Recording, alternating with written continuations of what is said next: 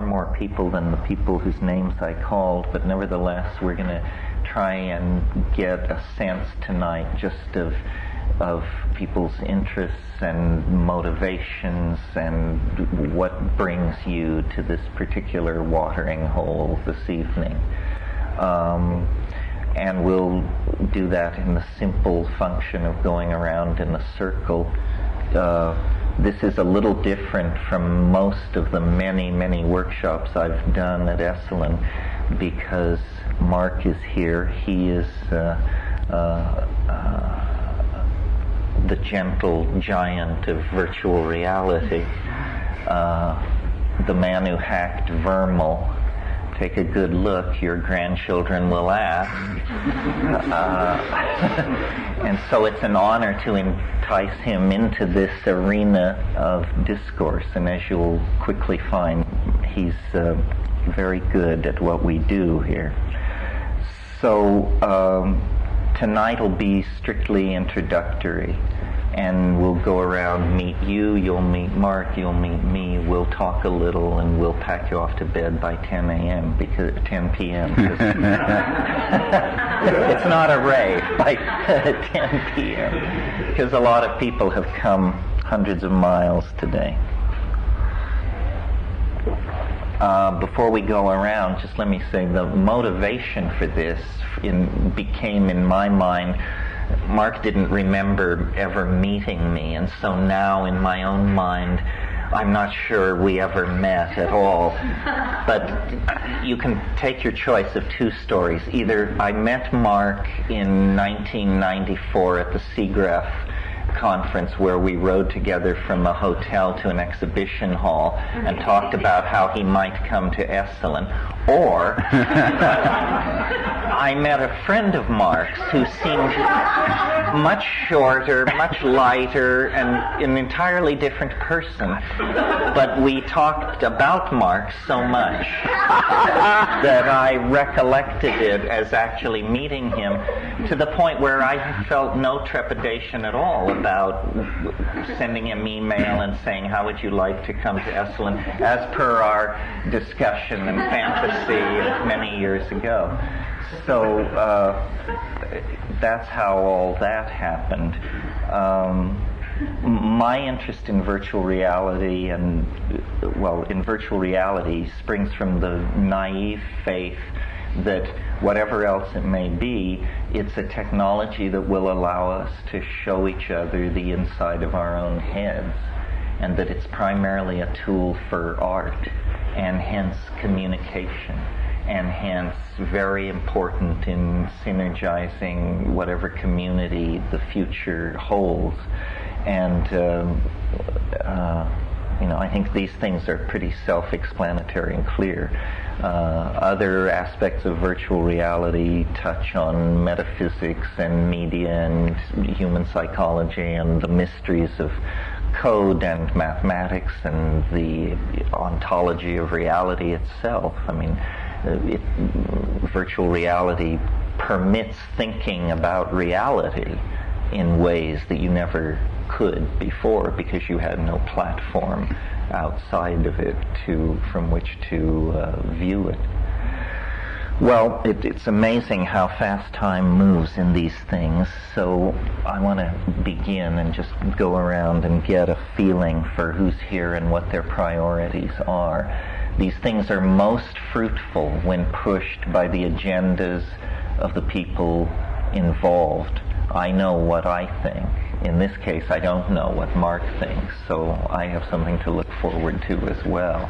But if you don't get what you want, it's probably because you didn't ask for it, because we're incredibly compliant folk around here. What's your angle on all this? Okay, I'm Brian Duffy. I was introduced to you 4 months ago at a hiking seminar here. Not personally, but through a tape, and listened to it.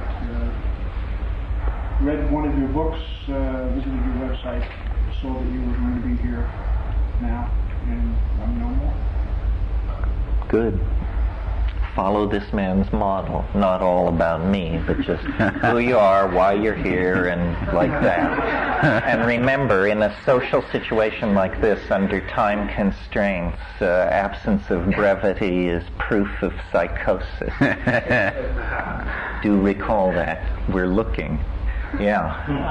Sylvain, I've been involved with computers for a long time, in a lot of different roles, and more than anything, just curiosity. Fine. Let's go along the wall, come forward. Lawrence Kinchelo, I'm a Monterey resident for many years. I do dream workshops. I'm one in September if anyone's interested about dream recovery. I'm just recently getting involved with the internet and studied and taken lots of psychedelics and studied inner space for some years. I'm Janet Gordon, and I have a small business on the Monterey Peninsula, and before I already missed this very I'm Rajni, and I'm interested in Terence's work, and I've read some of your books, and last summer I had an experience of ayahuasca journey, and my life is about the same. And I know that you've written about that, and that's why I'm here. And as far as virtual reality, that's totally like I'm not a computer person.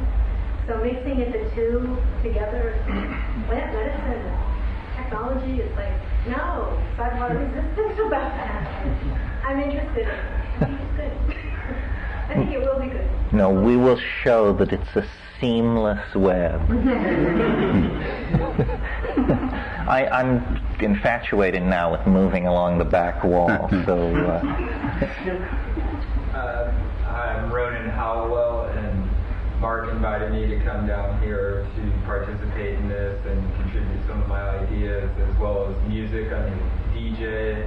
I've been working with Mark for about 5 years, and I'm also a researcher in the psychedelic field and the world wisdom traditions.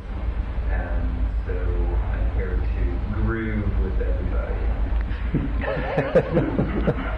My name is Nathan. I'm very interested in kind of the trends in the evolution of society and consciousness. I used to be really into computers and virtual reality for a while, so it's going to be interesting to kind of weave some of my interests together here. I'm Alex. I don't really have any expectations about book and podcast. I'm just really curious to see how everything kind of comes together. Let's go back up here and come around.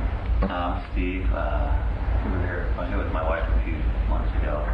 Wanted to come back, and she said, she looked through the book, and I said, find something you think I might like. So I think with the psychedelics and the internet, and I have no idea who you are. Cool. I don't either. Some of our best people are working on it. No, some of the most fun people in these things are the people who say, well, we could only come at this time, so then we checked in this afternoon and looked in the catalog, and it was between you and moving on and letting go.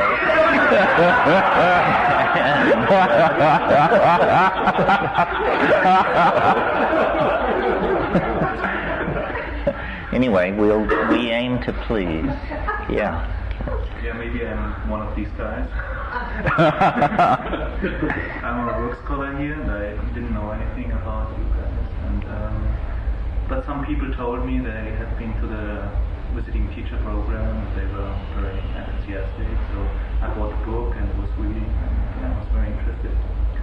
I had psychedelic experience long time before. I didn't take them for a long time because I'm afraid.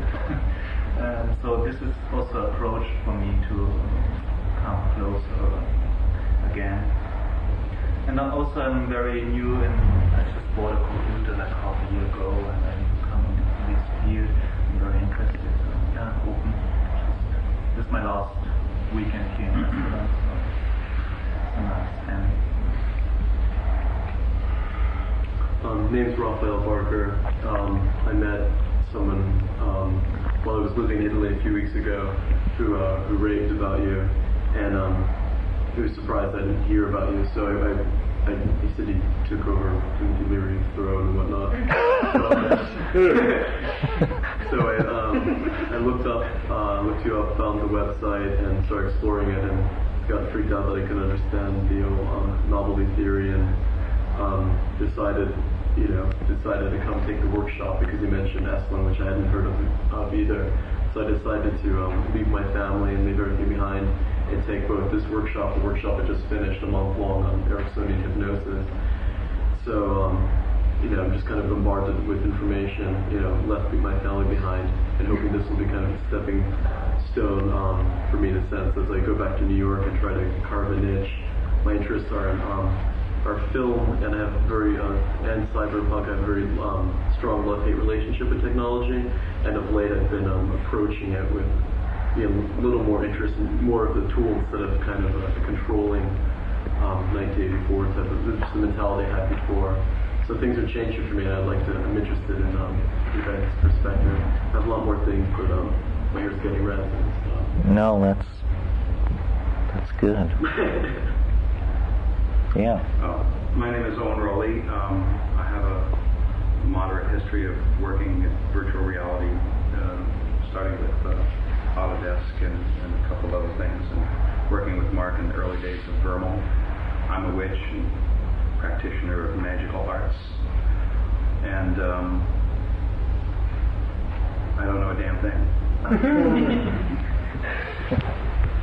My name is Gary, and I'm very interested in a lot of the ideas I've heard and read from you in the past. I'm definitely interested in new ways to look at the future now or experience it as much as possible. I'm Lynn Shamshland, and I've seen Terence before, and I've read one of your books. I've long since forgotten it, but I enjoyed it. And I just thought that it would be cool to see you again and see if you had any good examples of the novelty you would expect to see soon, and how you might combine with another person while you're talking. And I never knew a reason to come here this time of year with all the shooting stars, and it's just really fun to get away from the kids and be around somebody like you who travels all around the world and be around some of the greatest minds ever. That's just, maybe it'll be catchy. My God, you remind me that tonight the peak of the Leonid? Perseus? Yeah. Is it tonight, the peak? I don't know if it's tonight. This almost slipped by me, and it's supposed to be major this year, isn't it? That's right. Well, so that's a reason to go to the pubs late tonight, folks, if that's happening. Thank you for mentioning that. I made a mental note to be on it, but then I'm on the road and I forget. Yeah. My name is Sharon, and up until about this time last year, I didn't have a clue that so many computer artists and people that were developing their tools were actually using psychedelics as an important part of their work. And then I read a book by Douglas Rushkoff called Siberia, reading about designer drugs and how people that were taking those, the ones that were pushing themselves the furthest, were actually designing consciousness.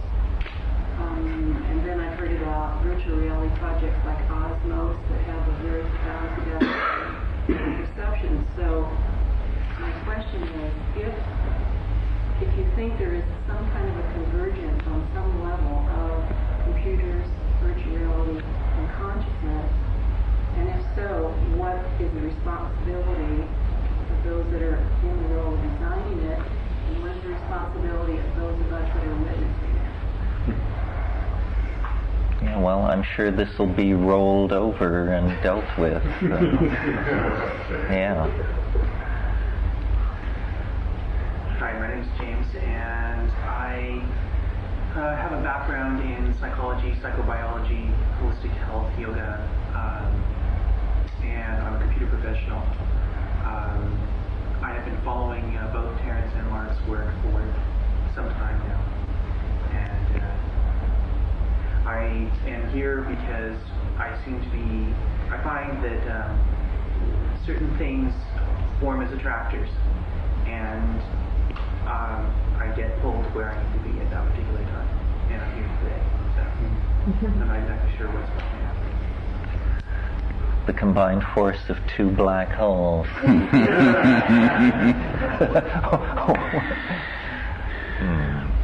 Yeah. I'm Alex here, and I saw you talk about 3 years ago and never let go of Time Wave Zero. And I also have a computer experience, computer background, whatever you want to call it. I once saw an iMac commercial.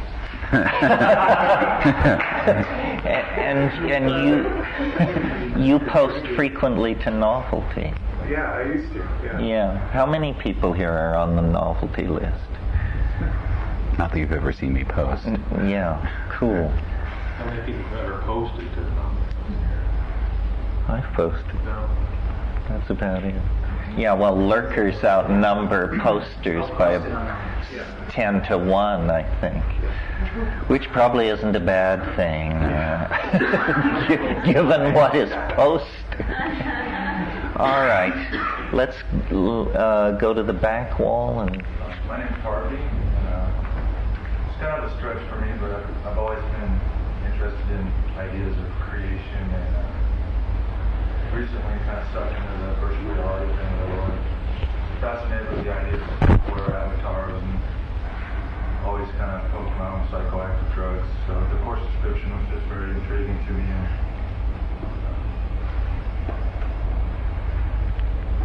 And yeah, good. Yeah. My name's Andrew Jones. I read half of one of your books, quite by chance, and thought, try and get the other half from the horse's mouth. I'm interested very much in traditional cultures and in explore Greek mythology, and very interested in Henry Kaufman's descriptions of creative imagination. Interested in those relationships, and wanted to see how you put it all together. I know nothing about computers and nothing about the relationship with both of you, so I'm interested to see how that evolves. Henri Corbin, so you're familiar with his stuff on Ismailian Mazdism and... Very much very interested in that. Yeah, very good. Paul, why don't you introduce yourself? Paul, I have a last name that nobody uses. I'm part of Esalen, that's why I'm here. Paul's the guy who gave me a career. He found me in a bar in New Jersey years ago. People will pay to listen to this. That isn't quite how it happened, but something like that. Okay, let's come forward. Yeah. I'm Paul. Also, I have a last name. It's Godwin. Let's see. I grew up in that bar in New Jersey. I am chiefly a composer of music, and with that, rather computer-oriented in both as tools and the music I compose is often for computer applications or internet. Let's see. I think I probably first read Terence somewhere in the range of 20 years ago, I guess, and I have been exploring for research purposes only psychedelia for 25 years. So probably figured I was only 25 anyway. But I just got really old and stayed looking down my besides, I took all the psychedelic research. 4 years ago, I moved to San Francisco and I saw Mark Pesce talk at the Exploratorium, and he was talking a lot about this thing called the World Wide Web, and I, along with most of the world, had never heard of the World Wide Web 4 years ago, which is kind of hard to believe today. He also said the phrase world song, and though I didn't know what he meant by world song, he didn't actually describe it very accurately during that talk, I knew somehow inherently what I thought world song ought to be, and so as a thinker about sound and the world, I pictured the entire internet being used as some sort of musical instrument, or people singing together using the internet as the transmission source. And so then Mark and I went on to try to sort of structure or build that thing that would allow people to, say, tone together over the internet, and we did that first at SIGGRAPH in 1996. Mark tells me. I thought it was 5 actually, but I think it was.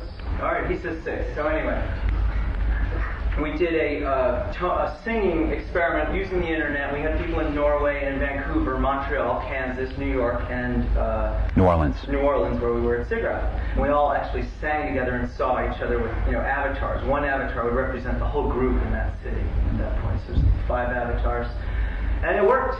It was actually terribly fun. It was quite fun. And we went on to do 2 other major experiments of that sort. One at the Digital Bee in San Francisco. And mostly to me, those were just proof of concepts. They were in order to turn people that were working in the computer industry onto the concept that audio being used in the internet was a conduit for the transmission and transmutation of human consciousness.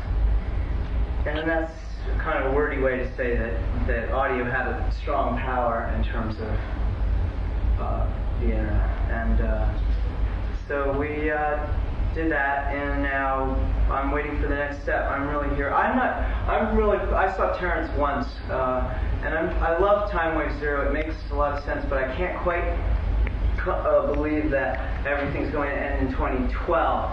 However, as a researcher and as a musician, I'm interested kind of in the sound of what that would be. So then, finally, Mark asked me to come down, and we're maybe going to do one of these vocal exercises that we do. We won't do it over the internet. Real life is actually more fun. Thanks. Tomorrow. Cool. Yeah.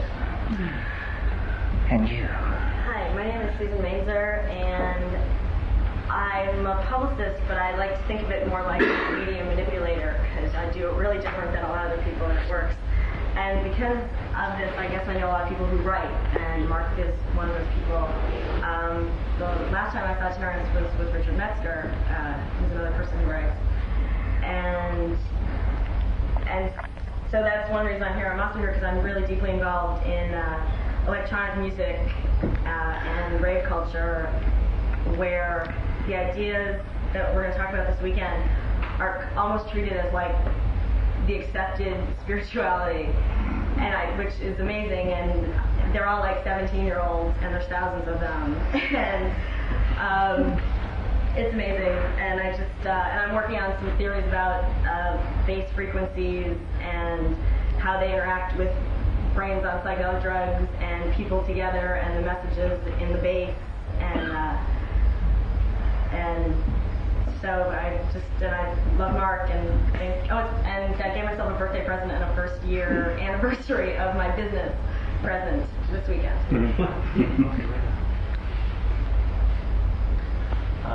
My name is Steve Pesce. I'm an artist, and I work primarily visually in the digital medium. I've done 2D and 3D design. I've done some remote virtual reality design. The first time I ever saw anything on the internet, I knew that it was going to be the next thing in communications and in art. And I've been pursuing that ever since. And I'm very interested in Terence's theories, and I see many parallels between the things that you talked about with prehistoric man turning into civilized man and growing and evolving through the centuries as to what's happening on the internet currently. So that's that's why I'm here. Good. John Prince, middle-aged shroomer, showed up at Terence about 6 years ago, showed up every year. Resisted the computer and the web and all that, and now it's like, it's coming, it's got me, and here I am. You're out here too. It's here to stay, dude. Yeah, I know. I can't hide it. It's definitely here to stay. Hi, I'm Gerard Hall, and I live down south in Laguna Beach. I'm a gardener and a sculptor. And I had no idea this was going to have anything to do with computers. And last week I got my first Mac. And I'm signing up for the World Wide Web. My little disc is supposed to come. And you put it in, and you're connected with AT&T, and you get started. And doors open, yes. And well, the phrase neo-paganism, just like electrified me because I feel very comfortable with ancient religions. And also the mushroom thing, I'd like to, well actually I'd like to be able to find a shortcut to that door, to that incredible beauty, that overwhelming beauty of nature. It's almost spiritual. And I don't know, maybe pass it on or somehow share it, or it's so overwhelming. And I heard some of your tapes and I liked what you had to, I liked your wordage. It expanded my thinking. So I can. I flew. This is my summer vacation. Welcome. My name is Cheryl, and I've been listening to Terence for many years now, and I've always greatly admired and appreciated the artistry with which you use language, and also the creative way that you put ideas together.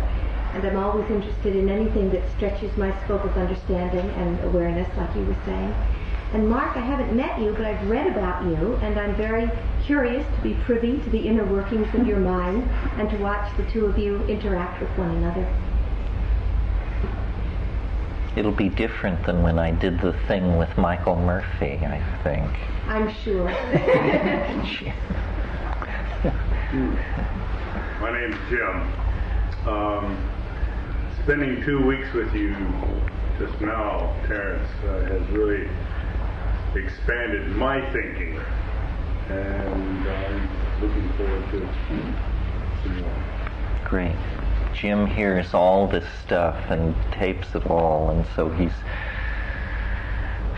a well-worn pebble.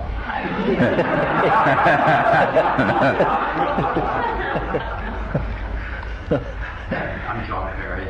I'm a word scholar, and I'm just finishing this weekend. And I very much wanted to come in and learn as much from you as I could.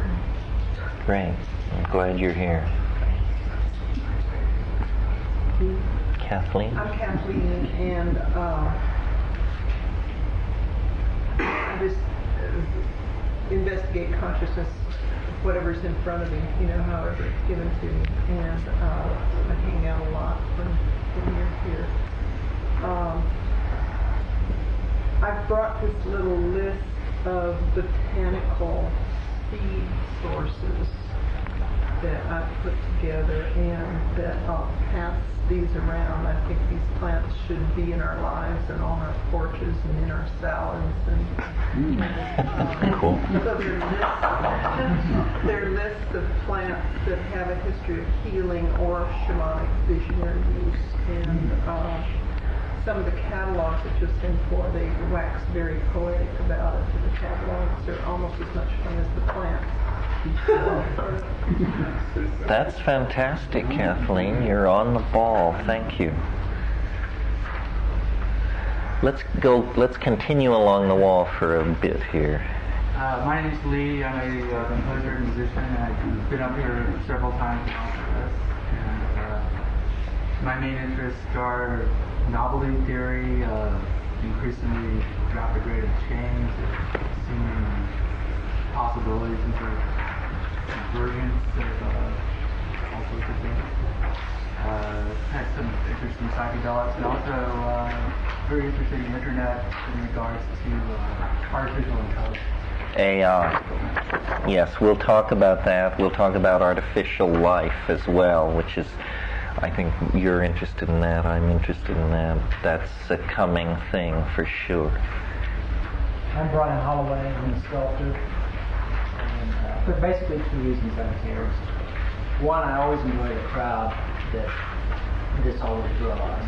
And two, hearing Terence speak is like the curio shop on the side of the road in your life that you don't know why you have to stop there, but you stop there and you get something that you never expected to find. Kitsch.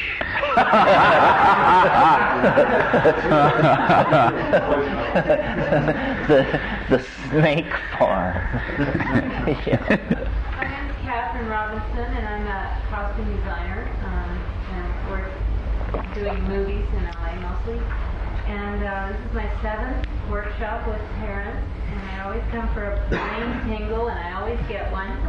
And also, I've just made some really great friends at these things, and there's not a lot of time, so you have to work quickly. So I'm available. And I also want to just invite you. We started a tradition of reveling around the fire on Saturday night. So after the festivities on Saturday night, if anyone wants to mosey down to the fire after the tubs or something like that, we tend to stay up rather late and have a really good time.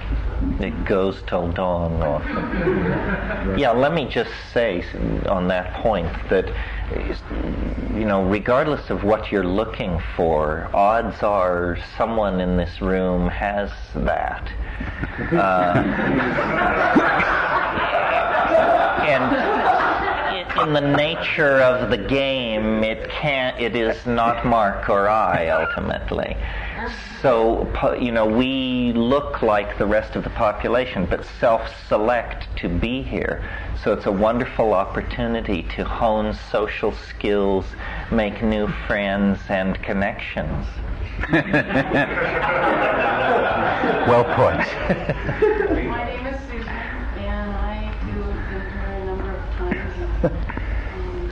Being a philosopher from a little kid all the way through my life, I like to hear the new ideas and be involved, like you said, all the people who show up at these things, and all the Terry's kids who hang out. And I quote you frequently, so I need new material. So the pressure's on. So let's come back here and then... My name's Richard Milner, and I guess this is the 3rd workshop I've done with Terence, and you're always a trip. I've been trying to reconcile perception and reality for some time, and I finally concluded there is no such thing as reality.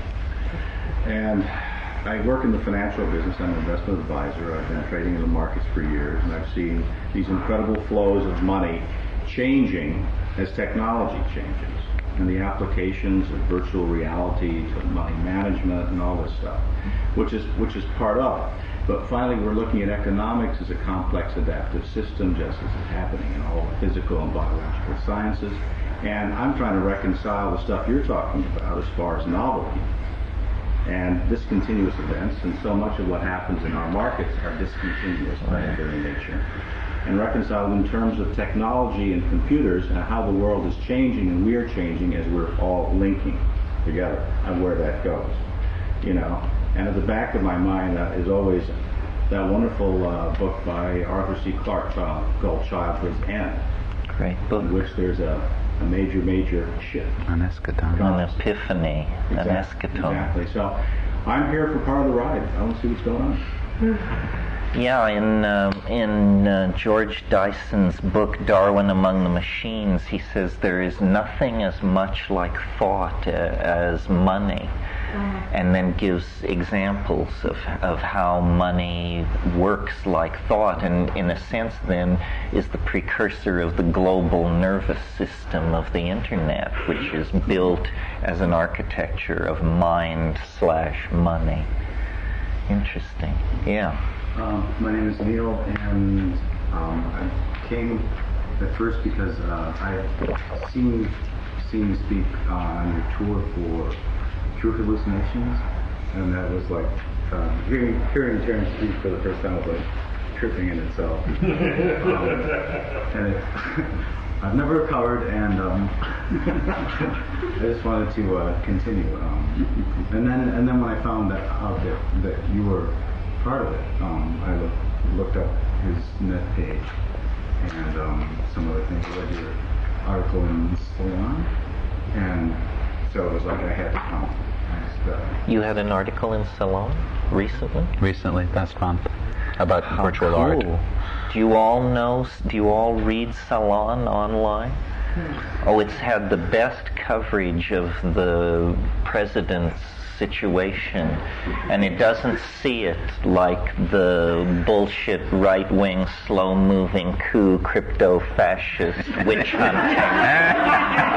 It sees it very, very differently and reports it very intelligently, and has broken story after story about corruption in the special prosecutor's office and leaked grand jury material and paid off witnesses and off-the-record meetings, and Salon.com. It's the best political writing. Salonmagazine.com. Sorry. Salon Table Talk Rocks.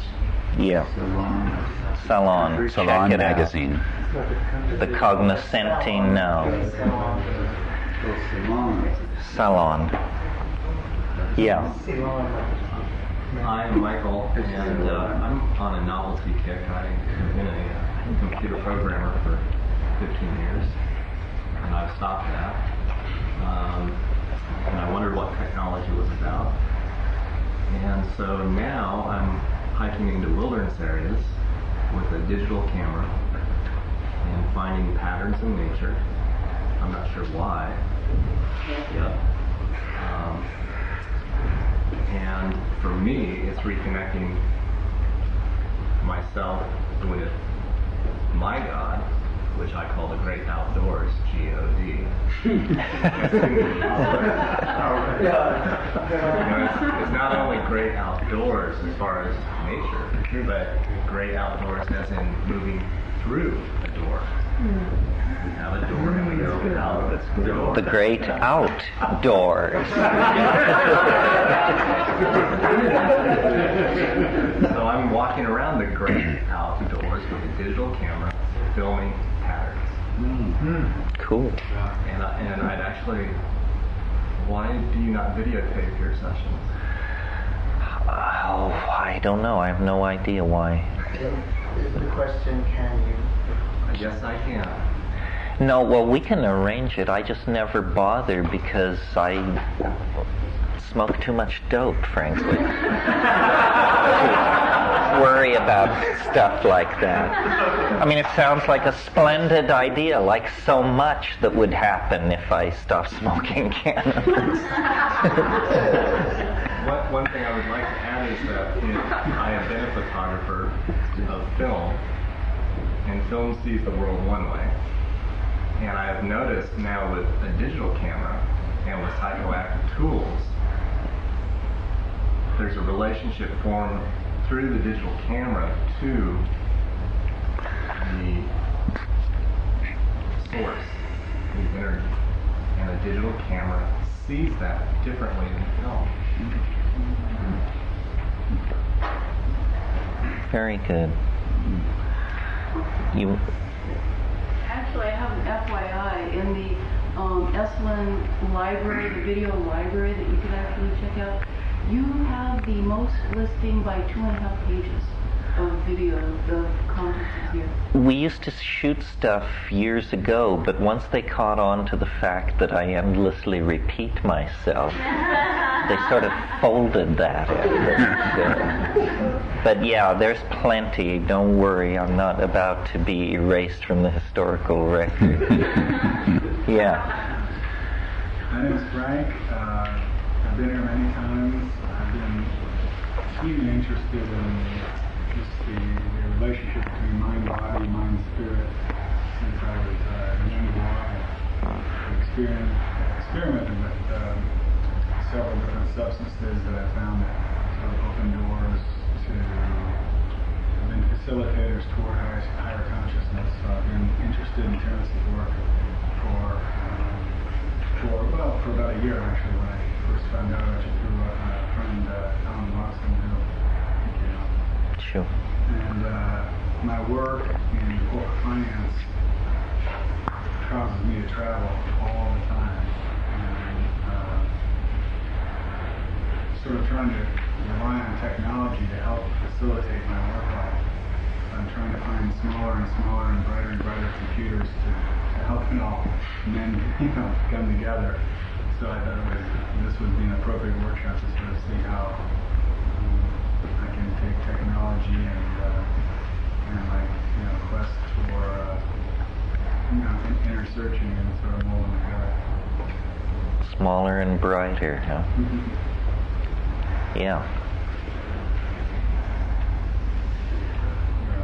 I'd signed up for healing and letting go.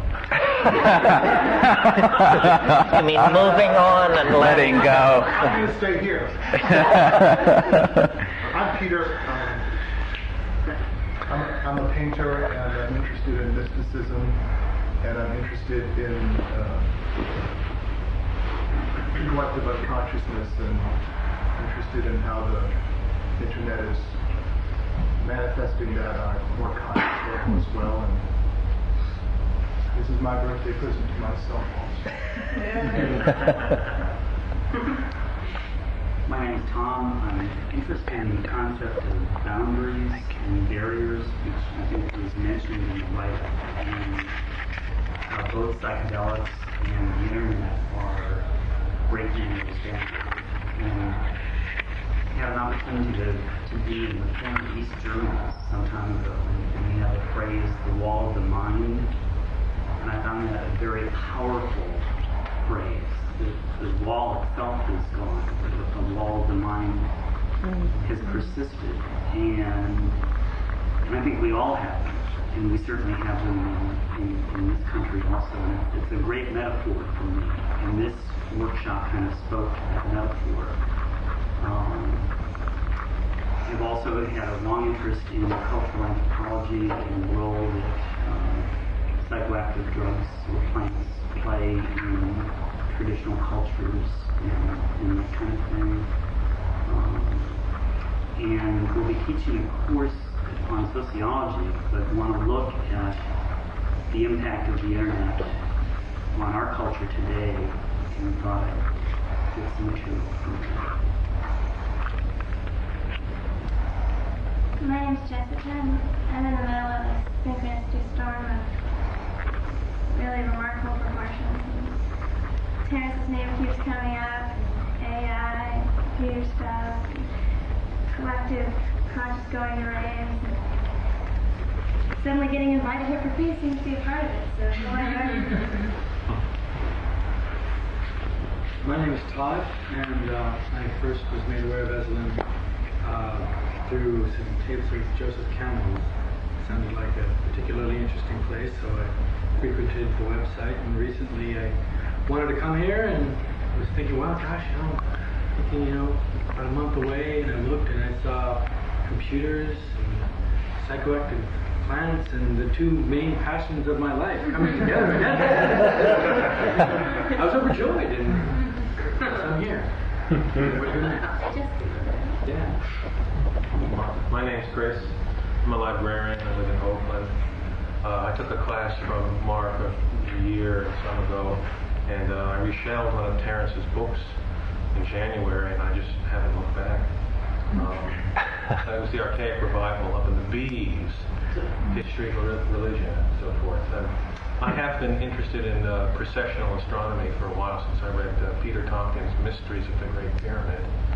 And then Hamlet's Mill blew my mind. And let's see now, Philip K. Dick. I thought that he was going to be here. I thought he was going to be here. He is here. He is here. No, I thought that Archaic Revival was the first of Terence's writings that I have, and he was actually wrote the afterword or the foreword to what was it? Selections from the Exegesis. I wrote that. Yeah. It was supposed to be a foreword, and after they read it, they announced it would be an afterword. So I'm looking to make friends and connections here. Ever since I read about the DMT flash, I said, I have to experience that. So, computers, the psychedelics, the internet, and me. All right, I'm here.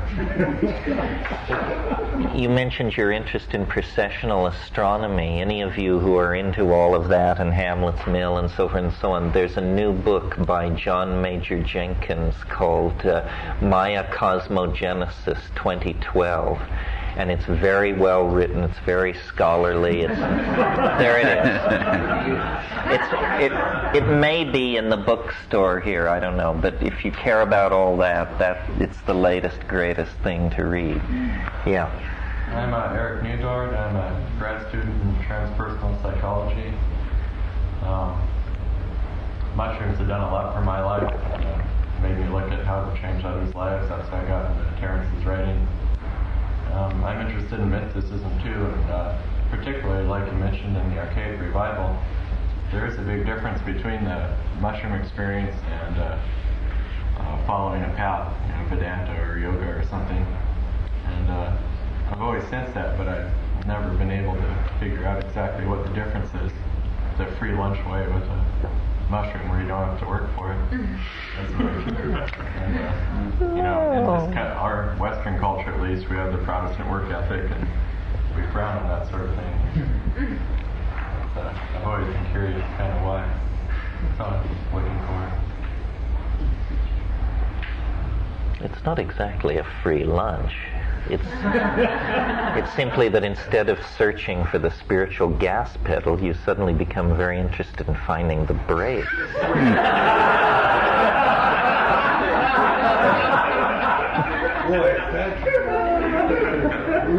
Go for it, Mark.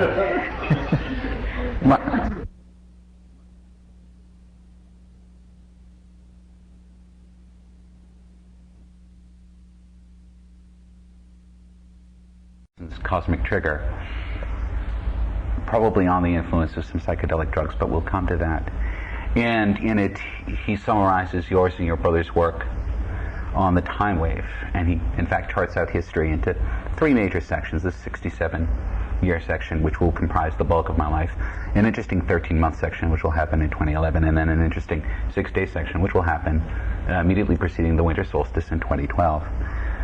In which I believe during the last 6-day session there will be more novelty than has existed on the planet since ever. And I looked at this, and I had been reading, I'd started off easy, so I'd read Alvin Toffler, and then I could take a little bit more, so I worked myself up into Pierre Teilhard de Chardin, and then I came across that, and I said, well, this appears to be the case. It was confirmed to me internally in a way that I could not particularly argue with. I could not argue out of. It was simply a foundational fact. And all of my work thereafter was based on a premise that the universe is seeking a type of closure, that in fact things are converging. And so my own life study had been perhaps an exploration of what those avenues of convergence were. And it ended up over a period of years that my own life story became a search to create the forms of that convergence. So we'll now flash forward to my first experience of virtual reality, which happened in 1990 and required absolutely no technology except about 500 micrograms of LSD-25. I'd been thinking, I'd been reading, and all of a sudden I drop acid after several years. And of course, if you've taken several years break and all of a sudden thrust yourself back into that realm, you can find that things really pop up.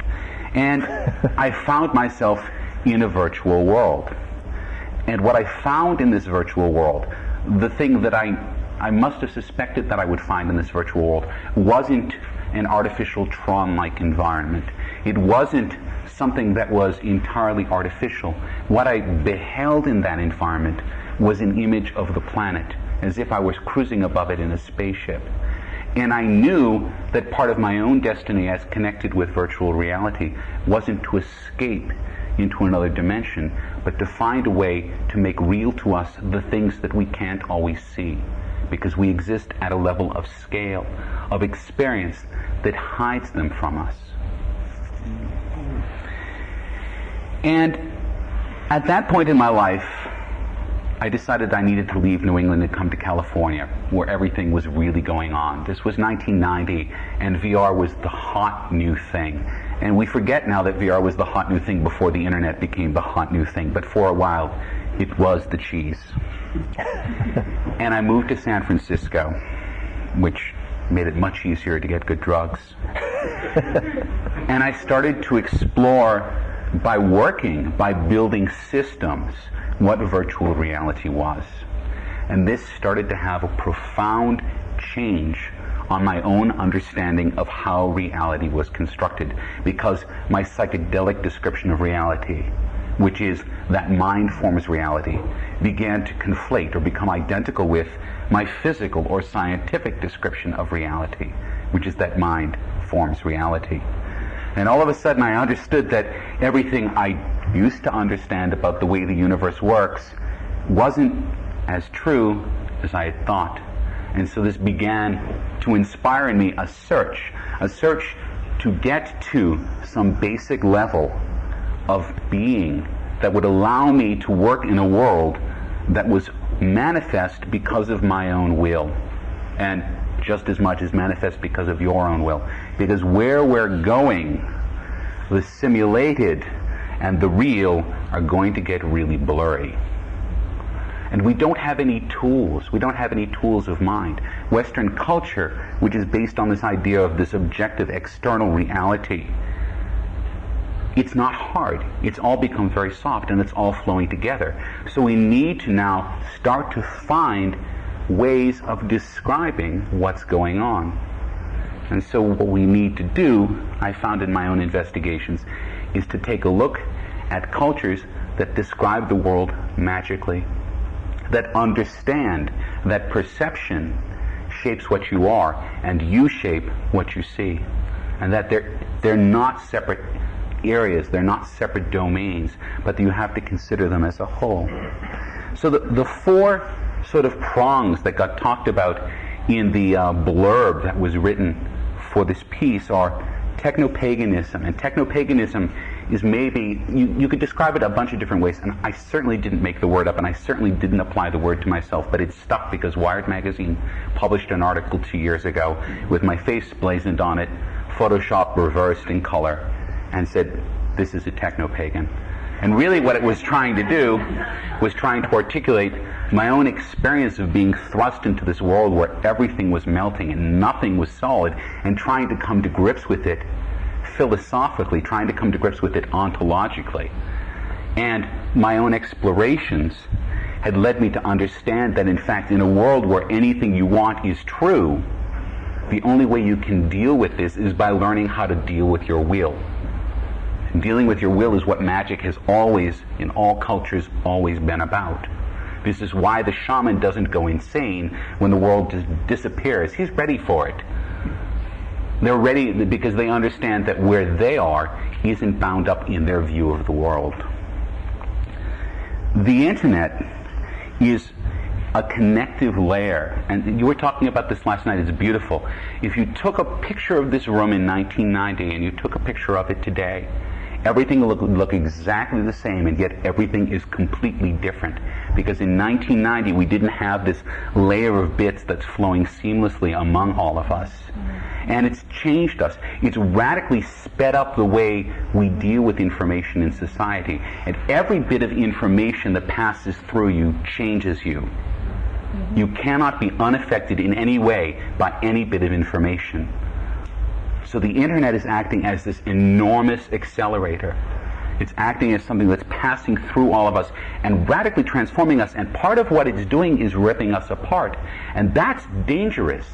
If we don't approach that carefully, and if we don't approach that with a lot of heart, we're going to find ourselves and what we think of as ourselves ripped away in that process.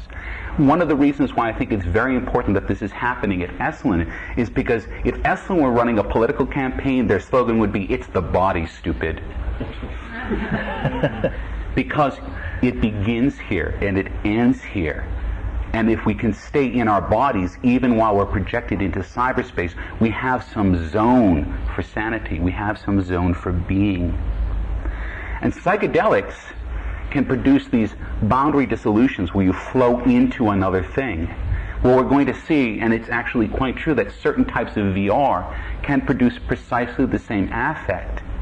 There are zones where virtual reality can be very dangerous for that reason, or incredibly powerful and meaningful for that reason. So where I would like to work from this weekend is I really want to work from the heart. I personally think, in my own philosophy, that to work in technology, you have to work from the heart center, because otherwise you'll create golems, you'll create Frankensteins, your creations will run away from you. And that's the essence of the story of the golem, is that this is a creature that was created with the breath of life, but without the light of knowledge or the heart of God. So we really have to work from that. And one of the things that we'll be doing this weekend for that, And we're inviting you, I don't think we're requiring you, because that would just not be in the tenor of this place, but we're inviting you at 7:30 in the morning, both tomorrow and Sunday, to come practice Kundalini Yoga. And Kundalini Yoga works very much on the heart center. It's not strenuous. I guarantee it will be fun. We have a very good teacher. James will be teaching this. And the idea is that with these exercises, we can help to open up our heart center so that when we talk tomorrow, when we meet tomorrow, we can really be working from that. Even when we're talking about these ideas that may be very technologically relevant, they won't be isolated in our minds. That all said,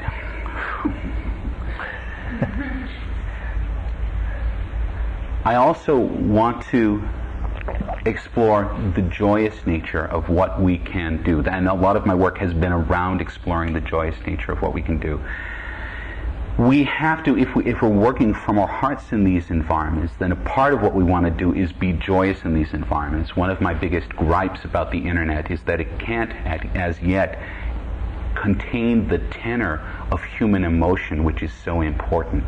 If we're building this edifice to be the global mind and it can't laugh, we've got a big problem. If it can't sing, we have a big problem. And so one of the things we'll be doing probably in the evening on Saturday is doing something we call voce, which Paul and I have been working on. We call it world song or voce, which is a singing or toning technique. And it can produce a quality of connection in a group of people, which is the closest I've heard it described as almost like instant ecstasy in the sense of the drug. And it's a temporary sort of lowering of interpersonal barriers in a really, really wonderful way. And hopefully at the end of all of this, I will have been inspired, and Terence will have been inspired by what you had to say, and we'll be able to bring that heart-centeredness, which has to, I believe, remain at the heart of how we work when we're working in the world and with technology in the world. Isn't he a great guy?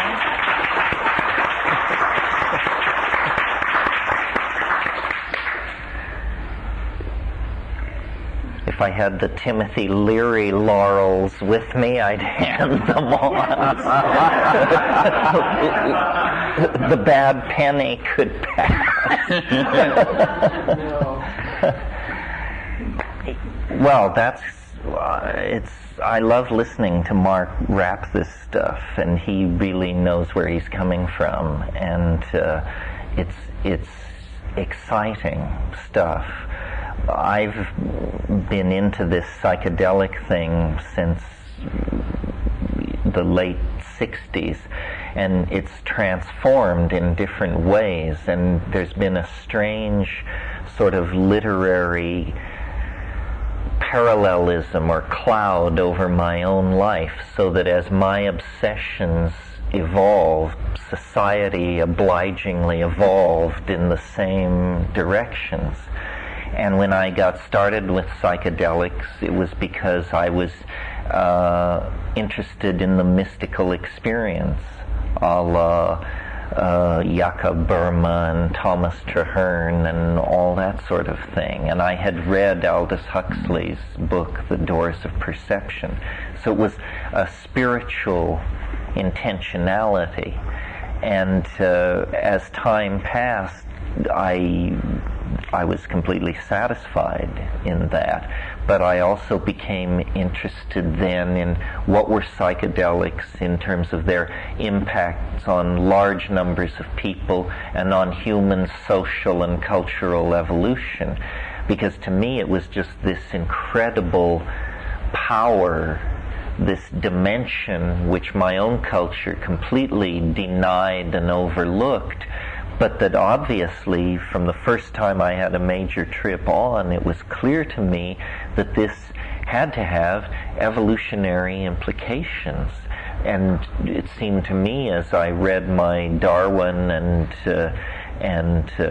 Freud, that there had to be some kind of quickening influence in human emergence that, if not outright transcendental, was certainly unique and out of the ordinary order of nature. And so then I spent years thinking about psychedelics' implications for human evolution, and most of you, if you're interested, know my theories about all this. Well, then the engagement with it extended further, and I began to see it as a lens for coordinating large amounts of data in order to essentially prophesize the future.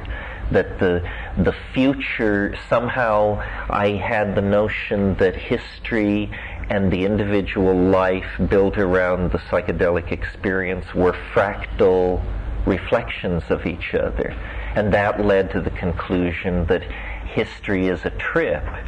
And that led to the conclusion that the best was yet to come, or the yest was bet to come. I'm not sure. So it had this socio-political and historical implication, and it wasn't as simple as just imagining what would happen if societies would permit these things, but I could also see that it was a catalyst on imagination.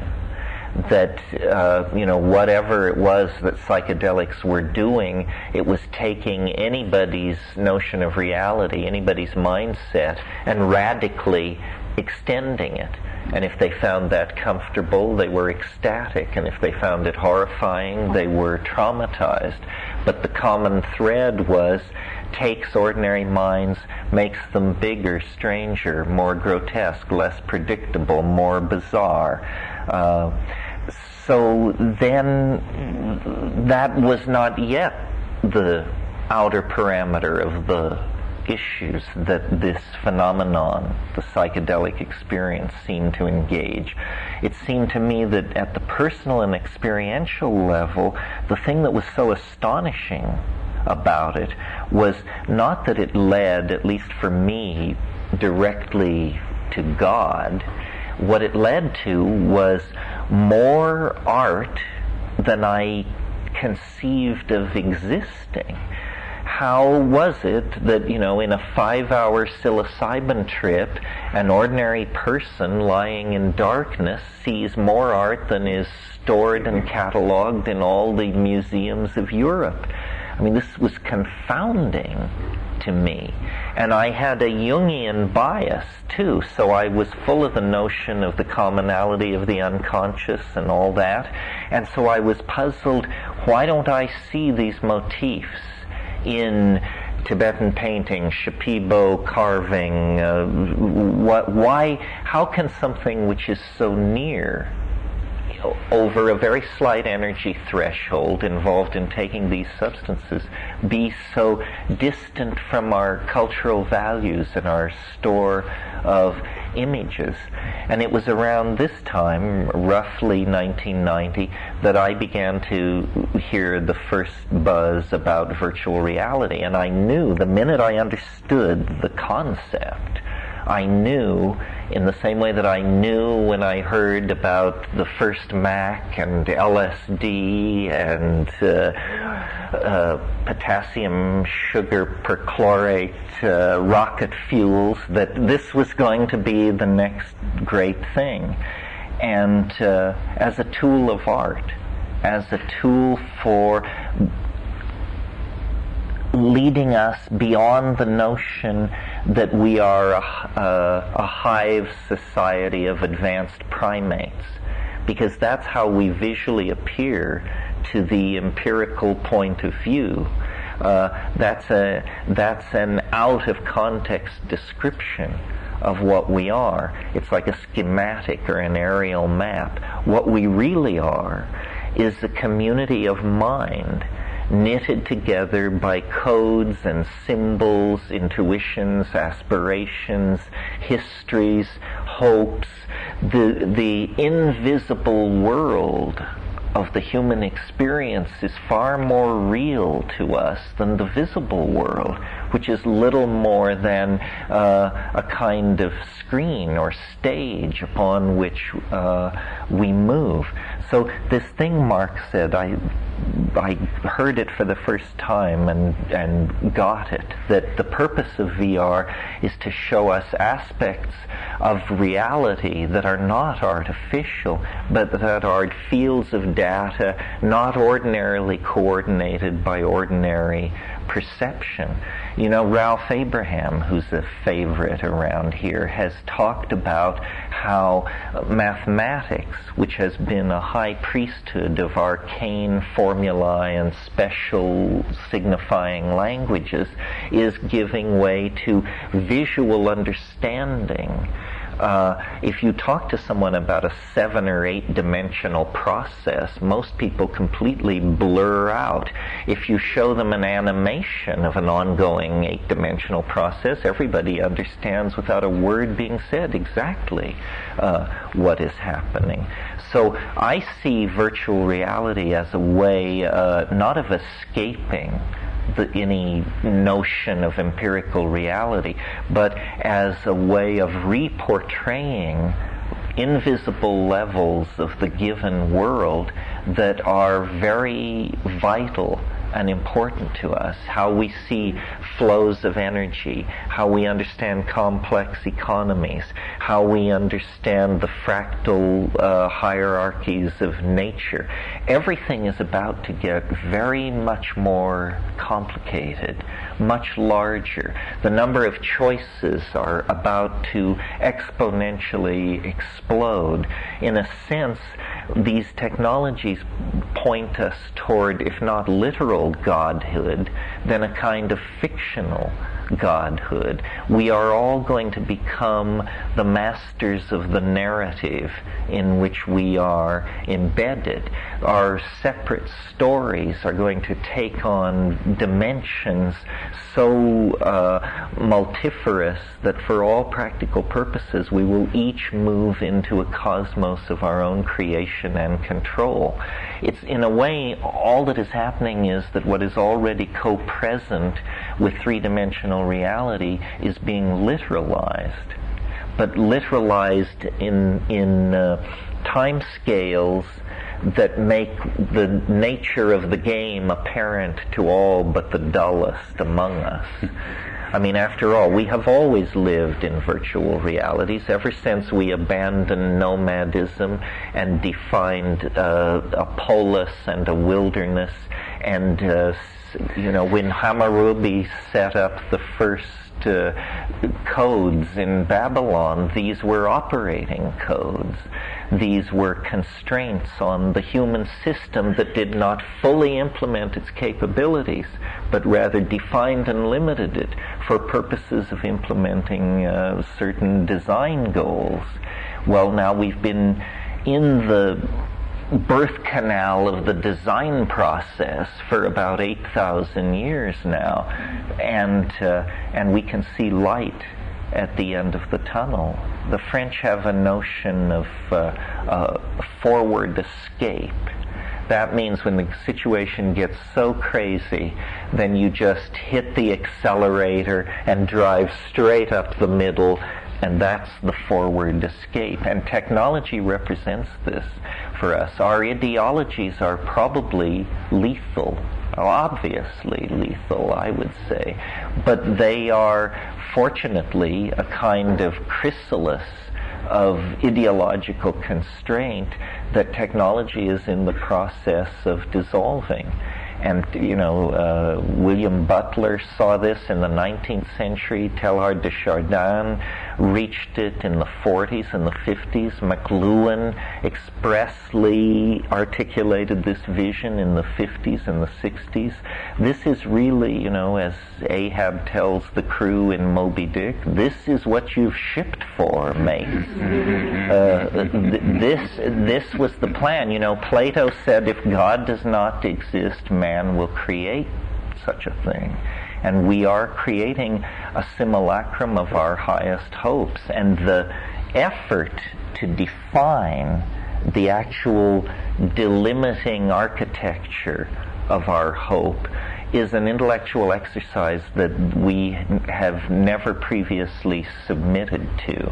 And what I mean by that is, when you can do anything, what do you do? We've always worked within the constraints of mortar, glass, steel, our economic scales, the physical scales. VR eliminates all of this.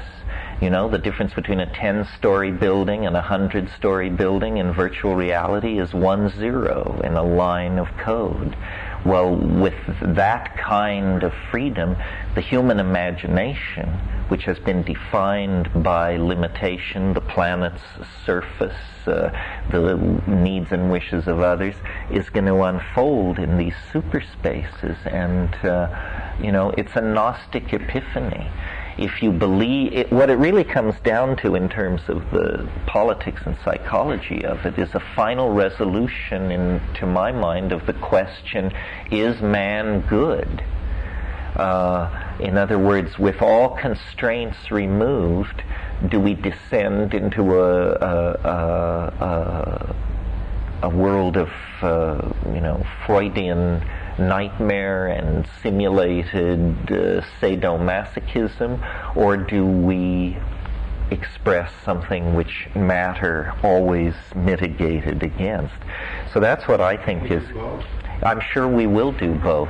I mean, the essence of choice means not only will we collectively do both, probably each and every one of us will do both, you know. Occasionally you flop on the seamy side. It gives a literary quality to life that's lacking among the tight ass. So, well, I don't know. It's 9:45. Do you want to riff off that for a bit, and then we'll send these folks packing?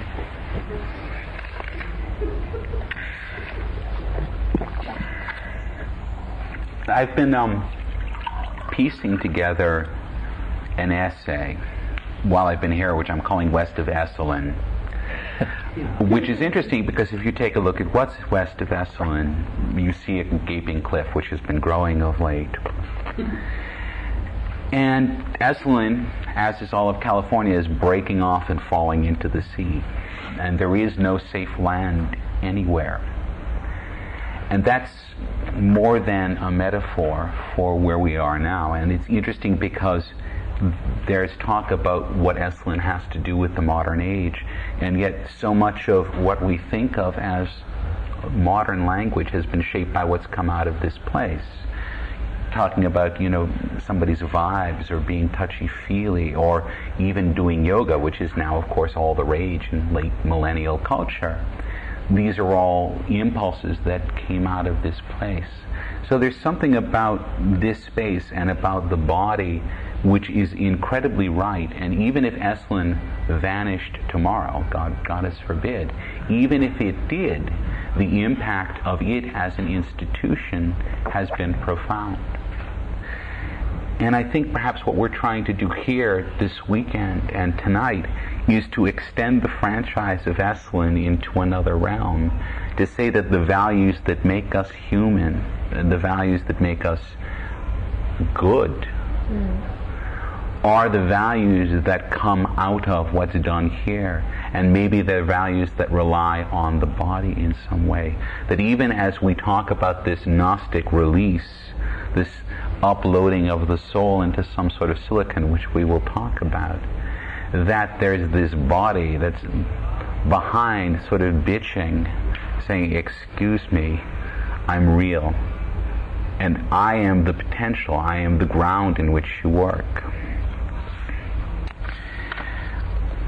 Because of that, I hope that we will spend some of the weekend not just speculating, but constantly looping and bringing it back into the body and where the body is. The question of the body is one of the largest questions in virtual reality. It's a curious contradiction, and yet it's true. Where is the body in cyberspace? Where are you when your email is flashing across the net, when your agents are doing your bidding? Where are you? And how do you maintain yourself? And it was interesting because there was a comment that was made earlier about psychedelics as a shortcut versus yoga or one of the other traditions. And I know that in my own life, I need both of them, because I need the psychedelics in order to be able to have the vision, but I need the yoga in order to maintain the stability to express the vision.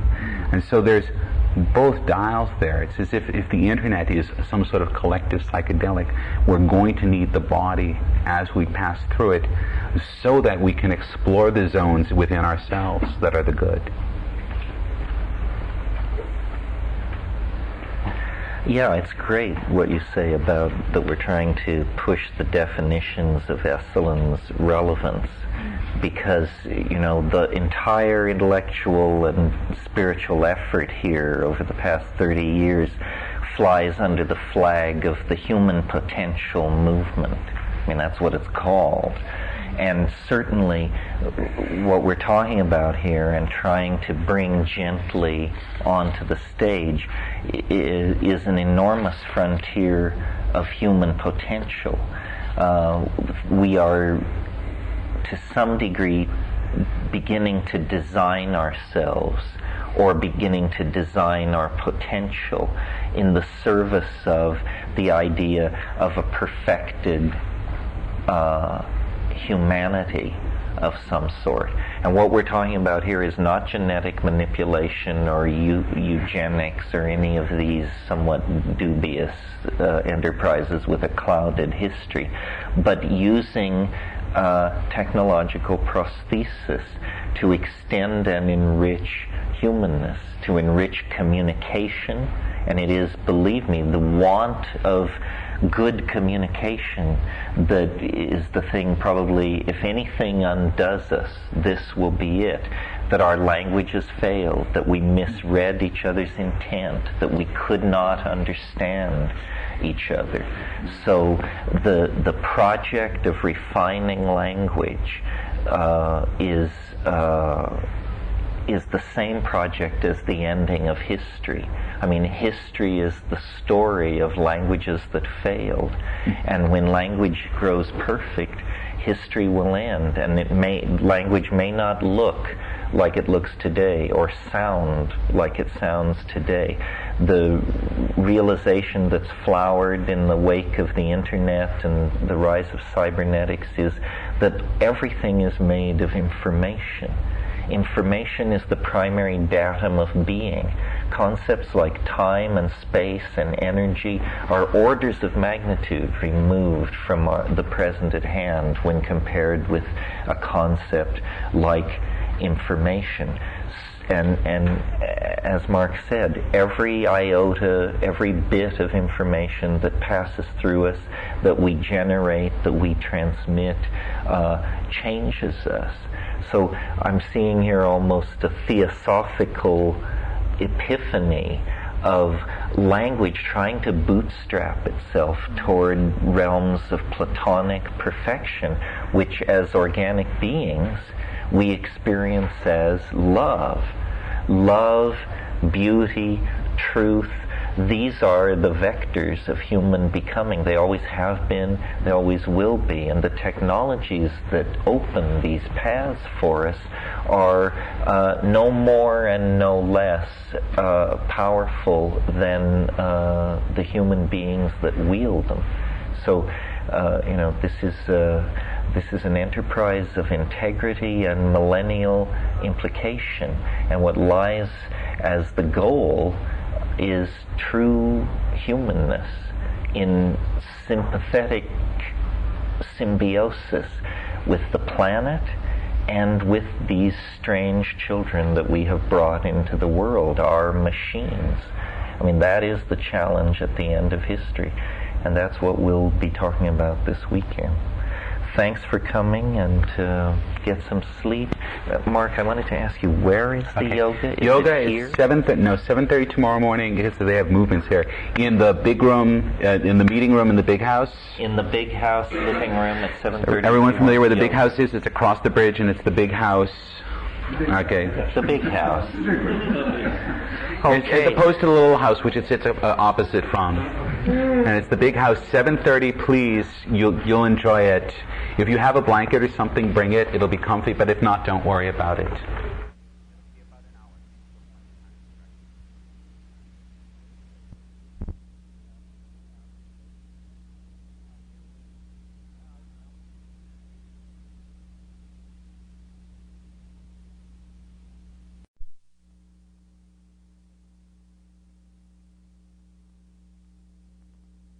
have some housekeeping business here. This morning is a session that lasts till noon. Mark and I worked these things out very roughly, and he'll talk to you this morning about body and boundary, and then that will lead to discussion and so on. And that's it. Mark, there you have it. Morning, everyone. Those of you who joined us for yoga, hopefully right now you're glowing at least a little bit inside. I actually found the amount of energy in the room, particularly when we were meditating at the end, to be outstanding. I do that meditation a lot, and I was almost blown over a couple of times by the amount of energy that was in the room. I'm going to spin a myth, a story, and it's a scientific story, maybe, and it has scientific verifiability. Verifiability? Maybe. Verisimilitude. Veracity. Veracity. Maybe. You can put it to the test by yourself. You can put it to the test in large populations. And might be the foundation for an understanding of where we are right now. So I want to flash back to 1992. And I've gone to San Francisco, and I've turned my basement into a laboratory, and I'm building head-mounted displays with ocular components so poor that I can focus on almost any source now. And we're sticking our head into virtual worlds, and we're building very simple things. And we're just exploring, which is really all anyone is doing at this point in time.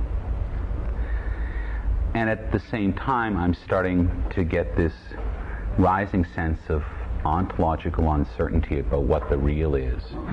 That my psychedelic experience is starting to conflate with my experience about reality as it is in a non-psychedelic state. And I don't really think I know what's going on. Fortunately, serendipitously at this point in my life, in walks a bona fide mad scientist. And his name is Dr. David Warner. And David Warner, at that time, was at the Loma Linda Medical Research Center in Riverside. And these days, he runs the Center for Really Neat Research. No kidding. At Syracuse University. Really neat. Center for Really Neat Research. At Syracuse University. And Dave's trip, in particular, although he has a degree in philosophy and a degree in neuroscience, his trip used to take really cheap little electronic pieces and work them so that they can enable children who've had severe cerebral or neurological injuries. So say a child who had an accident coming out of the womb and has a break at their second vertebra, which means they can't even breathe without a respirator. Well, what kind of life can that child have?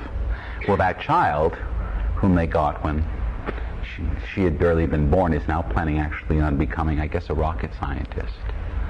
Because she's been outfitted, even in her wheelchair, with very simple sensors that can read her eyes, and things like this that can enable her. And all of this used to cost tens or hundreds of thousands of dollars. But in fact, there's so much technology, so much detritus lying around, that if you think about it creatively and you think about it from your heart, how can I help this person? You can slap things together in any particular order and come up with things that are completely amazing. And we don't normally think about it like that. We think about it like big science, like you have to really go to work and engineer the problem. We don't think of it as something you can simply hack together to enable a person to become whole, or at least to be able to effectively allow them to communicate with you in the outside world. Because that's what we're talking about, is the spinal cord in that sense is our facility for communication. So when I say that the sun rises and sets on Dr. Dave, this is what I believe, and most of the people who've ever met him tend to think the same thing. He's a bona fide mad scientist. He'll never be rich. He might someday be famous for being a mad scientist, but he has an awful lot to say about why we do things. He's definitely, he started off his career as a Marine Corps drill instructor, so he can be very, very persuasive. And over the course of 1992, I got a horse doctor's dose of his persuasion. So you can picture this evening in a sort of musty San Francisco basement in front of a great big chalkboard, and I got a spiel, which he at that time was calling perceptual cybernetics, which is something I'm still using as a word. It's a great big double word. He also calls it neurocosmology now. And it's to deal with the way that media or information in the universe interact with us. Now that said, what I'm presenting to you is a model. It's not the God's honest truth. You can probably poke holes in it, but it's useful to understand certain things. So we're going to take the entire universe right now, and we're going to trisect it. And I'm going to say, okay, everything that's outside of me, the physical reality, objective or subjective, we're going to call that phi. Sort of physical. You can think of it that way. Then we're going to take the universe of the interior. Everything you're thinking or feeling. The things that you have to struggle to communicate because they're innate inside of you, but they don't always get out. We're going to call that psi for the psychic realm. And then we're going to take the body, the physical being, this thing that sits between, and that's the very important point here. And we're going to call that fex. I think he has another name for it now, which is slightly more romantic. Or we could go to the William Gibson term and call it the meat, and we'll come back to that.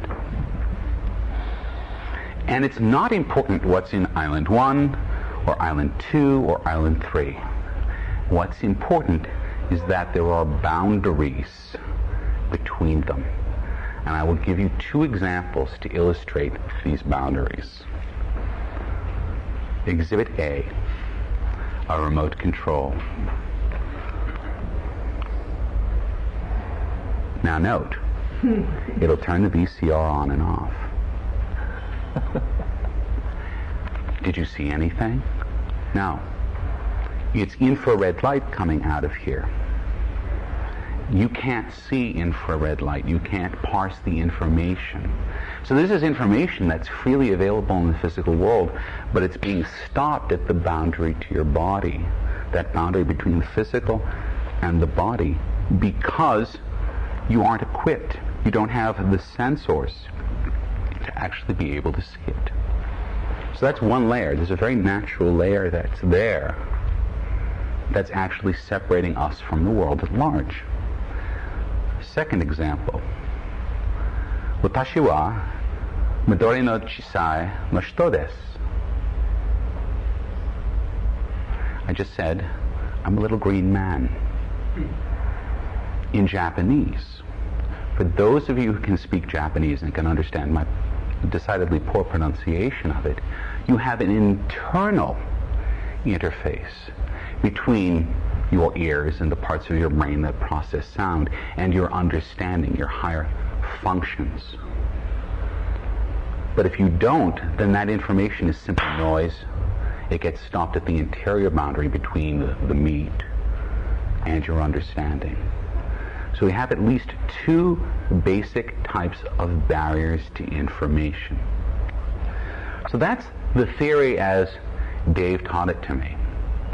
What I became aware of over the period of time that I continued to work in virtual reality, and in fact this became, I guess it sort of burst on me in a very clear sense after a psychedelic experience, that in fact what I was working on in virtual reality, what interactive media, what media themselves are all about, are about retuning or changing the qualities of these interfaces that we innately possess, either by our physical or by our learned and acquired characteristics.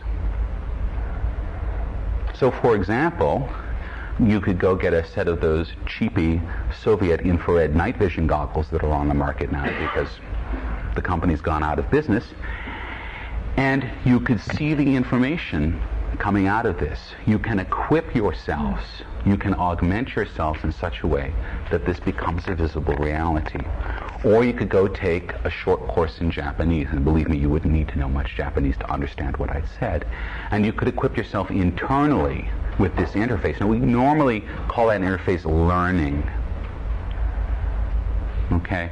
But in some sense, what we're doing is we're equipping ourselves internally with a tool, with a mechanism, with an augmentation that allows us to understand it.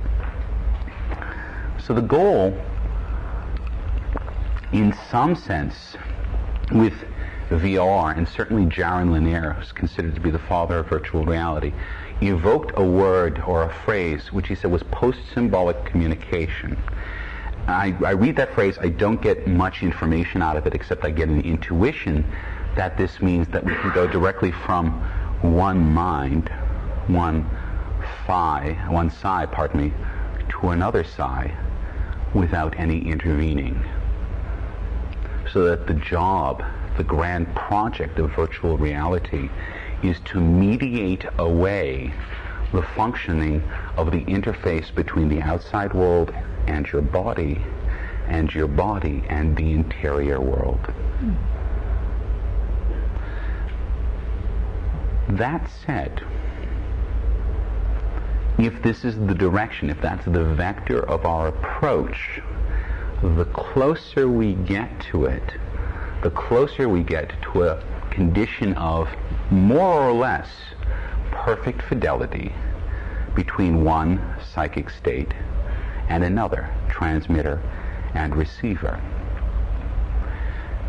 In the condition where that transmission is perfect or near perfect, I took a look at that and realized we already had a name for that state in English.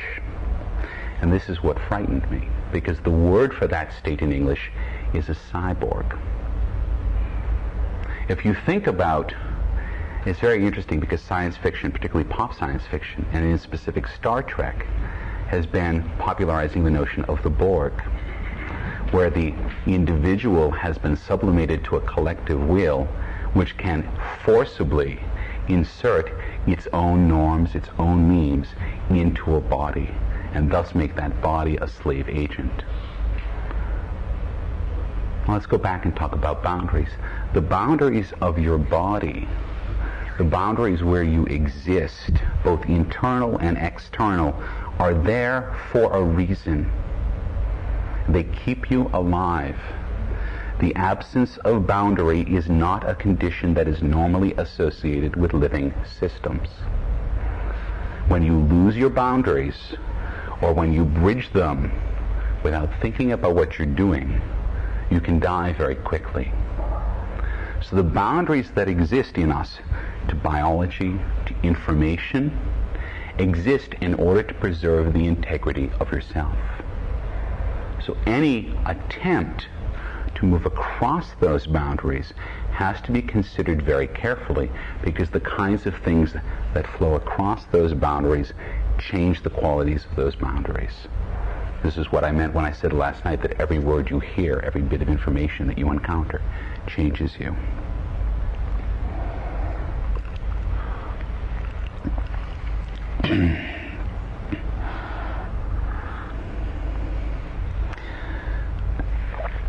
But this is the human condition. That's the other side of the coin. The human condition, ever since the first woman uttered the first word and sent something across the void, actually bridged the gap of perception from one mind into another mind. This has been going on. So there might have been some point in the past where a human being was a self-contained unity, but that also might have been a pre-human state. It may be that the nature of what it means to be human is that we are in fact constantly in a state where that human gulf is being bridged, where other people are putting parts of themselves into you, and you are responding by putting parts of yourself into them. So we have to accept this as a condition of being alive, of being communicating beings in a culture. So there's this fundamental tension, because there's this drive to connect, and then there's this drive to be separate. So we have two sorts of outcomes that could happen from any possible flow like this. You could have, for instance, the rape of the Borg, or you could have the consummation of seduction. of the joining, of the merging. And these forces are constantly at odds. And every piece of media that we create, and as we get better and better at evoking a particular psychic state, we're getting further and further along that line. Each one of these artifacts contains both the potential to rape or to dominate. And so this is why, to come back to it, it's important to work with heart, because when you work with heart, the drive or the innate desire within you is to consummate the relationship of communication and not use it as a vector for contamination and rape. Let's take, for example, and I want to use this as a general example, the cellular phone. I'm one of the few people I know in Los Angeles who still does not have a cellular phone. I don't know how it's happened, it's just happened. But I've seen something happen time and time again with all of my friends as they get the cell phones. The first thing you hear is, oh, well, I just need it for work, or I just need it for a few calls. That's day one. By day 14, give or take, it's been thoroughly incorporated into their ontology. It's a form and a mechanism of communication that they have adapted to. It's a near form of telepathy. It's immediate, it's present, it's attached, it goes with you everywhere, and it's suddenly indispensable. Day 1, you didn't need it at all. Day 14, you can't live without it. And so what we do is, as the information flows between ourselves and the device, we adapt to the device, and the device is incorporated into our understanding of the world and how the world works. And you can say the same thing about the television or the radio or virtual reality.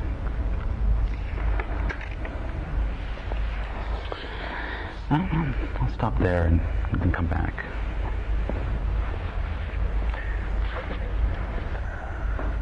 I like the idea about how we are almost like social insects, that we're generating the equivalent of informational pheromones, and that these memes and linguistic structures that we generate are designed usually to impact other people's behavior, which is what pheromones do in insect societies. So, and I also was interested in what you said earlier about the interfaces between the boundaries. It seems to me that one of the things we're going to have to get used to is states of being that are very non-referential to meat, and that it's very hard to, that essentially what the body is a kind of metabolic knot in time, and so everything is perceived through the energetic unraveling of metabolism. It's what makes life possible. But on the other hand, you can build from that platform into areas that are not so clouded by the fact of an animal body. I think psychedelics, especially the high-dose ones, seem to show this. So I'm imagining one of the things that we're going to have to get used to is points of view that are not human at all, but that will be ours, to put up and take down as we want. There's the idea also of looking out at nature, making that, maybe what the program of consciousness is about is a re-infusing of all of nature with self-reflection, so that every eye that looks out at the world leads back to the global mind, whether cybernetically maintained or maintained in some other way.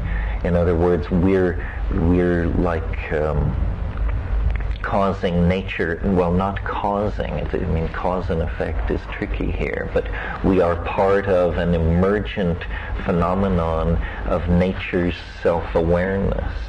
nature as information is somehow in an embryonic state, and human societies as purveyors and generators of information have become the medium of this dynamic which infuses us as animals with the presence of, I don't know, spirit, the divine, an awareness of hyperspace, something like that.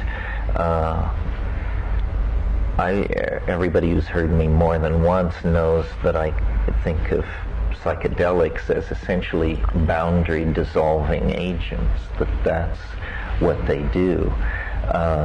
Culture is the antithesis of this. Culture is a limited game, a limited piece of software run on a machine much more powerful than it is, and it defines behavior. Well, Mark is right. If you breach really deep boundaries, you die very quickly. If you insist on stepping into high vacuum or walking on the bottom of the lake without the benefit of scuba equipment, you quickly cease to be a functioning being.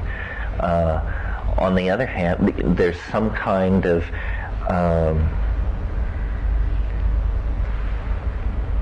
tension. Culture is a compromise. You know, Freud titled one of his books Civilization and Its Discontents, meaning that civilization was a kind of fallen state that we had put upon us or took upon ourselves as an act of self-limiting. And in a way, I seem to gravitate toward these tunnel images when I think about virtual reality and psychedelics, because what I see them as is some kind of redemptive possibility that will make the historical experience make sense, in the sense of it will somehow make history worth the trip.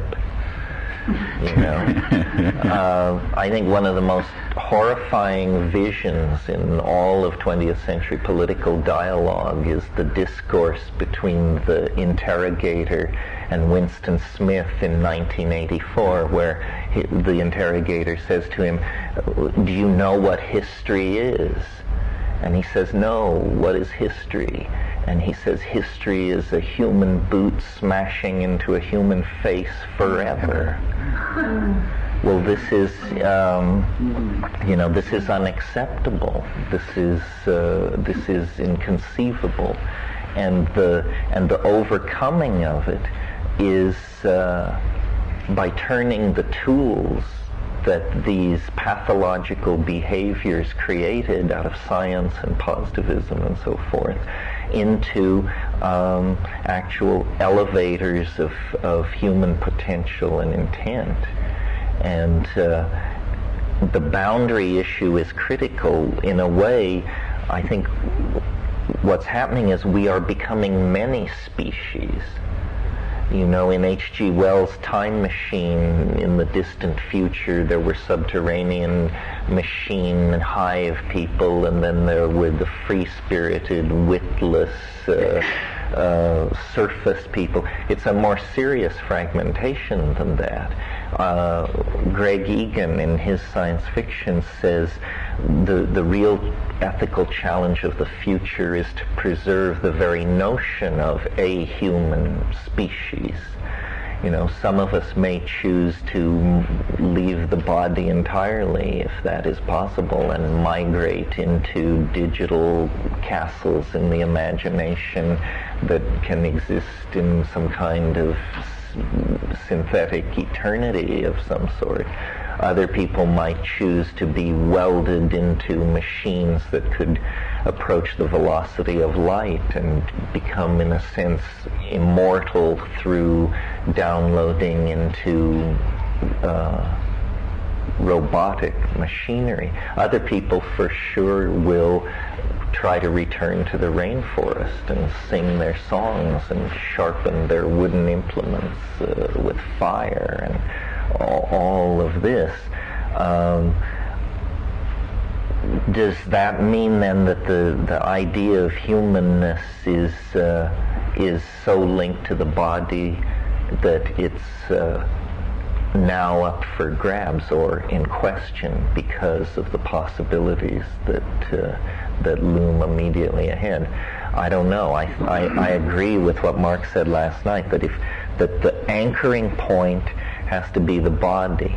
It's a strategy we've talked about in other contexts, that when you don't know what's going on, when you lose your way, a very reasonable thing to do is to try to reason backward to the last sane moment you knew, and then act from those principles. And history is the whole of history is a fall away from authentic being in the felt presence of the moment. And what virtual reality and the acceleration of technology does is the favor of essentially tipping the game, showing us what is happening. The kind of analysis of media and cultural artifacts that has been possible since 1950, McLuhan and so forth and so on, was literally, those thoughts were unthinkable before that, because the reign of print-created linearity and positivistic understanding was so unquestioned that no one could lift their nose back from it to even inquire what it was.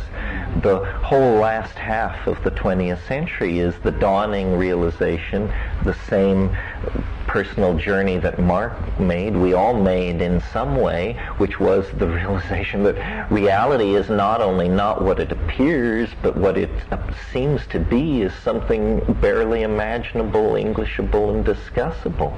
That, the cheerful assumptions of three-dimensional space and the virtue of hard work and chastity just, if it hasn't flung itself apart for you yet, it soon will.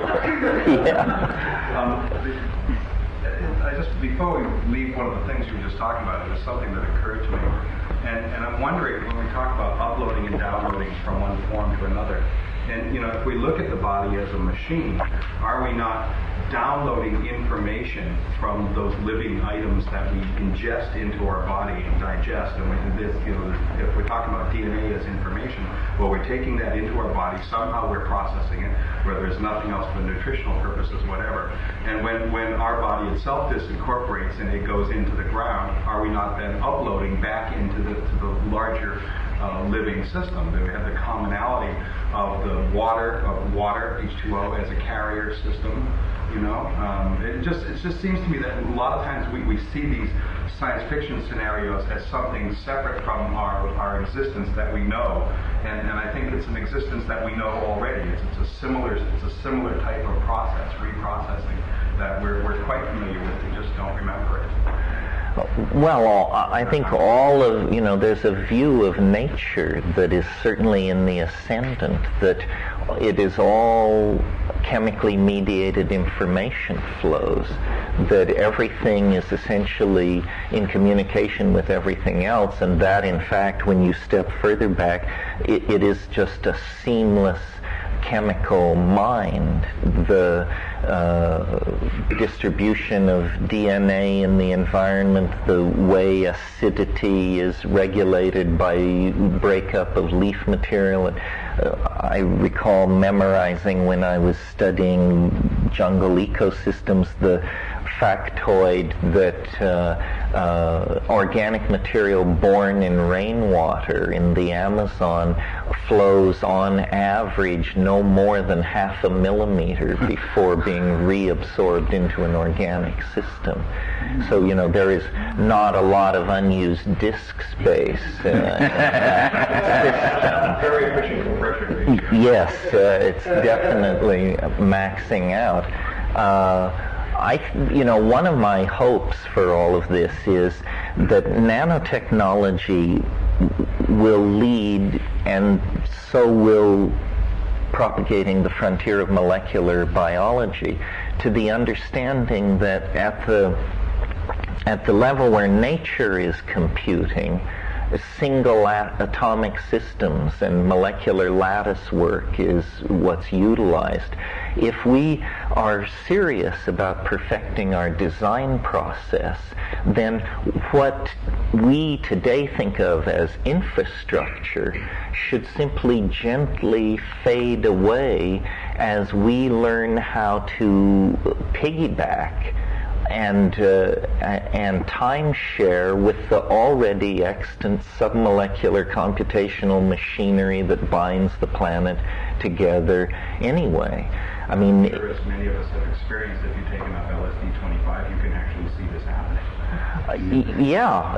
Well, mycelial networks, when you grow mushrooms and you see how it ramifies through the soil, and you realize that the clamping junctions that it makes are very complicated chemical environments, not dissimilar to what's going on in a synapse.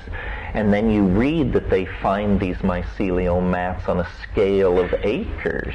And the age of the things can't even be calculated. And, well, nature is very efficient. A system that works on one level efficiently will reoccur in other levels and in other applications. And I think the part of the end of the print-created linear Christian positivist dispensation, etc., is the recognition that mind extends infinitely in all directions. It isn't all rationally apprehendable to the primate neural architecture, but the ocean thinks, the continents think, the solar system thinks, the sun thinks. Can we think what they think? Probably not. But then an infinite frontier of potential intellectual evolution opens up through the concept of an unlimited project of understanding.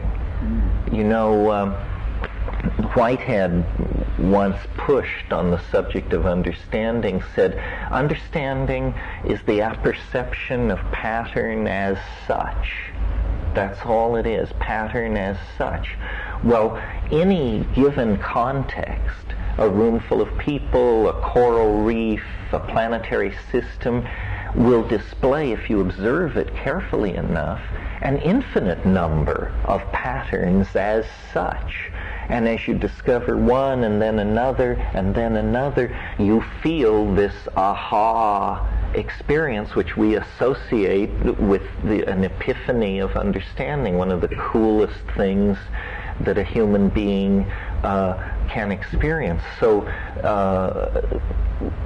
this is why what Mark said last night about virtual reality being a tool for seeing nature at different scales is so, that gets my wheels turning, because I want to see planetary processes. I want to see the heat flow from the polar ice caps to the equator. I want to understand the salinity of the oceans. I want to grasp the speed at which volcanism is altering the seafloor and the atmosphere. Well, these are God. This is what God does. Is sits around and watches creation at the interesting scales. And it not only can be done, it is being done, and it will be done better and better. And there was the old cliche back at the dawn of the space age, as guys went into orbit for the first time and out to the moon, the epiphany of seeing the whole Earth at once. And they said, well, we can't explain it to you, but when you see it, a blue-green pea spinning in the darkness, you're never the same. Well, we all can see that, and much more. You can see to the mantle. You can pull out to Oort cloud and see the entire solar system shrink down to a spinning dot. You can lose that in the vastness. And all of this stuff is not without consequence. The virtual reality in some people's mouths becomes almost a dismissive term, but that's because they're objectification freaks and don't understand that the power is in the information. You know, I mean, I feel that I've been on the surface of Titan, that I understand the lava fields of Io, that I've walked the valleys of Mars, because I've been to all those places informationally. But you prefer Hawaii. The air's better. You said that you feel as though you've been in these places through virtual reality demonstrations, or through psychedelic experiences, or both? Well, I haven't logged thousands of hours in virtual reality. I'm sure Mark has, but I consider the internet a virtual reality. You know, every web page, every JPEG, every download, you're in some kind of multimedia information space. For instance, when I said I had walked the valleys of Mars, what I meant was there's one site that has what's called a self-scaling map of Mars. You go to this web page, you see the entirety of Mars, you set your cursor, you start clicking, and it just keeps opening, and it can go down to 30 meters anywhere on the planet. And you feel it. I mean, if you've ever flown from LA to Phoenix on an airliner, you get a better view of the Martian desert than you do of the Anza Borrego desert when you make that air flight. I mean, you can, if there were anthills down there, you could count them. I did see Madonna's face, but I'll be issuing a coffee table book on that. Exactly. Did you want to talk for a while? So let's take some of the themes that Terence was working with, particularly where it comes to inhuman points of view. And I want to talk about points of view for a little while. Because we have to start asking, as the media, as the information flow that we're embedded in is, in some ways, it's pulling us apart. The ego, as we experience it, and the ego sort of sits on top of awareness somewhere, and you can't touch it, you can't feel it. When you look for it, it's not there. But somehow there's a coherent unity that we believe that we experience. But it's being modified by these information flows. The interesting thing is that we assume most of the time that we have this coherent, consistent, regular ego, but it was probably never there. And let me illustrate. Let's say that you came to the session last night and you heard about the yoga session. You said, excellent, I'm going to be up, I'm going to be at the house, I'm going to be there at 7:30 in the morning. And you're firm about it, and you've made the decision, and you're going to do it, and you go to the hot tubs, and you sit in the hot tub for a while, and you maybe go and smoke some dope, and you go back to the hot tubs, and you relax, and all of a sudden it's 2 a.m., and the alarm goes off at 7:30. And the first thing you think is, I'm not doing yoga. Now this is an example. I'm quoting an example almost in toto as was given by George Gurdjieff to P.D. Ouspensky when Ouspensky was a student of his in the 20s, that in fact this I that we claim to have, this unity that we claim to be operating us at all times, isn't. It doesn't exist at all. There's a whole set of them. And they come and they go as they please. They can be based on whether you're dyspeptic from the oatmeal you had for breakfast, or whether you're mellow because you've just finished a set of yoga, or if you're deeply in love and it's evoking certain things. So in fact what we're doing is we're always taking strands and pulling them together into some sort of unity, which is, for the moment, who you are. Well, this information flow that we're experiencing, particularly with respect to the internet and with respect to virtual reality, appears to be amplifying and intensifying this drive to multiple personality. It appears to be making it more visible to us. And I'll give you a case in point. Sherry Turkle is a psychologist, child psychologist, developmental psychologist, and researcher who until recently was at the MIT, I believe, in the Media Lab. And she'd done a lot of research on people who use in spaces that are called either multi-user dimensions or multi-user dungeons, or shorthand MUDs. You enter into a MUD, and a MUD is generally a text-based virtual world. And to relate what you were talking about, I would think the internet is just as much VR.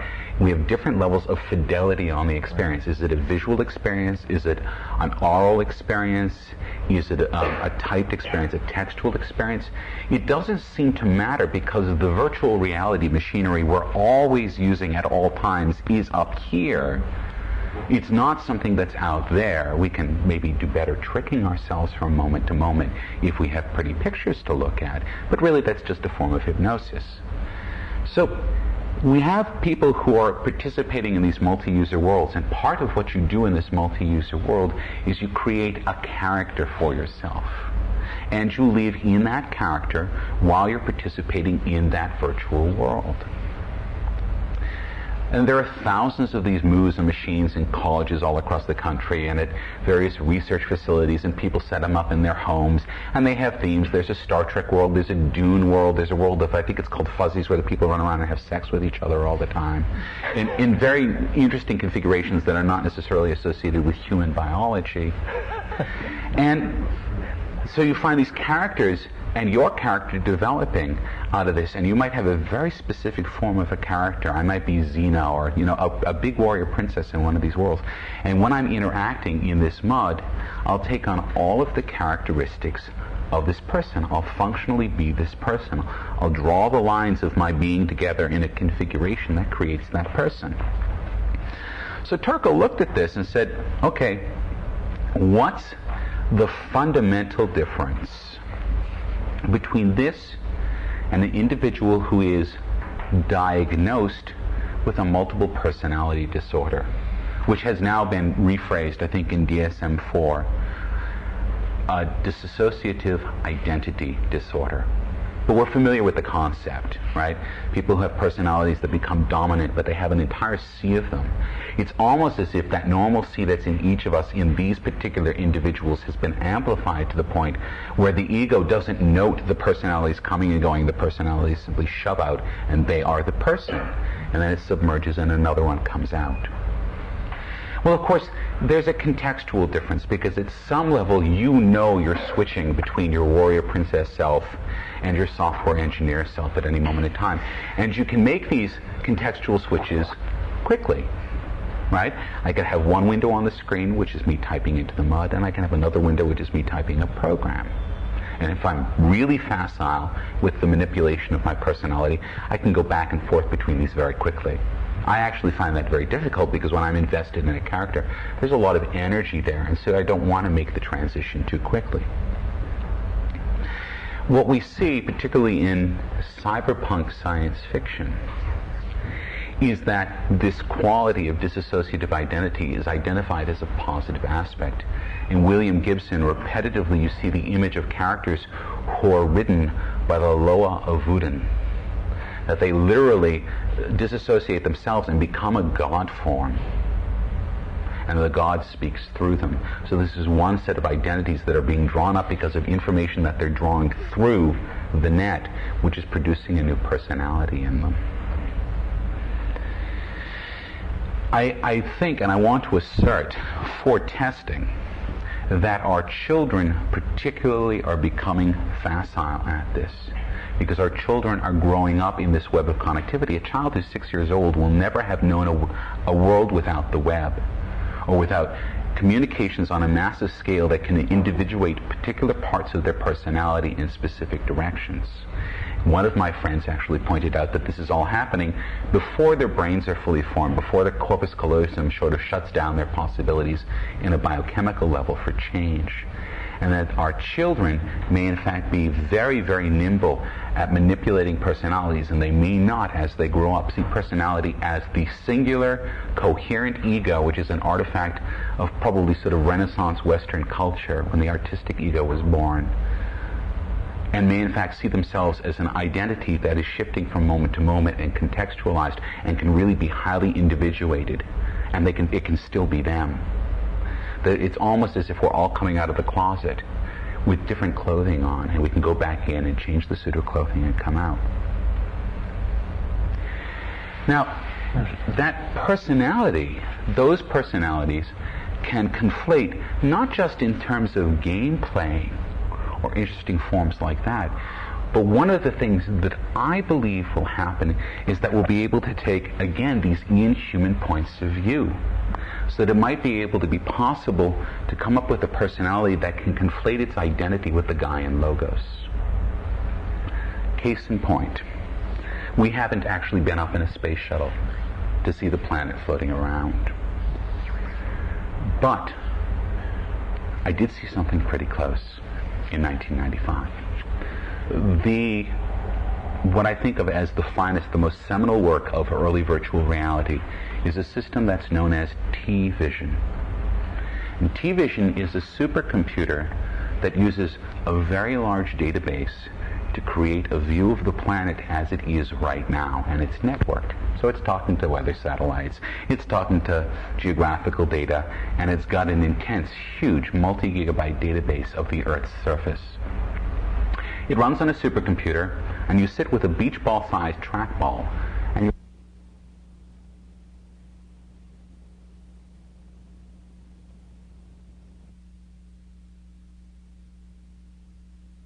isn't live because we don't have the satellites in orbit for that yet, but we will.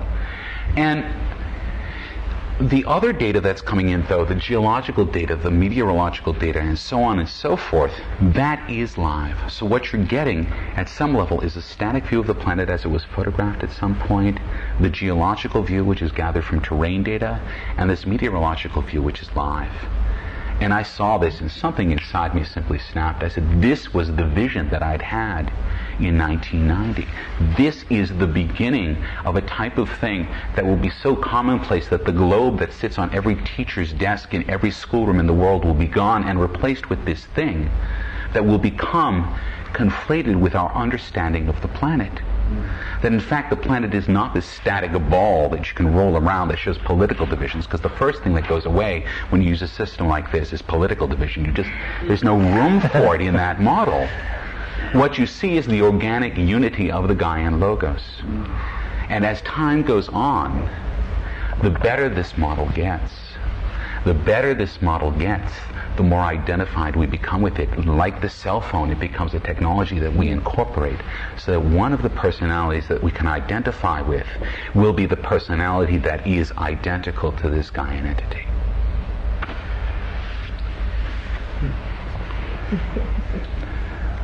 Don't you think it would be prudent to, instead of jumping directly to the Gaian logos, rather to see the Gaian anus,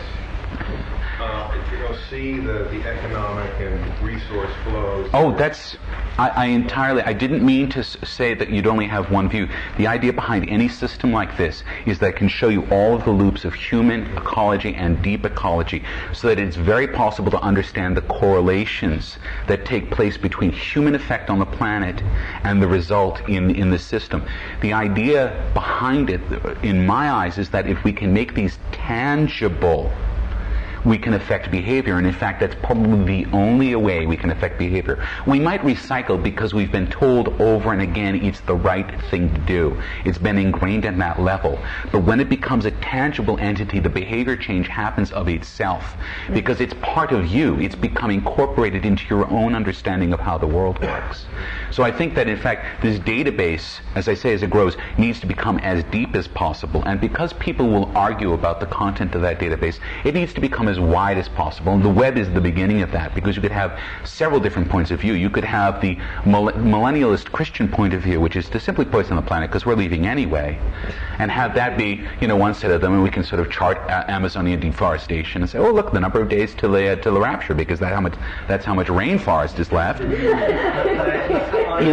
Theoretically, you should be able to see anything you want to see to the exclusion of everything else. So if you wanted to see oil pipelines, electrical grids, the distribution of leukemia genes, the number of people bearing South African passports and where they were at any given moment, you should be able to, essentially it's a boil down of all the data, which is... When I sort of recognized that ability, I thought of it as a really great game idea, kind of a la the Sim series. But it's Sim Gaia, but it would not be simulated, really.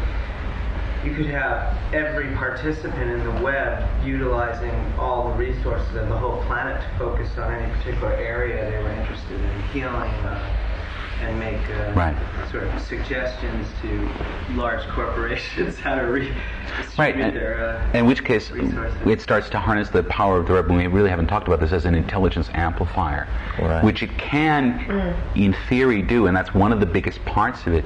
In fact, one of the reasons things do move faster now is because there's this common sort of, it's almost like a hummus of knowledge. It's this layer of knowledge that we can all refer to. It's not all true, but it is all in common. I want to say something about what you were talking about, multiple personality and all that. I hadn't quite thought of it that way. One of the puzzles of the DMT flash is that there are these entities that seem weird, very strange and machine-like and alien, but that are also permeated by a kind of eerie familiarity, like you remember them from somewhere, or it's this thing. And it's occurred to me in trying to propagate all possible explanations of what these things might be, that they are... as Mark said, the self is not ruled by the ego. The self is actually a kind of elfin swarm of these, and this peculiar elf quality, which I've described as elf machine-like and somehow based on language, is that these things are, and don't ask me to explain too deeply what this means, they are fractal refractions of one's own personality. I've mentioned at times the metaphor of if you hold up a mirror, you see yourself. But if you bring the mirror down sharply on a concrete surface so that it shatters, you don't see a shattered image of yourself. You see hundreds of perfect images of yourself, one in each shard, little ones, big ones. And in a sense, DMT is like some kind of an X-ray of the psyche, revealing this fact concealed by the ego-based, print-created, subjectivist, positivist plot.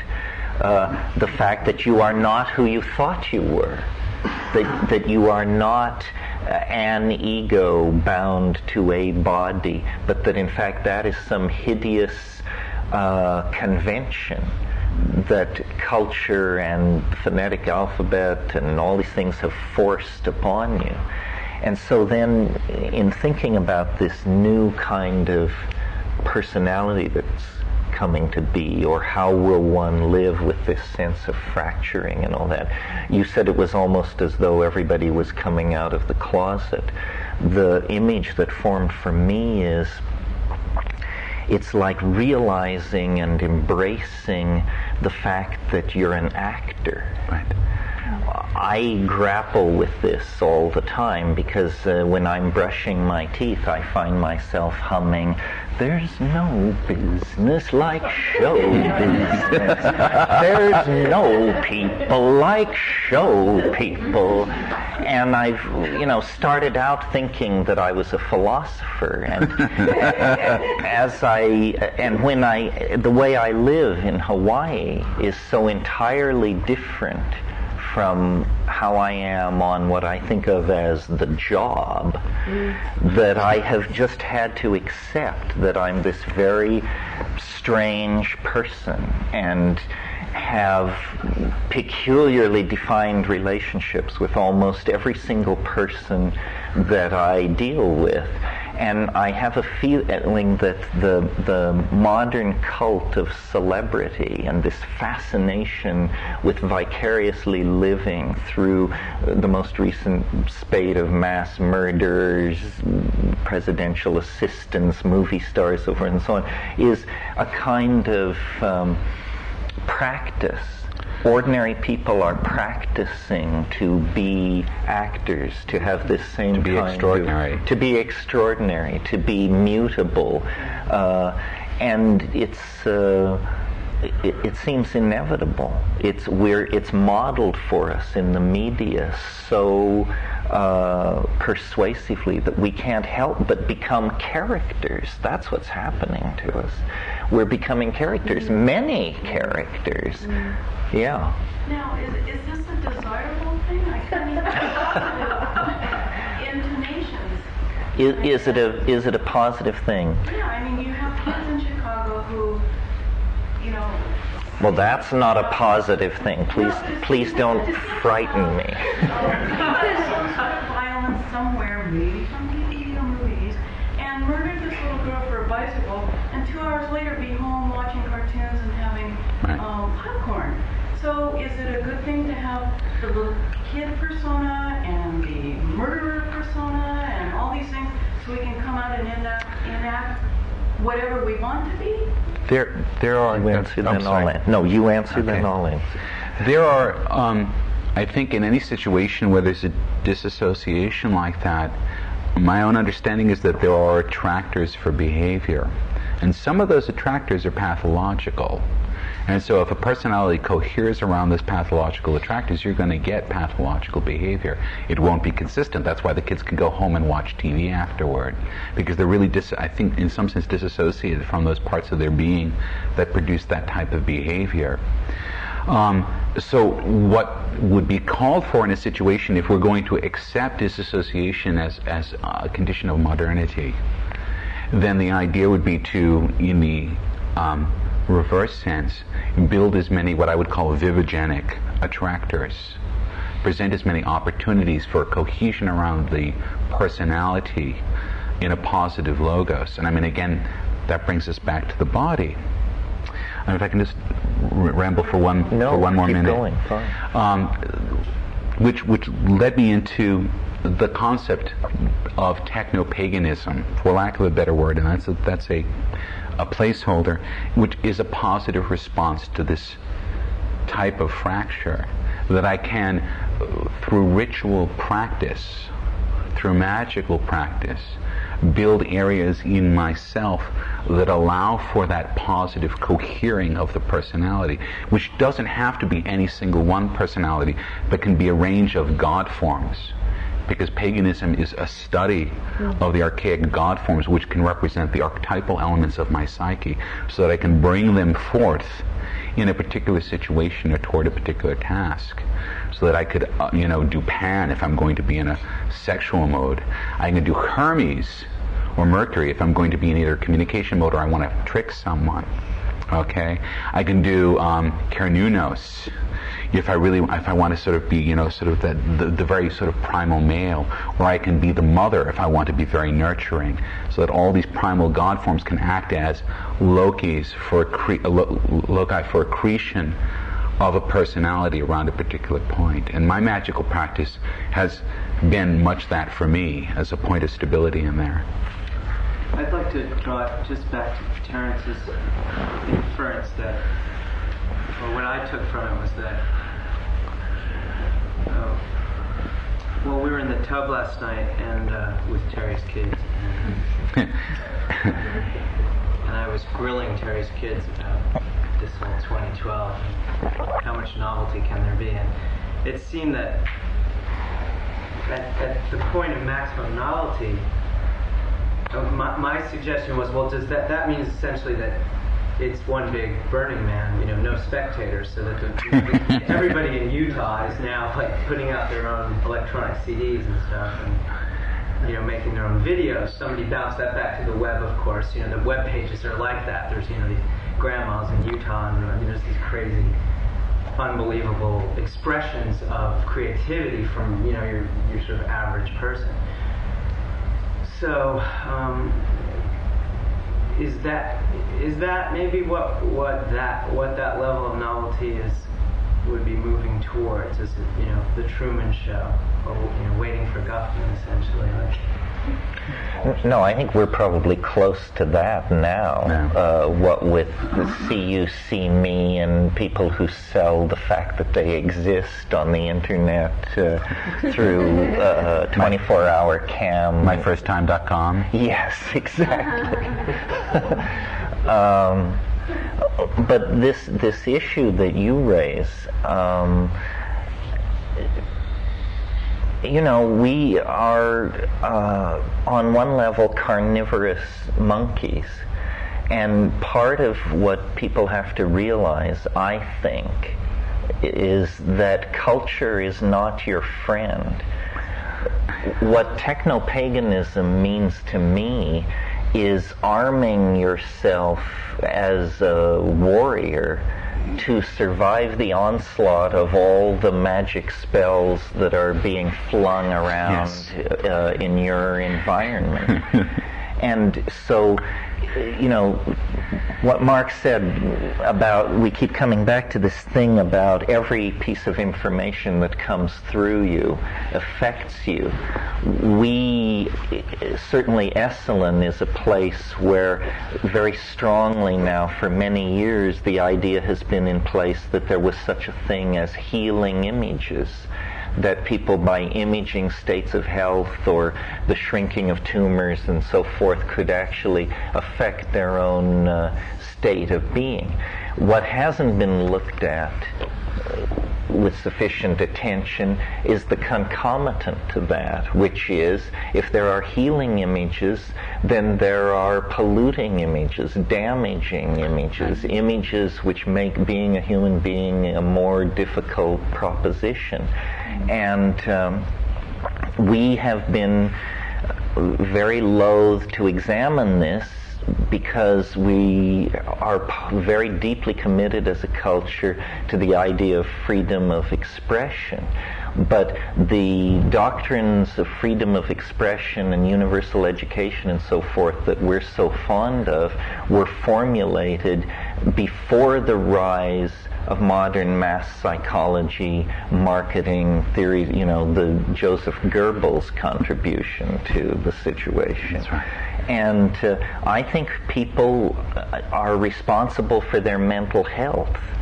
To assume that you are born mentally healthy and will tend to stay that way is preposterous.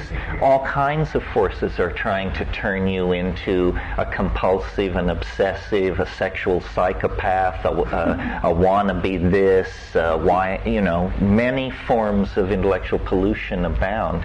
And people who endlessly imbibe mass media are at high risk for pathology. And when I hear about these things that go on, not particularly this one you mentioned, but the ones where kids go to schools and blow other kids away somewhere in the South, and then immediately what the media portrays is a week of church suppers and mass mourning where everyone asks, how could this happen? Well, church suppers are what drive people.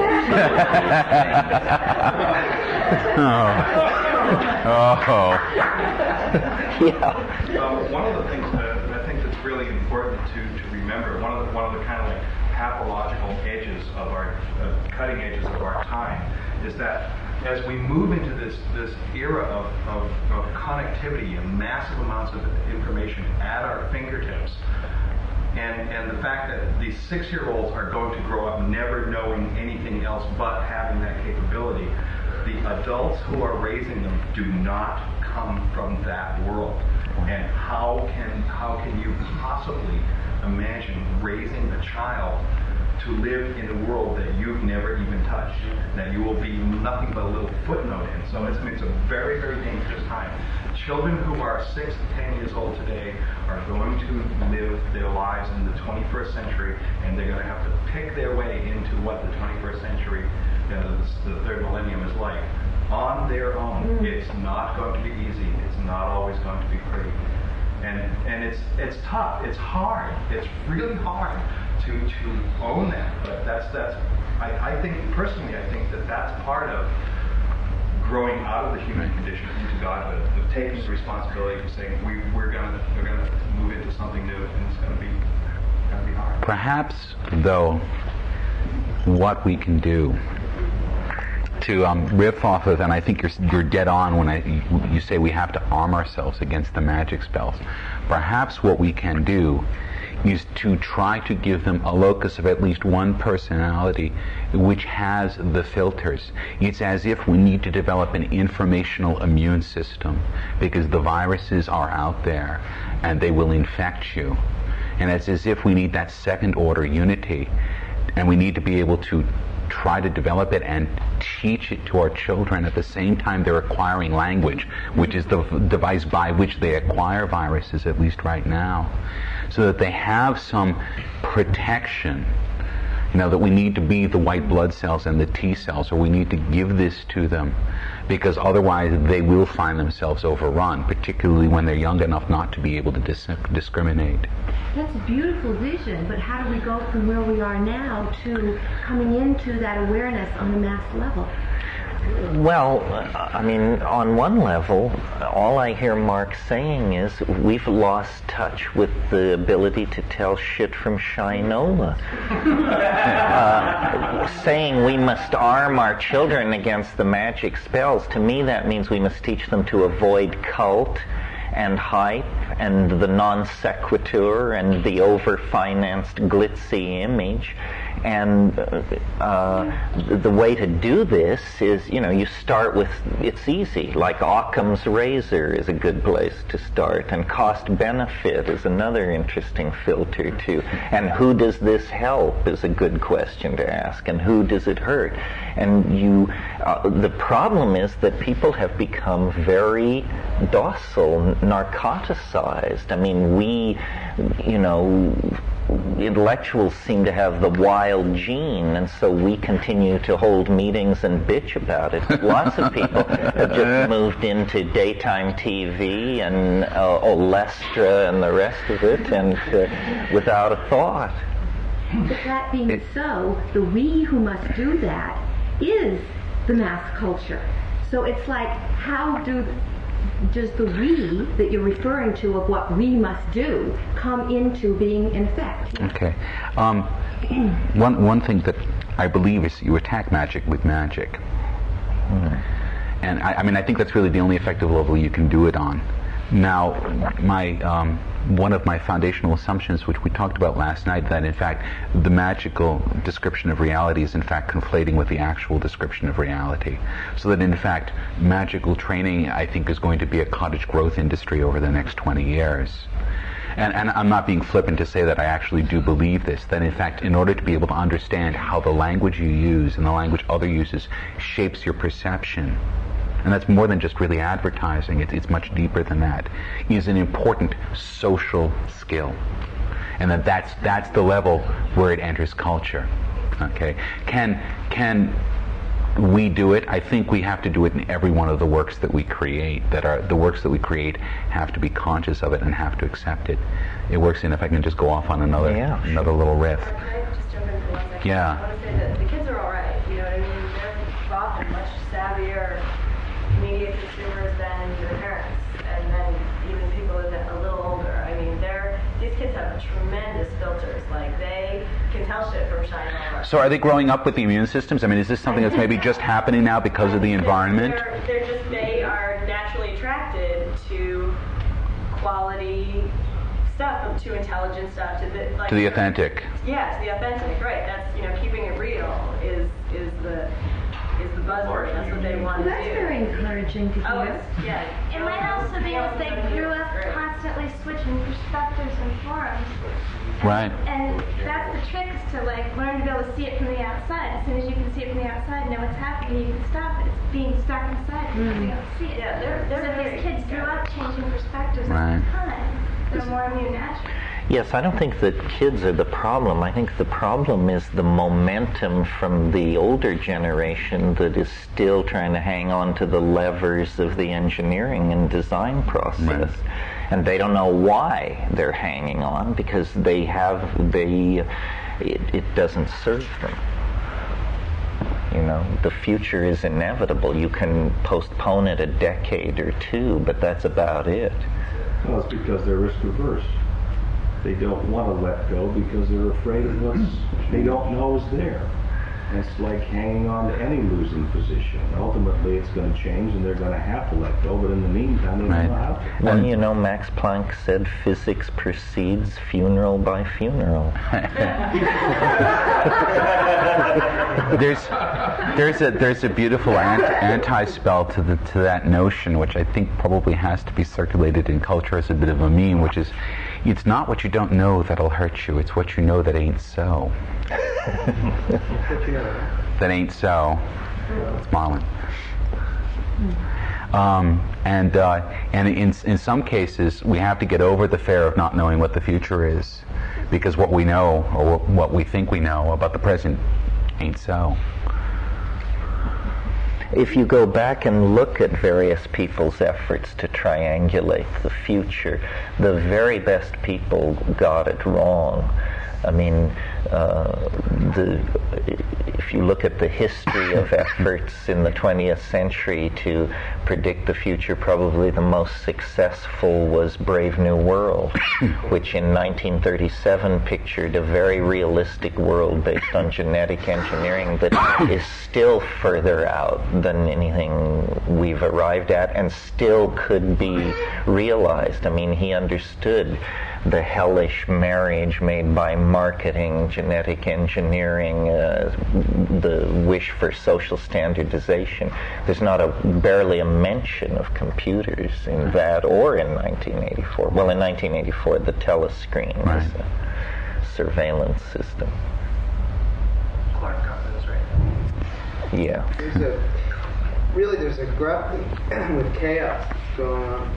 I mean, between Rushkoff's Children of Chaos sort of scenario, like that those kids are, perceiving a discontinuous reality through the media, and that they're actually maybe quite more adept and think at deciphering or siphoning off what they need from it, but also the I'm sorry, I lost my thought. It was just from the last thing you said about chaos. Oh, well, I didn't mention chaos and can never recall the last thing I said. So you have my sympathy, but not my help. No, I'm sorry, I got it. It's really more about the visionaries and the Brave New Worlds, or what we got out of the influence of computer culture on science fiction, which was cyberpunk, but which was still really steeped in chaos as its premise.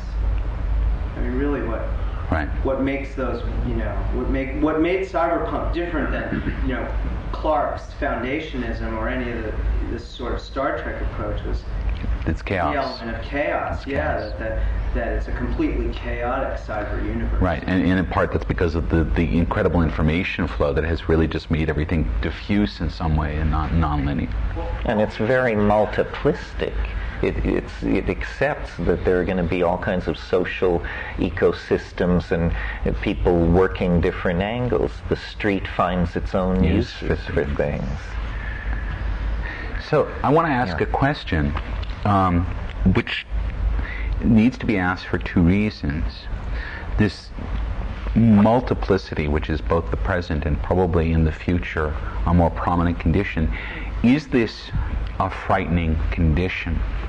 Is it frightening when you look at it as an individual and you say, this is happening to me or happening to my children?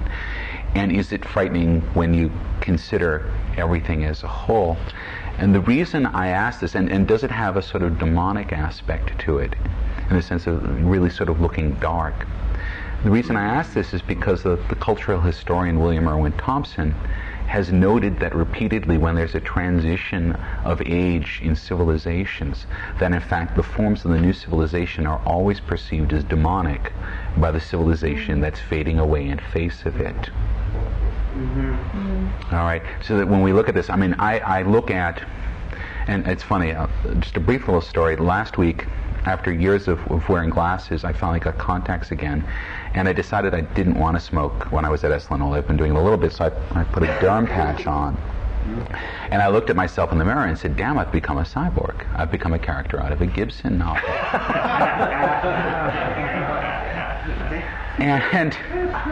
And I look at this, and the things that make me the most nervous about the future are the changing role of genetics. That genetics is, as we come to understand the code, as we come to see the pattern in the code, that our relationship to that code changes, and that code becomes very mutable, and that scares the bejesus out of me.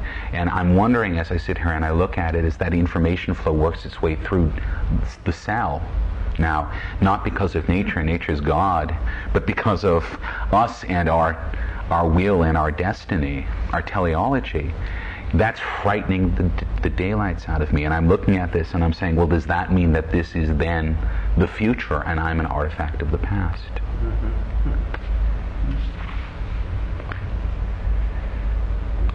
Yeah, the cybernetic revolution is in all of our faces because we all surf the net and experience it daily as a growing and changing environment. This genetic thing goes on somewhat in the background, but if something happens to you, then you go to Stanford Medical Center and then you discover what they've been up to and what's on the menu for you, you know. And we were discussing last week, you know, they're now defining the human genome, and they're defining the 200,000 or so SNP points where there is variability in the genome, and that's where the hereditary diseases happen and so forth and so on. And it is within the reasonably short-term future, all these genes are going to be items for sale, pieces of nanomolecular machinery off the shelf that will make the difference between whether you die of leukemia, remain obese, become schizophrenic, experience liver failure, so forth and so on. And this will be simply in the pursuit of equilibrium, health, and peace of mind. Once people begin to look at genes as drugs, the boundaries between self and world and identity and one's genetic heritage will be erased. I mean, the very notion of a heritage and a coherent genealogical tree begins to make no sense if you're swapping out genes that you buy down at the A&P.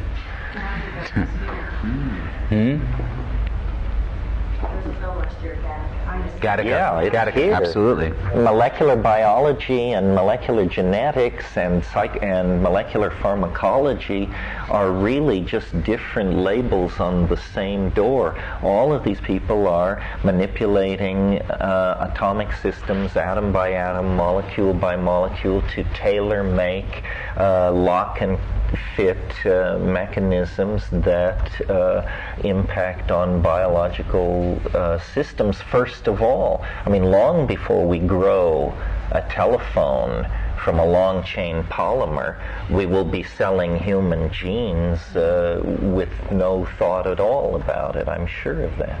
You wanted to say? I was going to say that just a couple of steps past selling the genes, you get to the point where you have the nanomolecular assemblers where you can simply define, self-design, not just mentally, not just self-design your software, but you actual add on some diamond to the meat. You know, right. I want some diamond wings.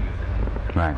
And this is diamond wings may be a bit downstream, but all of this is arriving in the next 10 to 15 years. I mean, this is well within reach. And it's always about cost-benefit curves. I mean, almost anything can be done in genetics now if you're willing to spend tens of millions of dollars. But these, recalling that the world's largest computers cost billions of dollars in 1950 and couldn't do what today's desktop does, you see that the distance in terms of compression cycles of research is very short. So is this preferable to the Bulworth solution for our genetic future? And we all fuck each other till we're the same color? Well, that's happening. This genetic revolution that we're on the cusp of hasn't arrived yet. Wow. No, it's arriving. It will arrive gene by gene. If you're diabetic, it's already arrived because you've been using human insulin for 15 years. Sure, but the things that we're talking about haven't really gotten here in full force, and that's probably a huge revolution surely a huge revolution unto itself. Right. Between now and then, the fear of extinction, the fear of being part of what made this planet the way it is, according to Darwin, is part of what's driving us all, and it's probably part of what's driving this phenomenon you're describing. You mean of some huge catastrophe? Well, we're all here because we're, lucky because we were the chosen sperm. We're all here because we didn't die along the way. It's a remarkable phenomenon that as many people live as they do. And when you look at all of this in combination with the way that consciousness is going, it suggests that there's something there, that we all realize that on some very deep level. You mean that there's an attractor for the historical process in some sense? Yeah, I can feel it. And again, it seems to be that the common fabric is the understanding of pattern and the flow of information. That as the understanding of pattern and the flow of information passes through every one of these structures, as it passes through the structure of materials, we get nanotechnology. As it passes through the structures of knowledge, we get virtual reality. As it passes through the structure of the cell, we get genetic engineering. So there's a common river, in a sense, that's running through all of this. Yeah, I, in my most high-flown moments, think of us not as causing this, or this, but that the laws of physics themselves are becoming more permissive, that the emergence of biology was a consequence of certain temperature and pressure and chemical regimens coming into existence that had never existed before. And then once those regimes were established, biology was an inevitable follow-through. And I think what we have established uniquely on this planet is a domain of epigenetic information flow.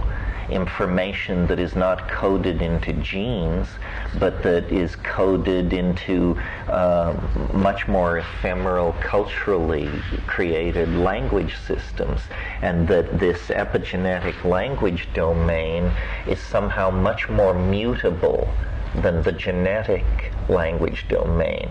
And so potential emergent properties appear in the epigenetic domain with greater speed and frequency. They also have a kind of autocatalytic or synergistic effect on each other. So the phonetic alphabet makes possible science, which makes possible a new industrialism, which feeds back through R&D into science, and you get and it's that information is more and more expressing its true nature and less dependent on the medium through which it flows, which was once geological processes, then genes, now once human languages, now computer languages being iterated at tremendous speed, and where this leads we cannot say, but where it points we can say. It points toward transcendence. That's the 100th monkey syndrome, the third monkey syndrome. I've heard it explained two ways. Knowledge creates knowledge and creates self. But the important thing is that there is an asymptotic acceleration. It's not simply a ramp into novelty. It's an ascendant curve which has now become almost vertical. Yeah, Mark. It seems that something that I've been thinking about for a number of years, which brings us back into boundaries. From what we understand about the beginnings of life on Earth, it formed at the most important boundary that we know of on Earth at that time, which was the boundary between the land and the sea. Then, in fact, the stasis of the land and the stasis of the oceans were both insufficient conditions for the creation of self-organizing systems.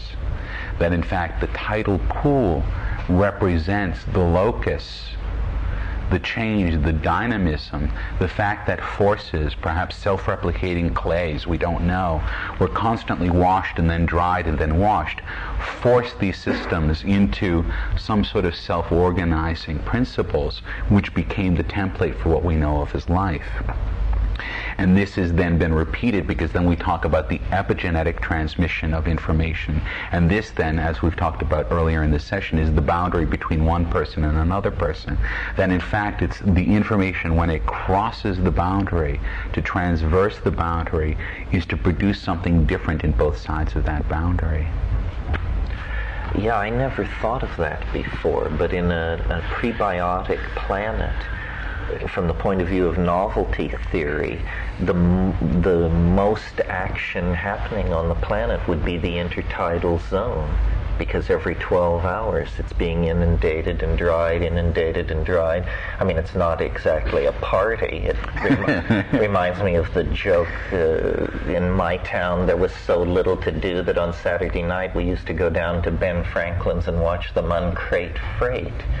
But when that's the only game in town, that's where you go, right? So the intertidal zone 800 million years ago was definitely where the action was on this planet, and today where the action is where all this science, money, human ingenuity, capitalistic frenzy all comes together in just an orgy of epigenetic effects. Do you think the origin has any bearing on the outcome? I mean, for instance, does it make any difference whether it was intertidal zones and self-organizing systems, or whether it was panspermia coming from God knows where? Does that make any difference for the outcome? I wouldn't think so. I think probably all paths lead to Rome. I would bet you that even if panspermia is true, that the intertidal zone of the primitive Earth played a role in it, because that's where the energy and the free radicals and so forth would have been available. That's where they were uncarting the freight. Yeah, right. Isn't that just a further barrier between the atmosphere and the space? Yeah, it's the three coming together. Yeah, it's where the three are intersecting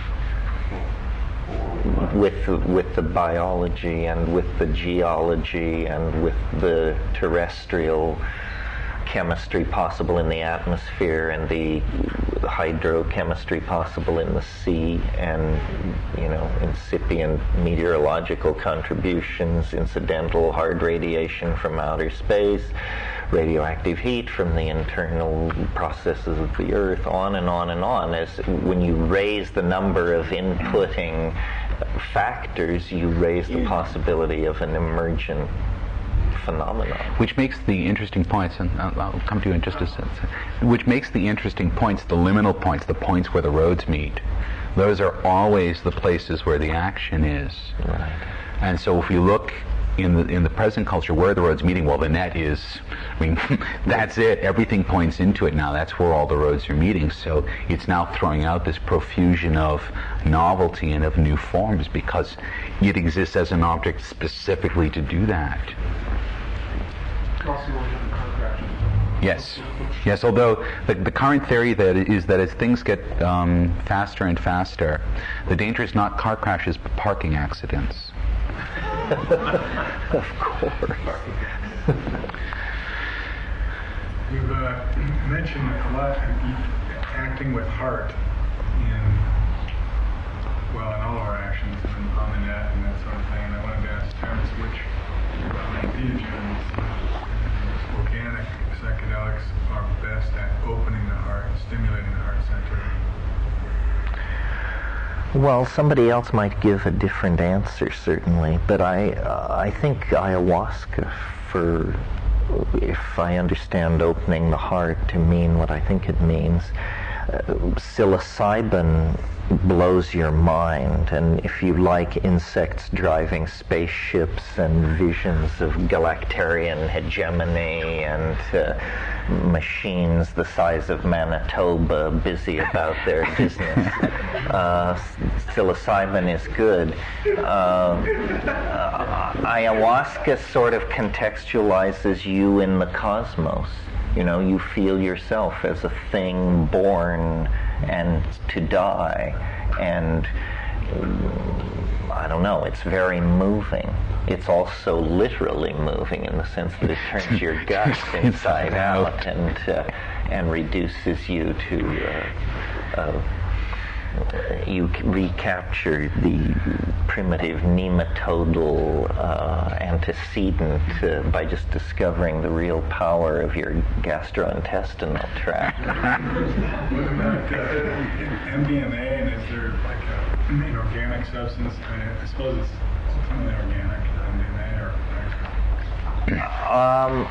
I found that it was most interesting the first few times I did it, and then it sort of was a damped oscillation for me. But you know, the greatest, anybody who's marketing a drug who doesn't market it as a love drug just doesn't know anything about market. LSD was a love drug, marijuana has been a love drug, psilocybin, 2CB. What? Crack is doing pretty well not being marketed that way. I'm sure there No, the nickname are for crack. The nickname for crack on the street is love. Is that right? Yes. Yes, absolutely. What can I say? And I think the truth is that all that a very large family of alkaloidal and psychoactive agents stimulate cause arousal, CNS stimulation, which in primates means erection and hanky-panky. So given that you've heard the hype and that the context supports the activity and that you're loaded, it would be no surprise if many people felt that Eros was well served by psychedelics. My own feeling on this, and I don't have the extensive experience in ayahuasca. I've had an ayahuasca experience, but not the one that caused ego death. It was much more mild. It was very pleasant and very cleansing. But I have always associated psilocybin with being very heart-centered. And when I was younger and needed years of therapy that I later got, I had a very, very hard time. I could take acid endlessly because it's a very intellectual sort of mind experience. But I'd always had a very hard time with mushrooms because mushrooms were pushing, in a sense, on my emotional center.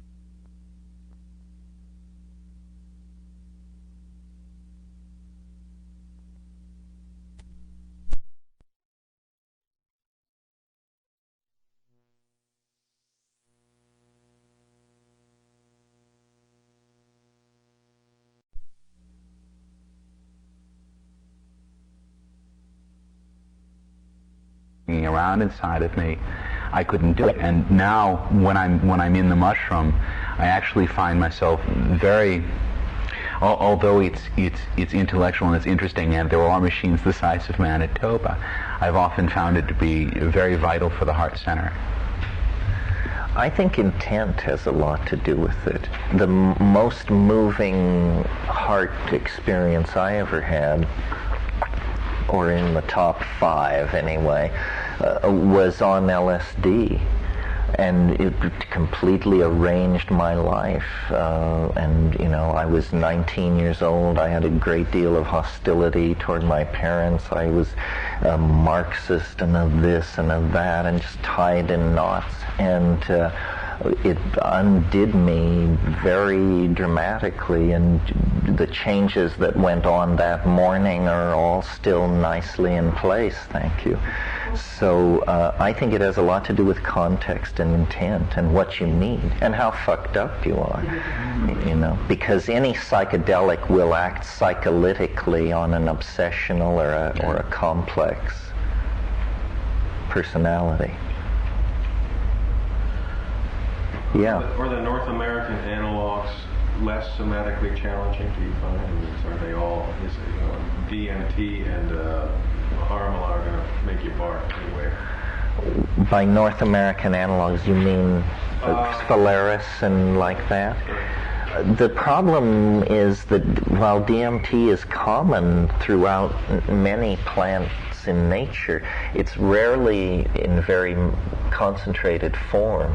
If you're trying to get off with Phalaris, you're going to have a lot of it. People seem to be having a lot of luck with Mimosa hostiles and the conspecific Mexican species.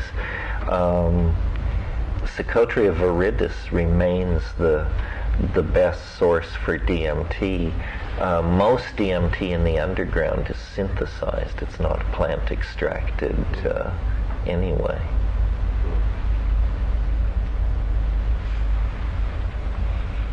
We brought up children a couple of times. I'm just wondering if you have anything to say on the postmodern child. You know, I had an experience of going to see, I hate to say it, Spice World. But it had so many postmodern, self-referential plays within it, and I couldn't follow the movie, and 7-year-old kids could. Oh, thanks.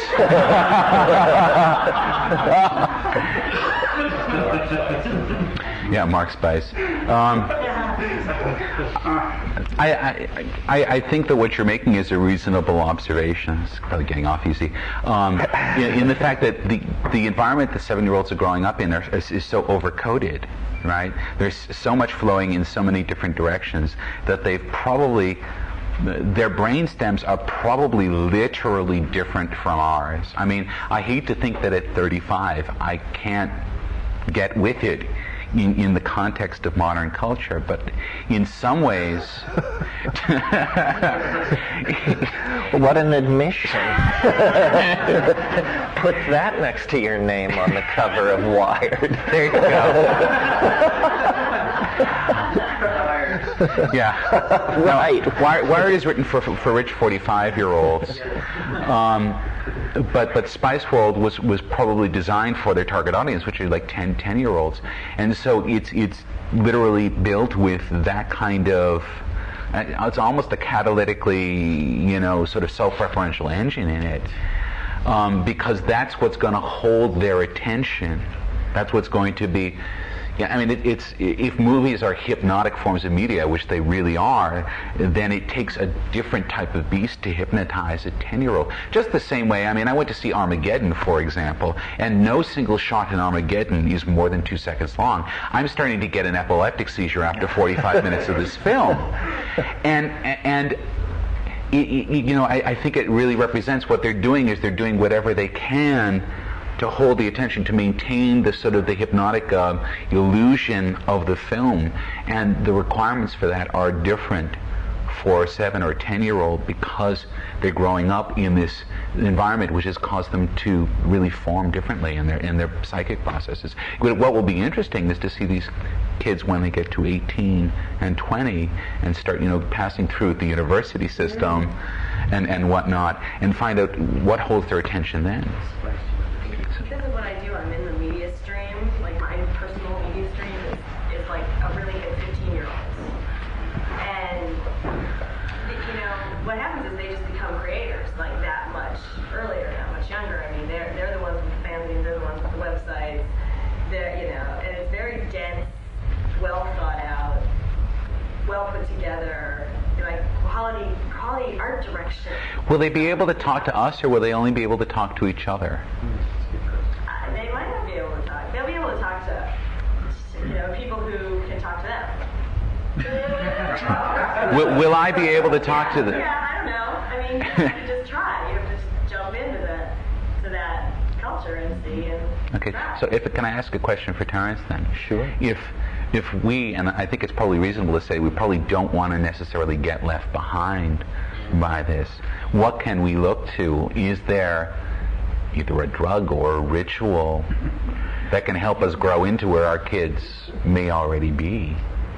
No, I think we have to have character models built of ourselves and turn the whole thing over into our writers. And we'll just go off to Tahiti, and the writers it's the Uncle Duke's solution. If you can turn yourself into a cartoon character, you can retire, and a whole team of people will keep you au courant. This is Finn's plan for me, by the way. Says, I think the only way to keep your career going is to retire the bod and create an online character. Saturday morning cartoon show apparently is where the action is. And then there are the Teletubbies. Yes. And, they take a further leap. The 15-year-old girls we're talking about can't understand the logic of the Teletubby world. How much more obscure, then, is it to us? And then what do the Teletubby addicts portend? They have TV sets in their stomachs. They exist in a world where the sun of LSD seems to shine all day long. And everybody's pre-verbal. How's that for an archaic revival?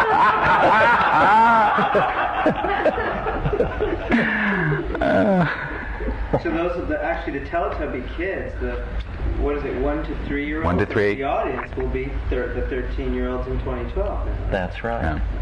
The child is father to the man. Yeah. Kind of two things. One, I don't expect an answer from, but could our parents talk to us when we were 15? Not mine. And I don't think I was too different from some of the people that I've seen about. So I don't know about that part, and I don't have children, so I can't speak as a child knows. But my first question about the multiple personas and was this a desirable thing, I did get interrupted before I could get to where I wanted to be by all your faithful defenders. And all the points were very good, and I was curious to hear what people were going to say to that. But really, isn't the underlying connector to the whole thing what you started talking about, what we did this morning, the opening of the heart connection. So in the point that you've made and a couple of the other people about how we won't be able to talk to kids because we won't be from that generation that's happening right now, don't you talk to people through the heart? So if there are multiple personalities, right, and that's, we don't know, I don't care to judge if it's a good or bad thing, but say we have 4 or 5 online characters. One is the kind of demonic edge of sort of attractive violence, which I don't know, because I don't really tend to go that way. But of all the different personalities that we could develop and explore, isn't the real thing, and I heard you start to get close to it, and that's what I was kind of leading for you to pick up the pace with, was, is there going to be an ethics that we have to impart onto our children so that they can make their own decisions in the future? And aren't these kids already making this decision, the statement that said that, geez, the kids already know the truth, we're the ones that are screwed up. But which ethics for which persona is going to be appropriate? Who is going to teach or impart that information towards those ethics? Right. So is one persona going to be where, well, my value system really isn't towards honesty? Okay, another person over here may have that, and that's not better or worse than mine. Is this other persona of mine going to be, my whole integrity is based upon honesty? So do we have multiple ethics for multiple personalities? And aren't we already crowded enough in the United States and the world that we're going to have each person with 10 more persons? Okay. You're dead on. Ideally, we want to be able to talk to our children so we can transmit values. Some of that's done through language, but I think the largest part of it is done through example. Because that speaks in a language that isn't bounded by rhetoric, and it isn't subject in most normal situations to quote-unquote poisoning, because it's authentic. And authenticity seems to carry something of its own, or can carry something of its own. What was the rest of what you said?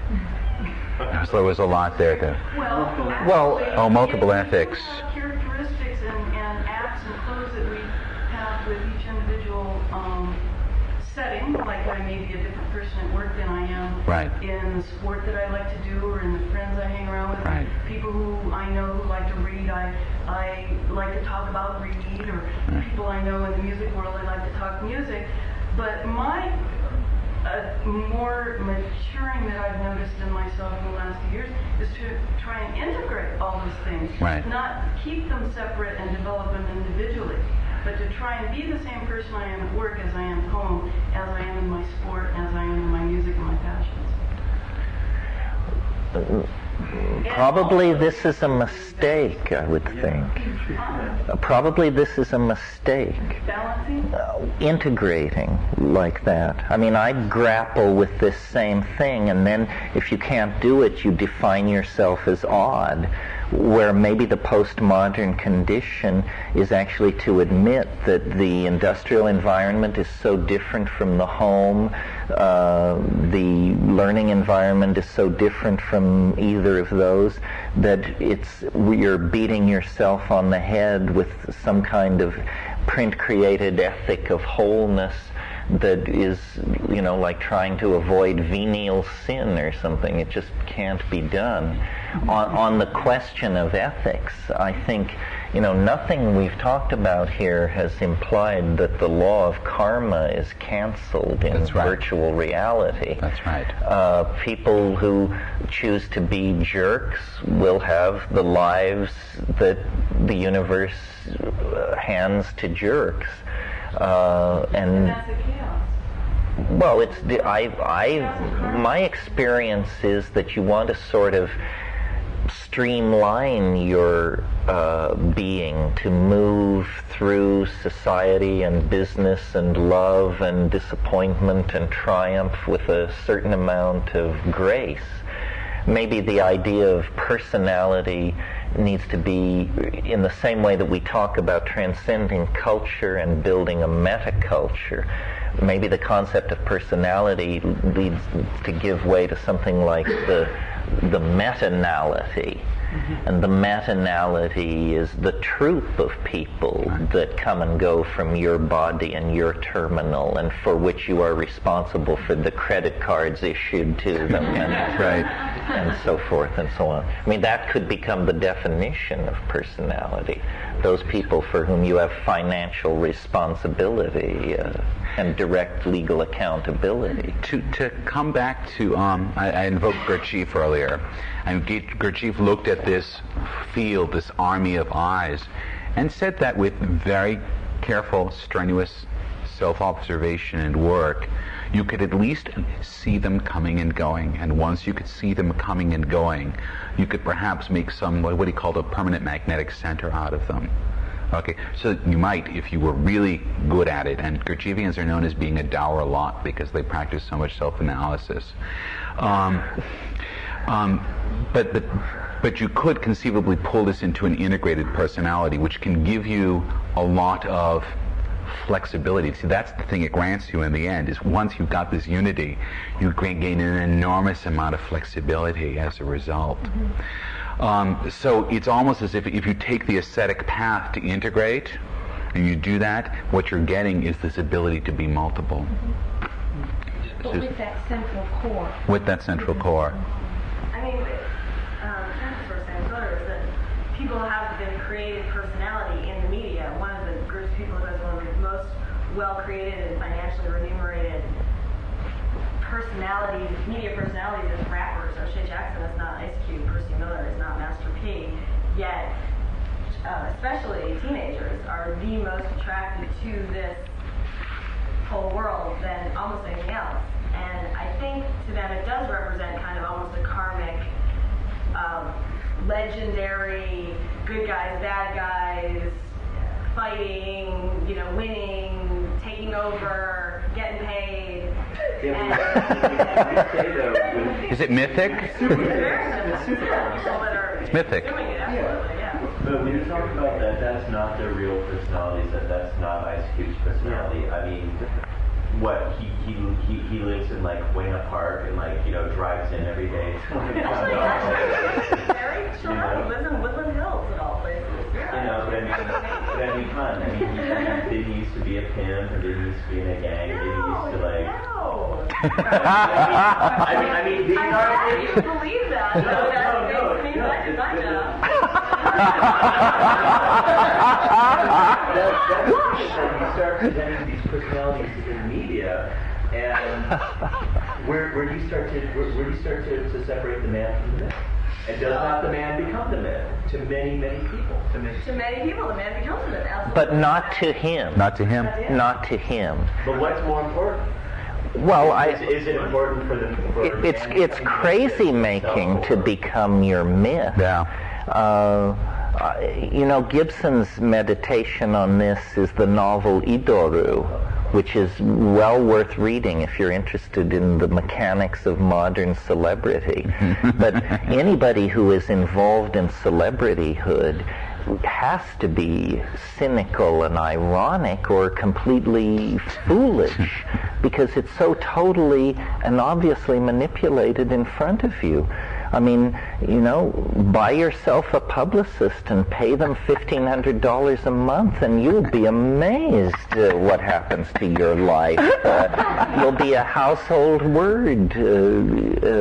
We buy and sell celebrity by the pound these days. It's don't be fooled. I remember once I had a girlfriend whose father was a public relations guy. This was many, many years ago, and one evening we were waiting for the 11 o'clock news to come on, and he said, I got the circus on tonight. The circus is in town. Sure enough, the news comes on, and it's telling us that the circus is in town, and I'm sitting there thinking, my God, the fact that the circus is in town is not news.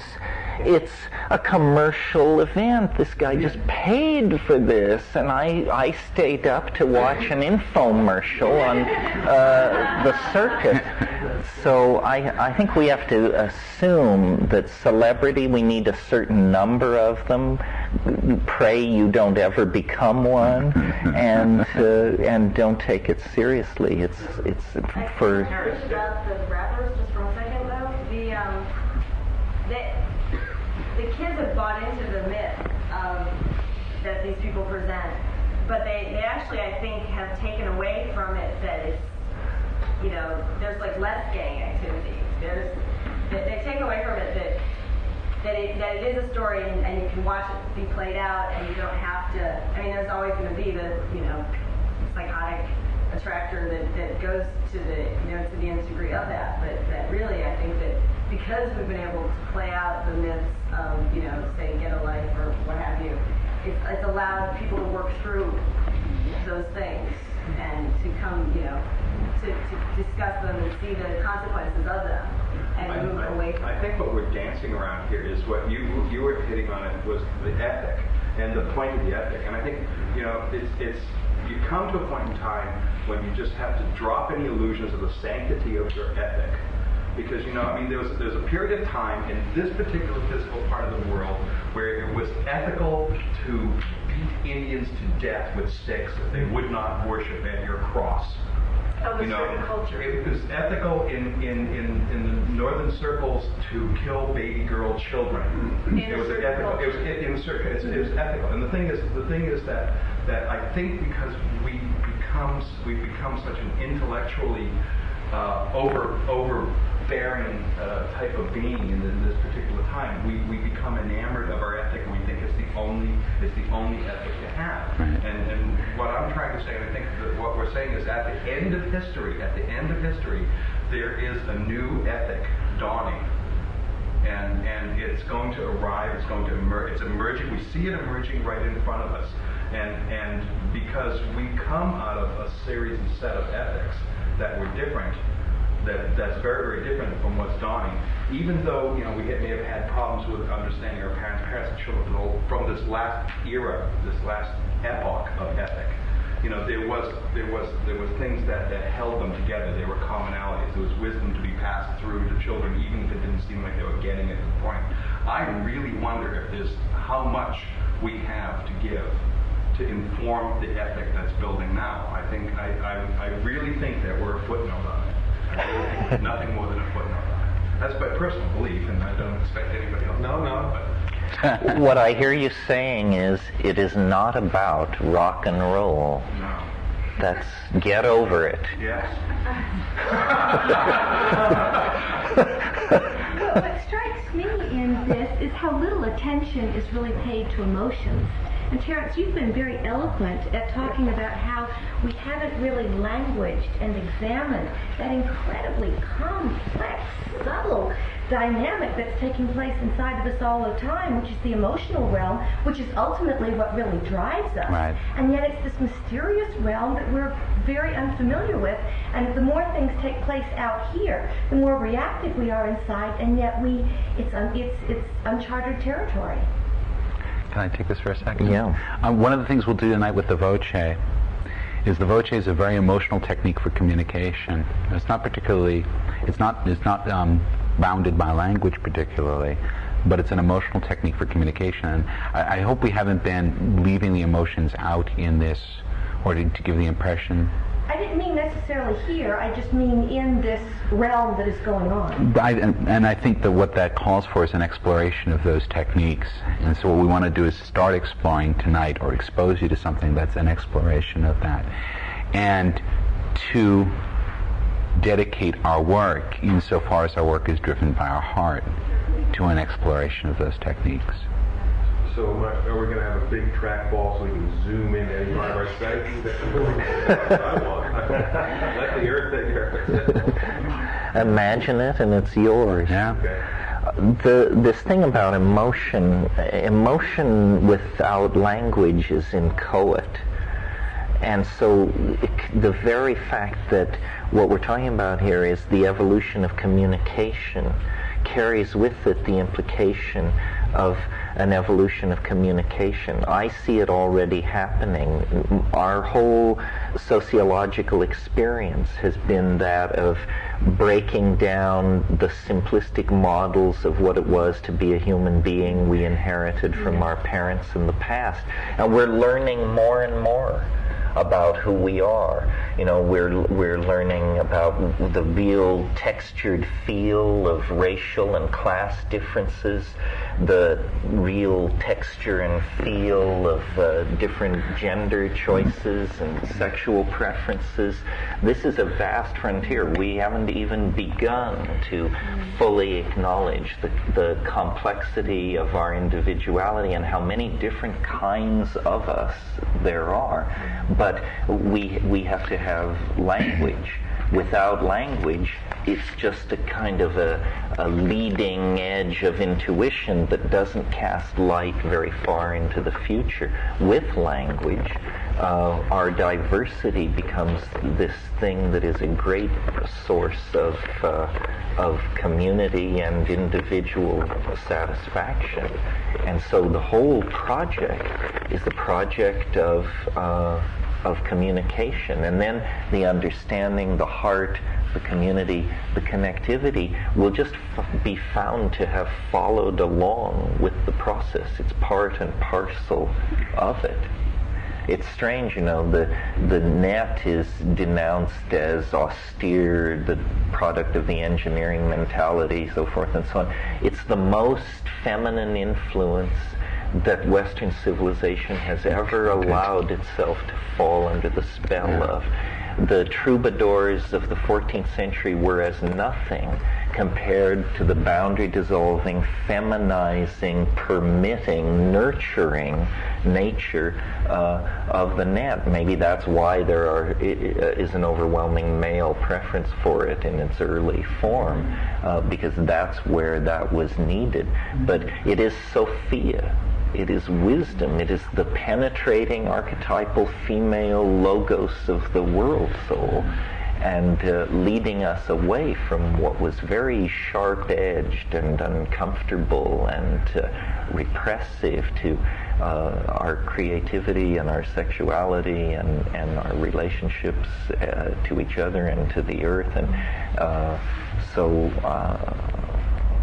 this is where we find ourselves at noon. This was the morning session. I hope you've planned bathing and massages and so forth and so on. We'll meet here 4 to 6. Thank you very much.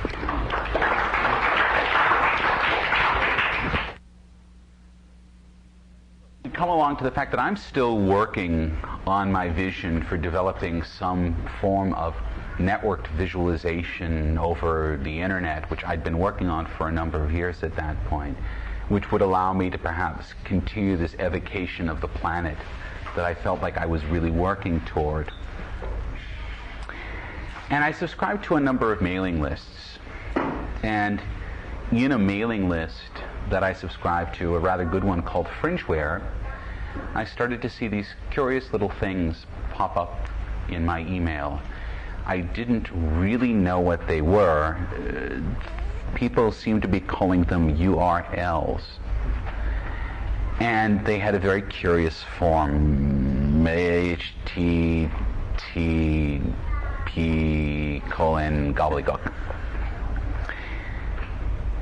Didn't really know what it was.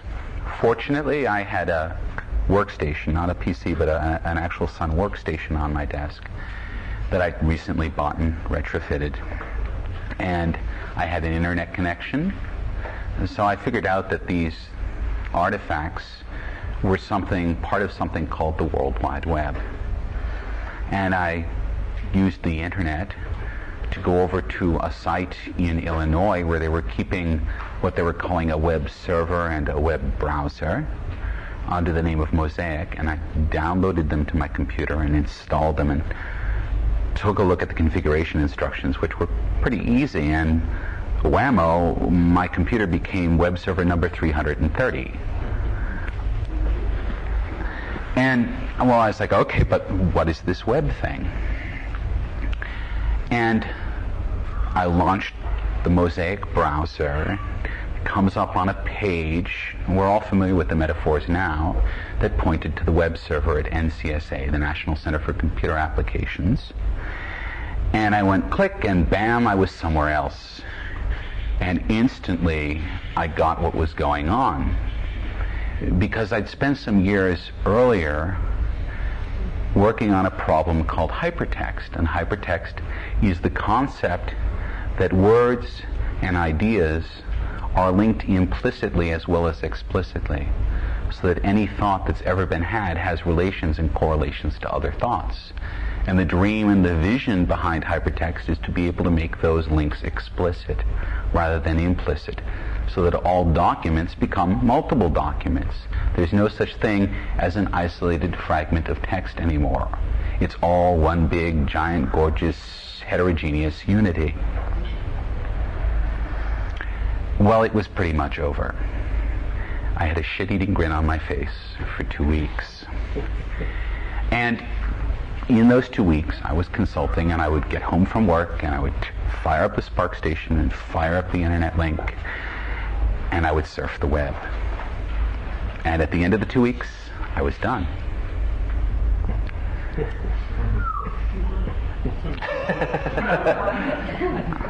And it's not because I'm a fast reader. It's just that's what was there. But I could tell. I saw it, and I said, this is the shit. And I ran to my friend Owen over there, and I said, Owen, there's this web thing. It's the shit. And I dragged him over to the Spark station, and I showed him. He's like, whatever. What I've seen better. It's whatever. And I ran and tell my other friends, it's the shit. Oh, I think maybe I've heard of it. And finally, after probably enough browbeating and then maybe meditating on it, I remember that Owen and I were on a Saturday afternoon in San Francisco somewhere, and he just sort of stopped short in the middle of the street and went, it is the shit. This is going to be it. This is big. Because the vision of a global hypertext system had seduced a certain segment of people who were working in computing for over 20 years. Before it had become anything like a reality, it had been something that had been driving a certain, particularly probably psychedelically influenced crowd of people who were working in computing as the reason, or a reason, that computers were at all useful. Well, I wasn't going to browbeat all of my other friends into accepting the reality of a web which was still really tiny, so I devised a much more crafty scheme. There are regular, I guess you could call them house parties in San Francisco, which are called anon salons, which are actually basically rent parties for people who live down in Soma. And they open up the house and they invite people in to show weird things off, and it's an evening. And I got contacted. I said, oh yeah, let me show something off at the anon salon. And so we actually carted my Spark station across town and set it up. And I didn't tell anyone who came by that evening that I was showing them the World Wide Web. As a friend came in, I sat them down and said, what's something that interests you? Botany. Click, click, click. Oh, wow! Astronomy. Click, click, click. Cool! Astrology. Click, click, click. Wow, that's great. And every one of them went away seduced by this. So this is January of 1994, and this is sort of before the hoopla had started. But I'd found the trick. And what we saw over the next several years, that this happened to anyone, anywhere, who was anywhere near a computer and a modem. And I started keeping an index, which I've called the Pesce Index, based on the number of URLs that show up in Super Bowl advertisements. And I've been very religious about this. So in 1994, the number was 0. Amazingly, in 1995, there were 2. In 1996, every single advertisement had a URL. In 1997, every single advertisement had a URL. In 1998, the figure came down. It's because they stopped running URLs at the bottom of Taco Bell ads because they just made no sense. Because the hipness of being on the web had simply become business as usual. So in 36 months, we saw this complete conflation of the web with the way people worked in the world. It was, for all intents, an instantaneous change. So I was watching this as it went along, and in 1997 I stepped back from it. And I said, this is curious. It may be without precedent. And I took a look at it in that light, and I started to wonder if in fact the catalytic genesis of the web wasn't in fact some sort of self-organizing principle. There are problems here with what we can know about it, because if I say that there's a self-organizing principle at work here, the self-organizing principle is at a level that's greater than any of us can see as individuals, because we're all embedded in it. So we can only get our own view of things. And it's difficult to step out. But when you step out, you see something that looks pretty doggone catalytic. And the response to each individual in that catalytic process, the reason that the web was so powerful and immediate is because it seduced everyone as an individual. We all got hooked on the internet's crack. And if I were a meta-organism and I were going to reorganize my internal content or organize my internal content, I'd find some way of doing it that wouldn't require forcing the parts into order, but that would seduce them, that would encourage them, that would lull them into some sort of greater unity. And I saw this and I said, okay, maybe, just possibly, this is the same footprint in the sand that Robinson Crusoe saw on the beach. The thing that let him know that someone else or something else was alive out there. And we can't know necessarily who or what is making that footprint. But I argue that that footprint is an artifact that tells us that there's something that is transhuman or metahuman going on here. And that in fact, as much as we think that human culture is the raison d'etre of what's going on planet Earth, in fact, perhaps the game got a little broader. And it meshed well with an idea that I'd encountered in my youth, which was the idea of the noosphere from Pierre Teilhard de Chardin. To go into that briefly, he was a Jesuit and a paleontologist, and he saw no contradiction between them. And he saw the unfolding history of the planet as a history of organizations, and these organizations occurred in two levels simultaneously. There were organizations and accumulations of size, that is order, and accumulations of interiority or organization. So that organisms passed from a single level stage to a multicellular stage. So that's a size issue. And then as things got further, that internal organization would complexify. In other words, rather than the simple organization of cells that you might see in an organism like a hydra, you might start to see the formation of internal structures such as organs. After that passed for a while, you then see further levels of organization into a nervous system, which is a complexifying of the organism so that the organism becomes, in a whole sense, conscious of its environment. And following this line, Teilhard said, well, human beings who have arguably the most advanced consciousness on the planet, that their role in being self-reflective is that they allow a window upon which this process of organization and complexification can view itself. If that statement is true, then what we can see as the next step, what Teilhard proposed, is that there would be an organization and a complexification of the layer of mind that covers the planet. And he called this the noosphere, and noos actually means, I believe it means mind, correct, in Greek. Mm-hmm. So we're talking about this layer of mind that covers the planet. Now, the web is not the noosphere. In the same way that the soul is not the body, they're related, they interact with each other. They aren't the same thing. And you probably can't separate them out and take a look at one or another independently, but one can offer concrete evidence of the other's existence. And so I see this explosiveness of the web happening everywhere instantaneously as being a visible proof or identity that this noospheric entity exists, and in fact is working very seductively. It's the seduction of Sophia to in fact bring us into its unity.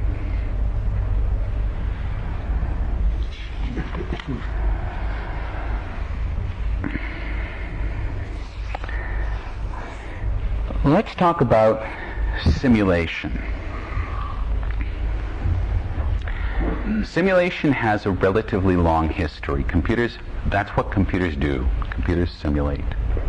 Whether it's a spreadsheet doing a simulation or a word processor simulating a page that's being typed. But specifically when we talk about virtual reality, we talk about simulations that are geared toward the human senses. Well, simulation has had two tendencies over the last 20 or 30 years of its development, and one of them has come from above, military simulations. The first simulations were developed in order to improve jet fighter pilots, in order to augment a jet fighter pilot as he's working in a cockpit because he's incredibly informationally overloaded. And all of the basic pioneering work that was done in virtual reality was done on the Defense Department's dime in the 1960s by a man named Ivan Sutherland. So everything that we think of as classically being VR, force feedback, sticking your arm in cyberspace, a head-mounted display, real-time computer graphics, this was all developed 30 years ago. Flash forward about 10 years, and now we have simulation coming up from below in the video game. And as it turns out, most of the people who did pioneering work in virtual reality came not from defense simulation, but from video gaming. So people like Brenda Laurel and Warren Robinette and Jaron Lanier. Jaron Lanier actually made a small fortune off of an Atari video game years before he started working in virtual reality. But these machines were facile enough, they opened enough of a window that the potentiality of the medium to simulate could be exposed.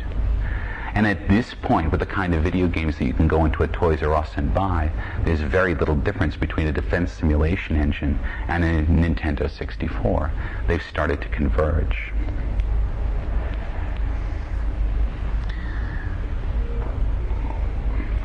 A third track. During the brief period that I was at MIT, I somehow lucked into a salon that was held regularly on Saturday nights in Cambridgeport, which is just outside the bounds of MIT, where a certain very Harkerly class of people would get together and talk about new ideas. And it turned out that these salons were held at the house of one person named K. Eric Drexler. And these salons were talking about a set of ideas about making machines that were so small they were literally made out of molecular components. And they were called nanotechnology, which was an idea that Marvin Minsky had begun to talk about, I believe, in the 1970s, and that Drexler saw and just ran with.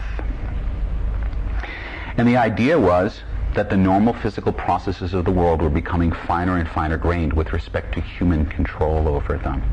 And that at some point it would be possible to really assemble reality bit by bit, both literally and figuratively, and to make machines that were of any possible construction at any possible scale. In 1982, he wrote a book called The Engines of Creation, but that book wasn't published until 4 years later. There's a small story there. He wrote the book, and he printed 12 copies, which went out to friends for 48 hours for review. It went out to one of my friends, and I got on my knees and I begged. And for 12 hours, I read the first draft of Engines of Creation from cover to cover. The book that was published by some big New York publishing house is not the book he wrote, because the book he wrote could not be published. Because the book he wrote spent chapters plumbing the depths of the possibilities of a technology that could reasonably be used to reanimate the dead. And this is a subject that is not covered in any length or any detail in the published version of it. It's not covered in any length or any detail in the published version of the Engines of Creation because it's just too flipped out for the public to read. But if you talk to a nanotechnologist, perhaps quietly and in a corner because they're all trying to get corporate backing these days, they will agree that this is the case. So there's a drive to control the physical universe at the molecular level from below, that form of nanotechnology. But then we also see the countervailing trend from above, which is the drive to understand biology at the molecular level and understanding the machinery of the cell at its very sort of finest granularity, and be able to harness the processes and the sub-processes in the cell such that there is at a functional level very little difference between an understanding of the machinery of nature and the creation of the actual machines, ourselves, out of the whole cloth.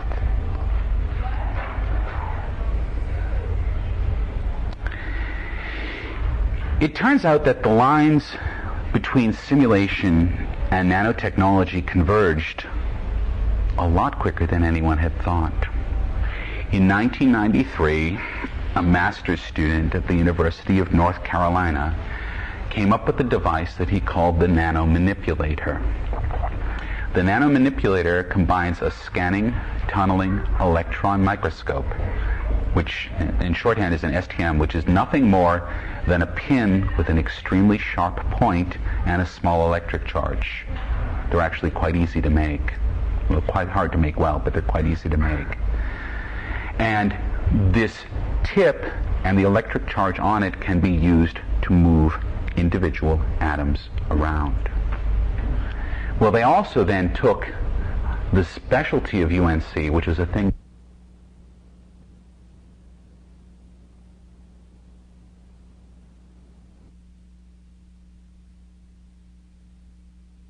and across the surface of an atom. You could push atoms into place, and in fact you could watch the quantum tunneling as the atoms leapt out of place very suddenly. That is already an extant device, and yet that device represents the prototype for the systems that will follow in the next 14 years. Now, nanotechnology, which promises everything, is not without its discontents. And the largest of its discontents, the thing that keeps me worried at night and makes me afraid of the dark, is something that's called the gray goo problem. The gray goo problem is very simply put. It's possible to construct what's called a nanoassembler, a tiny machine with a tiny computer inside of it. And this computer has two instructions of significance. One is that it eats, and it's not all that picky about what it eats, and the other is that it makes copies of itself. If such a device were released into the environment, it's believed that the surface of the planet would be nothing but a sea of these nanomanipulators in 72 hours. Whoops.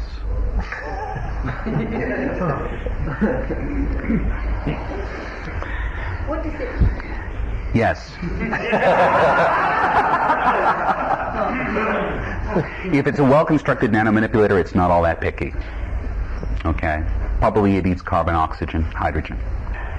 Probably that's what it eats. It might need some metals for some things, but it can eat basically anything it wants.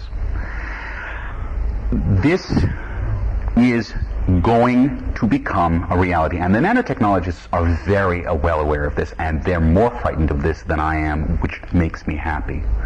But this technology will probably become widely available early in the 21st century. It'll probably be possible that your children or your children's children will be able to work with the descendants of the nanomanipulator within the next 5 to 10 years. Already, a company in Belgium has attached a nanomanipulator via the web to a VRML browser, so you can get in there and you can push atoms around over the web. So that's just the beginning. And on a rather longer-term approach, the idea of having this engine within a nanoassembler, which is the computer, which tells it what to do, there is now a project that's going on at NASA Ames up here in Mountain View to produce the first functional nano computer in 2011. They expect to have it up. And the people doing this are Creon Leverett and Ralph Merkle, and Ralph Merkle is considered one of the fathers of nanotechnology, so this is not an idle project. It's got government funding and they're working on it. So all of this is converging. The idea in simulation is that whatever you want, you can make manifest. The idea in nanotechnology is that whatever you want, you can make manifest. These concepts are ontologically convergent. They're two halves of the same coin. They're seeing and doing. So the eschaton, which we are hurtling towards, involves at least in part the realization and the identity, in the sense that they're convergent so that they're indistinguishable, of at least these two trends in technology. that raises a whole host of issues. Because we now have a conflation of the imaginal and the real. And we have a world filled with people who aren't nice. And they're going to have what is both the engine of creation and the engine of destruction. And we even have ourselves. We're sitting here and we may be good people, but we're caught now in a reality that is going to literally dissolve because it can take on any form. And we need to be able to deal with the psychic onslaught in terms of our own personal ontologies with that mode of being. And this is where psychedelic experience is perhaps the most relevant, because in the psychedelic experience, particularly in the intense psychedelic experience, you experience this dissolution and yet you don't lose yourself. But that's still only happening at the psychic level. It seems to me, and I put this forward as an ideal, that we need to find some mode of being that allows us to confront our newfound capabilities, almost godlike capabilities, in a way in which we do not end up destroying ourselves. I believe that techno-paganism is a response to that question. That in fact, the magical reality of the archaic revival, where the world is animate, where every object in the world is animate, where the world is animated by your words, by the logos, by the words you speak, by the codes you write, by the atoms you move together, you form the world. That this identity, this realization of the archaic world, is in fact what we need to move into at full speed if we're going to make it past that point alive. I don't see any other realistic alternative. We have to become masters of reality. We have to become masters of the real, knowing that that means an exploration of the imagination.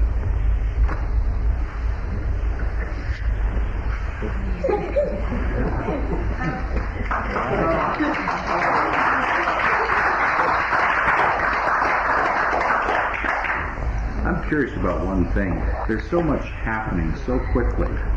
It feels almost as if, imagine an ocean liner, the Titanic, okay? And there's that iceberg. Okay, there's an iceberg, and here we are in a rowboat, pulling in the other direction, trying to slow it down, or to make sense of it. You mean that it seems catastrophic? What's that? You mean that it seems inevitably catastrophic? That it could be. It's almost as if there's so much happening that no matter what we do, we can't change what's happening. Well, there's a lot of momentum. On the other hand, primates really don't get traction until they're cornered.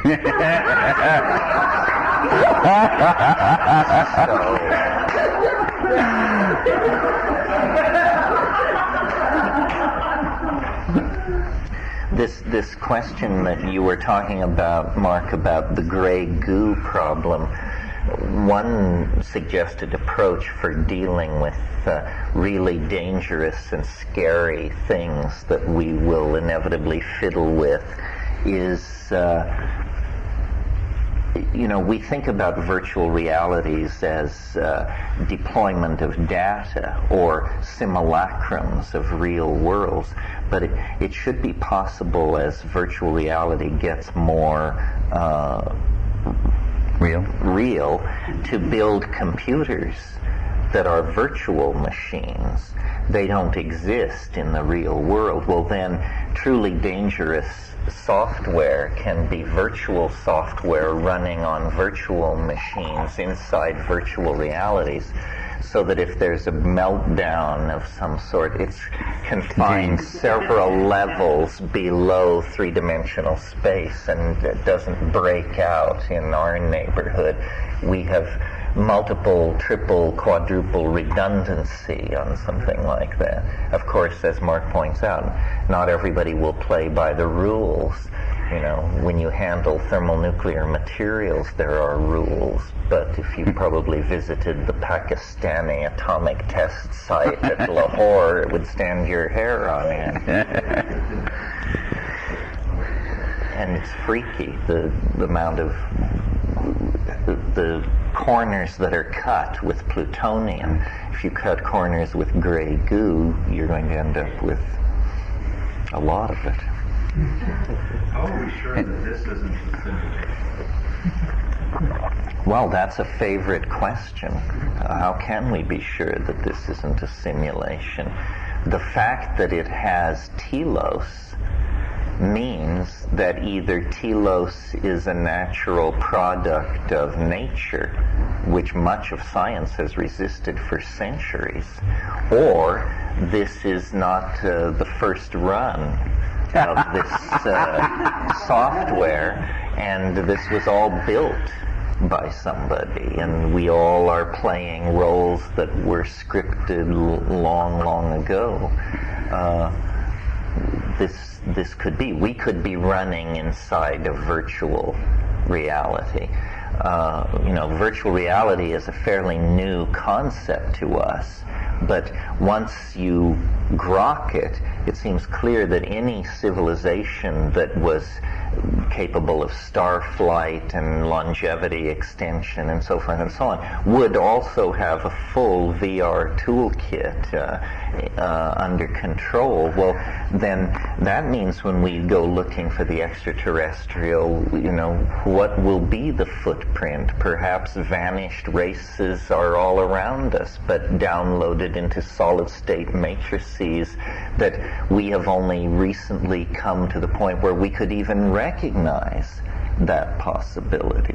In one of Greg Egan's science fiction novels, there is a kelp-like organism that runs a wang-tiling simulation of virtual reality, and after studying this organism for a long time, they realize that the alien race that they're seeking is inside this thing in VR and only exists as data and can't be apprehended on any other plane. So, Mark mentioned the vector of virtual reality, nanotechnology, global communications. It's clear that we're moving toward, if not the eschaton itself, then some kind of historical echo of it in simulation that for all practical purposes will be the same thing in terms of the impact it has on our lives. For example, you could doubt my much vaunted prediction that the world is going to become unrecognizable by 2012. But do you doubt for a moment that by 2012 every major religion on earth will have vast simulations of its eschatological vision for you to wander in and try out, so that you can, look in on nirvana.com or move over to the celestial city or look in on Sufi paradise? Religious ontologies will be marketed like beers and will be made as realistic and compelling as possible. Well, then who is to say what is real and what is not? Real is a distinction of a naive mind, I think. We're getting beyond that. Naive empiricism worked well enough until the discoveries of quantum physics 70 or 80 years ago revealed the hideous secret that the bedrock of reality is a funhouse basement.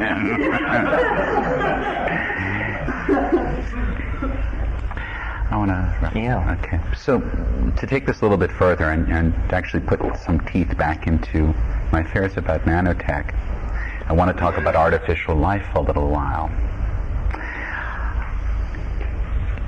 It has been a plaything of hackers for a few years to create environments where data are subject to the same stresses that they find in organisms in the real world. And sometimes these data are constructed along genetic lines, and they can breed, they can mutate, they can change, and these are actually starting to prove of some utility. It turns out that if you take what's called a genetic algorithm and ask it to do a certain thing, and then let it grow and compete against its brothers and sisters for 40 or 50,000 generations, you might find an algorithm that can do this thing, whatever it might be, adding two numbers, calculating the interest on the national debt, whatever, and it can do so remarkably quickly and in a way that looks to a programmer completely illogically, and yet it's getting the job done. So what we've done is we've taken observations of the pressures and the flow of information in the real world and started to bring that into our simulation. And so we're starting to call this artificial life. It's not conscious in the way we would assume it's conscious, but it's reactive and adaptive to its environment in the way that we would normally associate with biological systems. This work is constantly being improved. It looks like they'll be using it in chip design now, because it turns out that if you try to design chips this way, the chips themselves will find ways to grow themselves more or less in ways that will take use of the nonlinear features of a chip. A digital chip is considered to be a 1-0 entity. It's not. Transistors and the things we make them out of, in fact, have all these very funky properties that are neither 1 nor 0. And it turns out that the organisms we grow with them take advantage of these boundary situations to improve their usability. So it turns out that when we start to let things grow, what we find is that not only do we lose control over them, we lose any sense of reason when connected with them.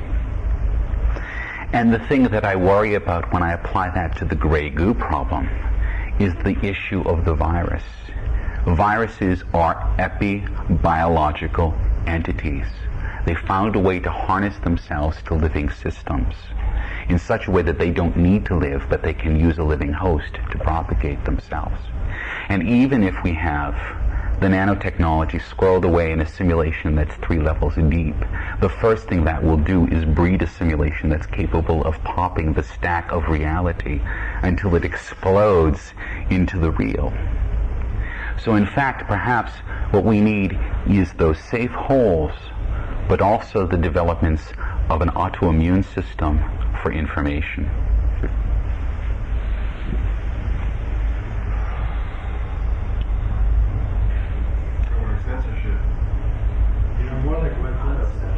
Well, again and again, what comes up is this thing that information elevates and information destroys. And if you try to pretend that it's neutral, you will probably become the victim of it in some way. You know, right behind artificial life lies the possibility of artificial intelligence, which is a whole other ball of wax.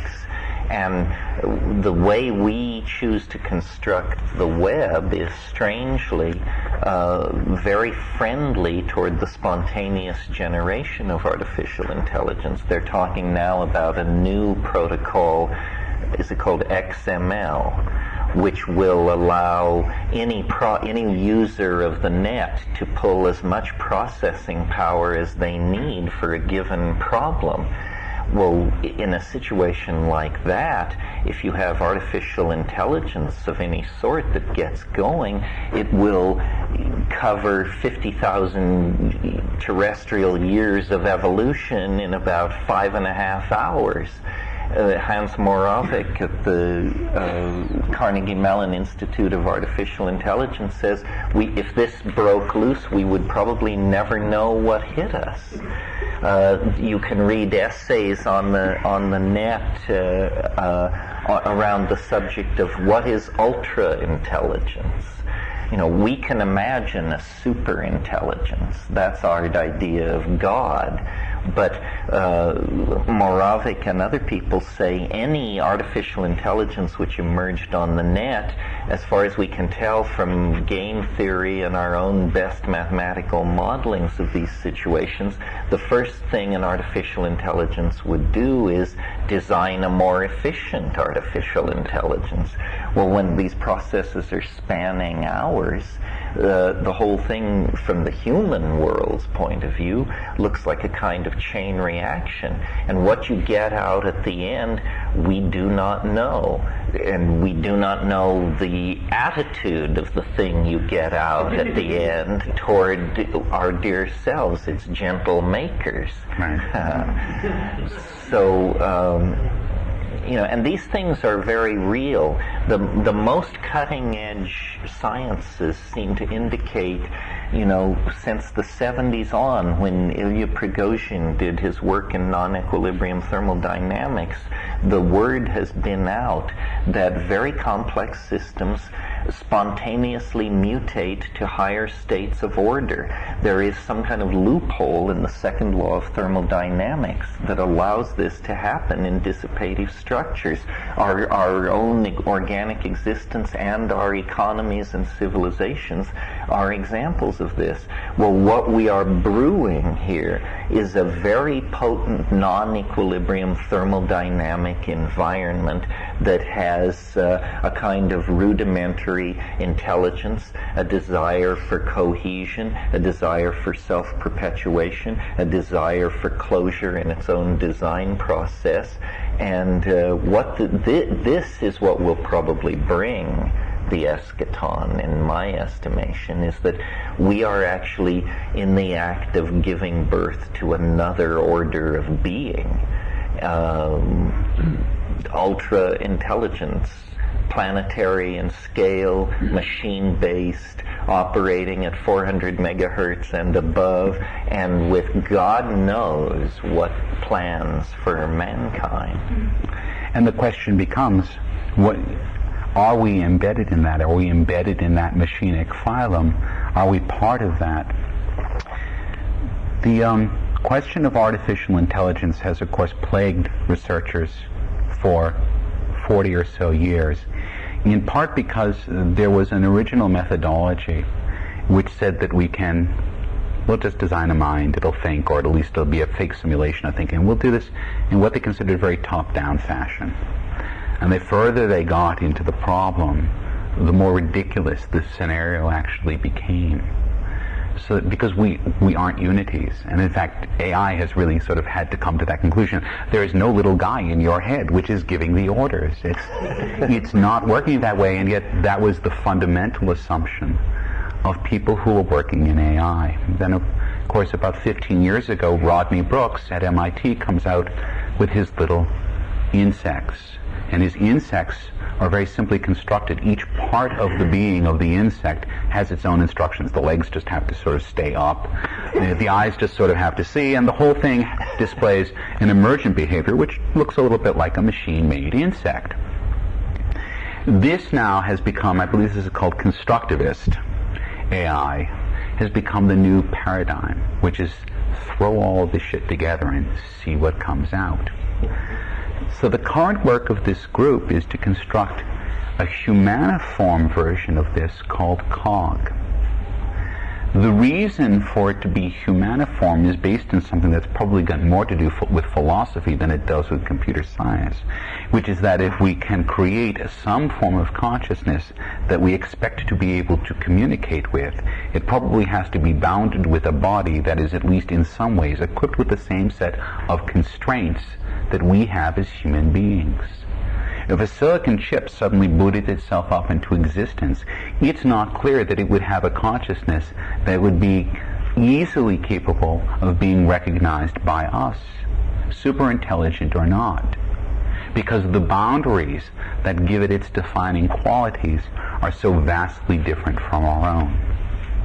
So the idea with COG is to create this humaniform and give it enough human qualities and then to let it start crawling around the lab and learning how things work, and maybe things will start to emerge. The beautiful and I think rather cool thing about this, which feeds into something that you were just talking about, is that there's a woman who's working at the MIT AI lab who also holds a position at the Harvard Divinity School, and her job is to teach the child ethics. Because they think that if it is possible that this machine displays any kind of human intelligences, the first thing you'd want to be able to do is to teach it what's right and what's wrong.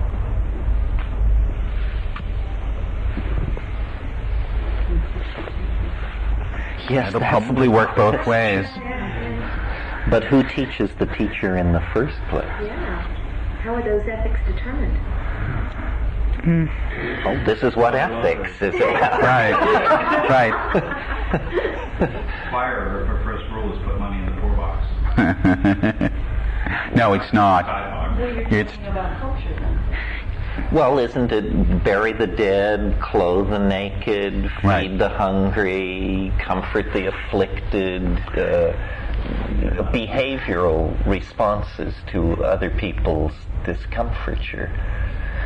With a real AI, of course, you're going up against something which is thinking about the same question you are, and you hope not reaching different conclusions.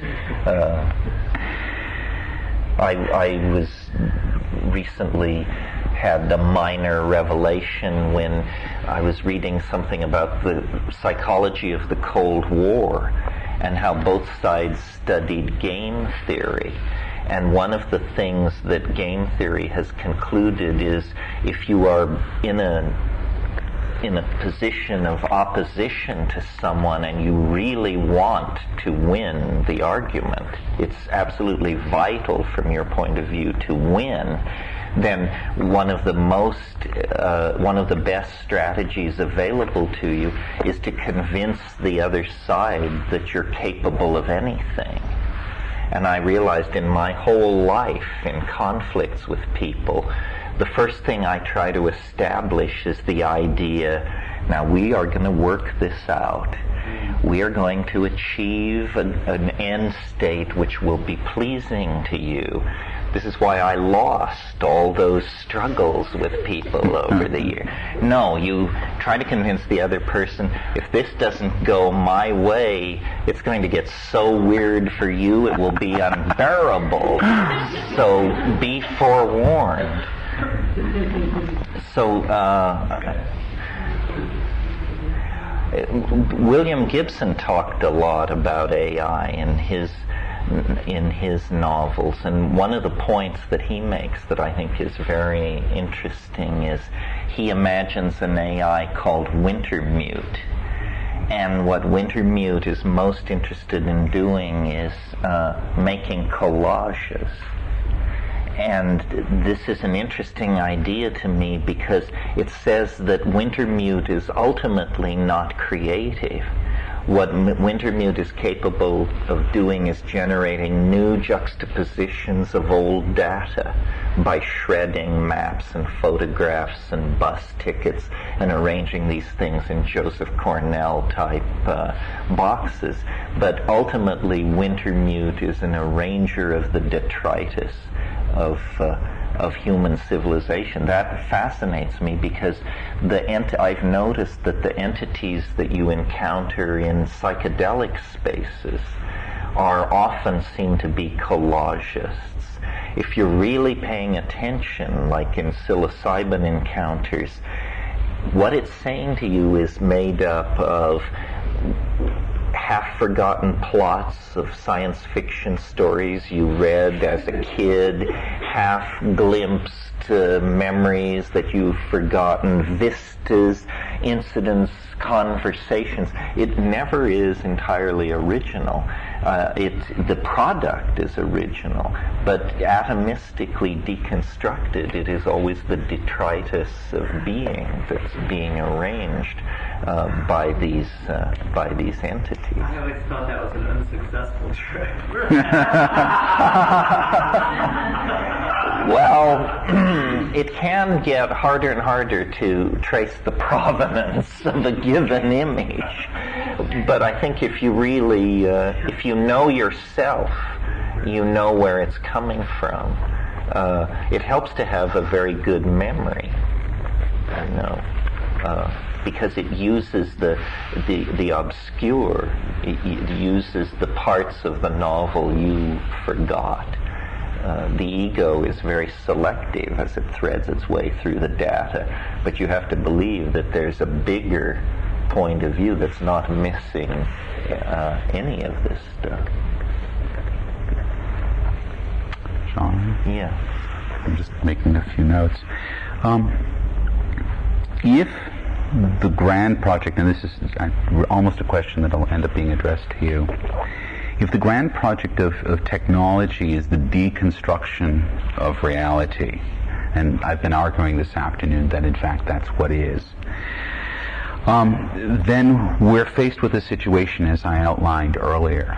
But we're also faced with something else that I really believe has already become clear and will even become clearer as the reality of the eschaton, which is that the information flows, and that's really sort of been the subtext of what we've been talking about over the last 2 days, are becoming, the currents are speeding up. And the currents are moving through all of us, and every stage as we move closer to this, all they ever do is they ratchet up the speed of change. They ratchet up this information flow, and this information flow is no longer being bounded by any particular material. It's flowing through strata of rock, it's flowing through strata of biology, it's flowing through strata of silicon, and it's flowing through the strata of our minds. So I'm trying to think how to put this in a question. Is there a point that you think that there will be a sort of collective slapping of the head as humanity says,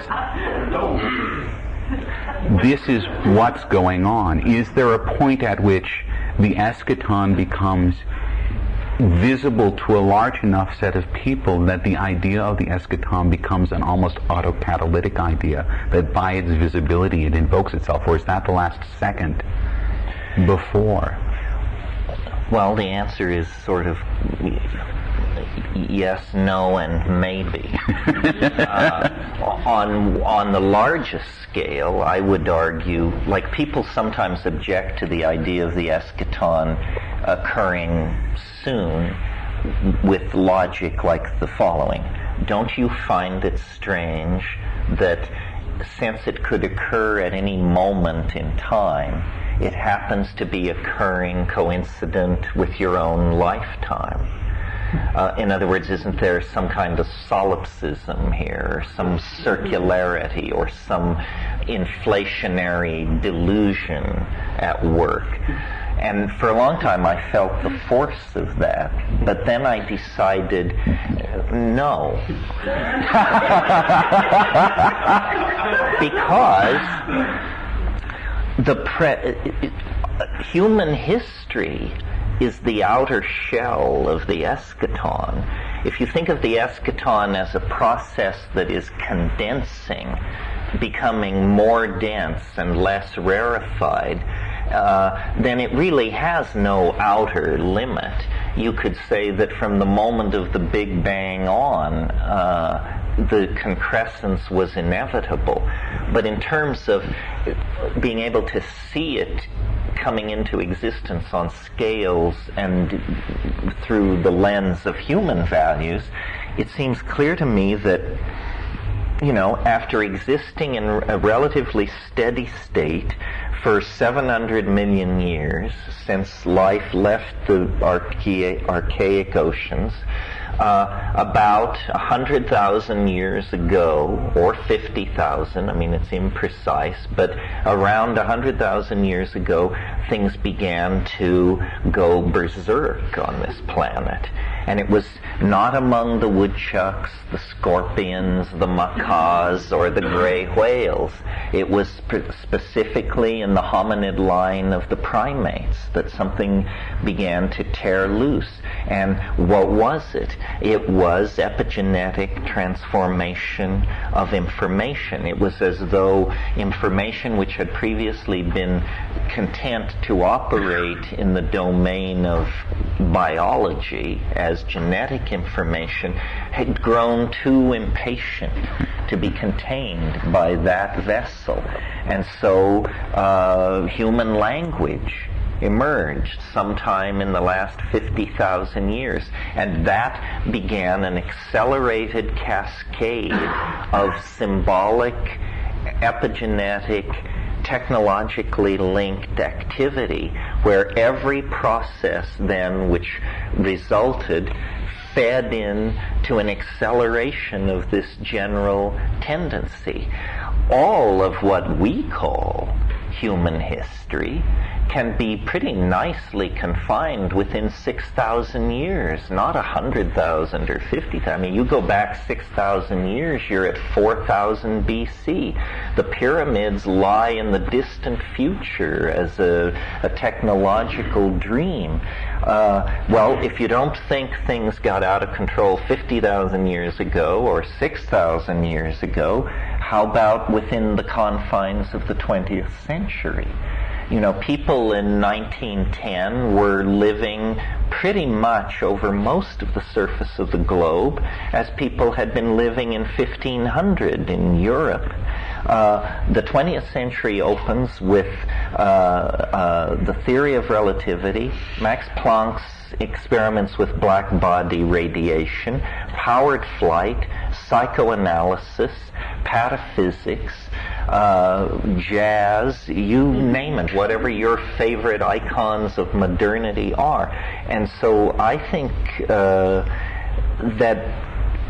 the old models, and we should remember that as recently as 120 years ago, it was entirely respectable for a member of the intelligentsia of England to maintain that the Earth was created on October the 5th, 4006 BC at 10 a.m. That was a respectable opinion in the middle-class Episcopal gentry of Victorian England.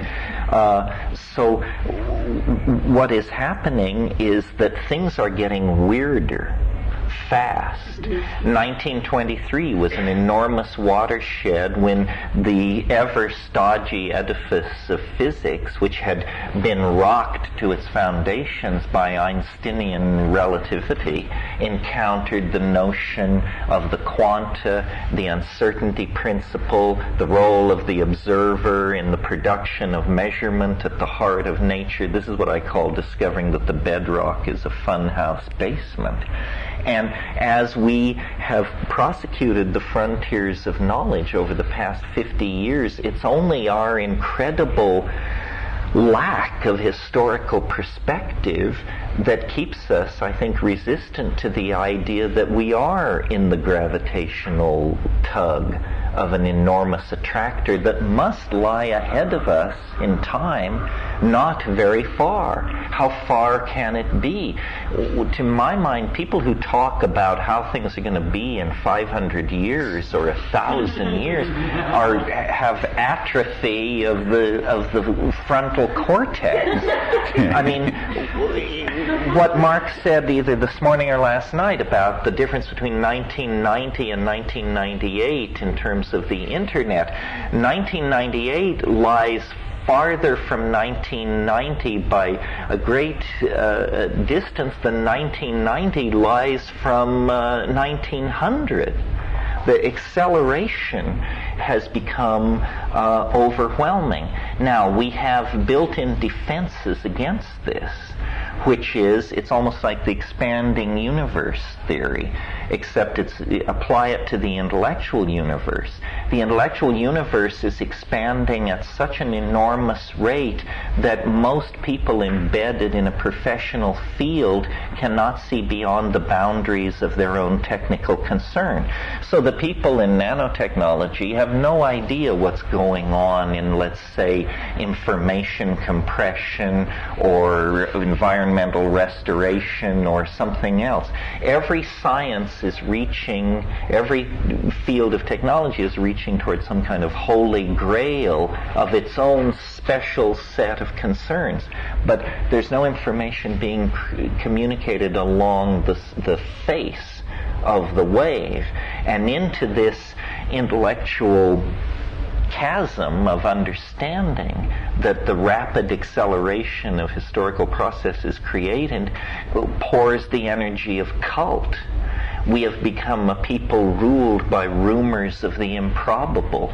We're told that, human fetal tissue is being traded for fiber optic technology by back-channel sections of our own government.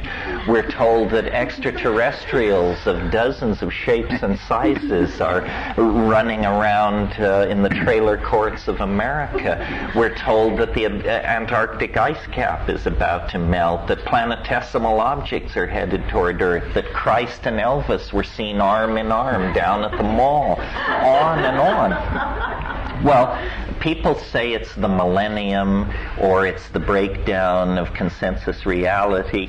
It is all of that, but I think it's embedded deeper. I think it's embedded almost in the physics or dynamics of planetary complexity in this, on the surface of this planet. In answer to your question, will it ever break through? Will there ever be an aha moment? I think there will.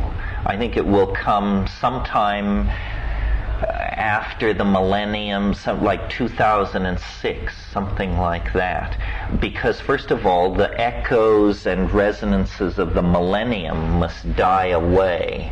And we must understand that it wasn't simply the year 2000 or Y2K or the Christer expectation of millenarian dispensation, that nothing can turn off these processes that have been operating for such very long spans of time. And it is absolutely unreasonable at this point to suppose that any force could intervene to stop what is happening. Well, then people say, well, then are we just to disappear up our own virtual wazoo? Or what? How are we to picture this? Well, I think that's like asking us to see around several corners at once. The things which will happen between here and 2012 will rewrite the disc of reality several times. If 1994 and 1998 can be separated by centuries of technological progress, then what is it going to be like in 2002 when the T1 connection becomes the standard connection for most people on the internet, when virtual reality is completely trivial, when everyone moves much of the time through virtual code-created spaces? Well, probably it will appear very humdrum because we will have gotten used to it by then. But what we will be being asked to get used to at that point is the perfection of quantum teleportation, the possibility of essentially turning the entire physical universe into the equivalent of an electromagnetic medium of some sort. And I think that the breakdown of consensus reality, the breakdown of physics, the breakdown of models about what is happening will eventually lead to a complete overheating of the official engines of explanation. This is what lies behind the belief that the government is about to come clean about flying saucers, or it's about to come clean about the ruins on Mars, these are in fact chimeras in the popular mind, but they indicate the realization that reality is slipping out of anybody's control. The thing that amuses me about conspiracy theory is that it propounds the obviously preposterous notion that the system can be guided and controlled. You want to go beyond the hair-raising terror of conspiracy theory, then lock in on the concept that no one is in charge.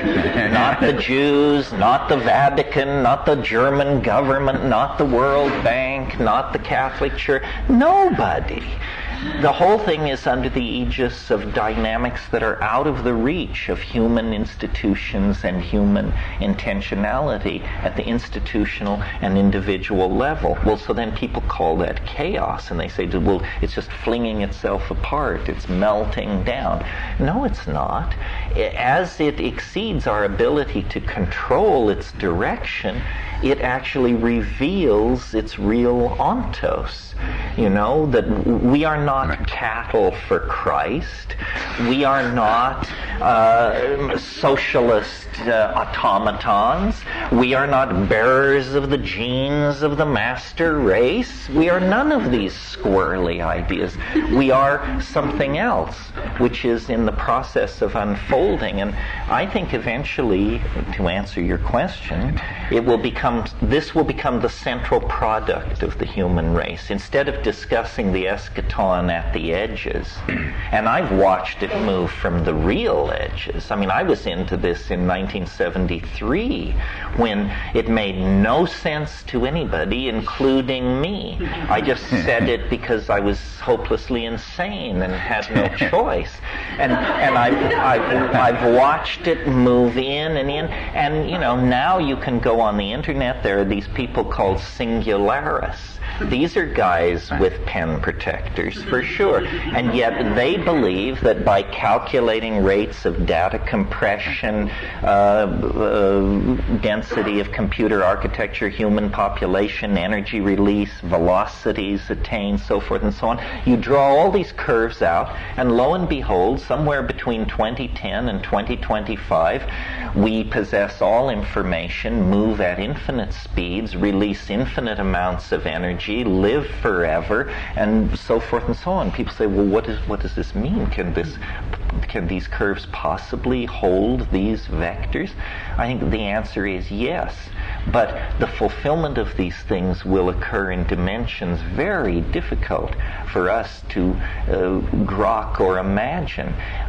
What I love about what I do is that I get to read all the hot new stuff, and I think about it, and every once in a while a piece of information comes floating down the pike that lifts an edge of the veil, and I see 3 months further into the future, or 6 months further into the future. For instance, in the last 6 months, I have understood that processor speed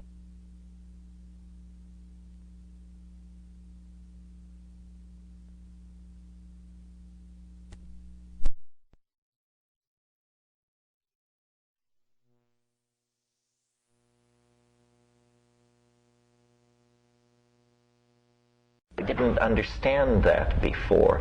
In other words, that if you could digitize yourself at 400 megahertz, an hour is long enough for you to live your life 50 times over.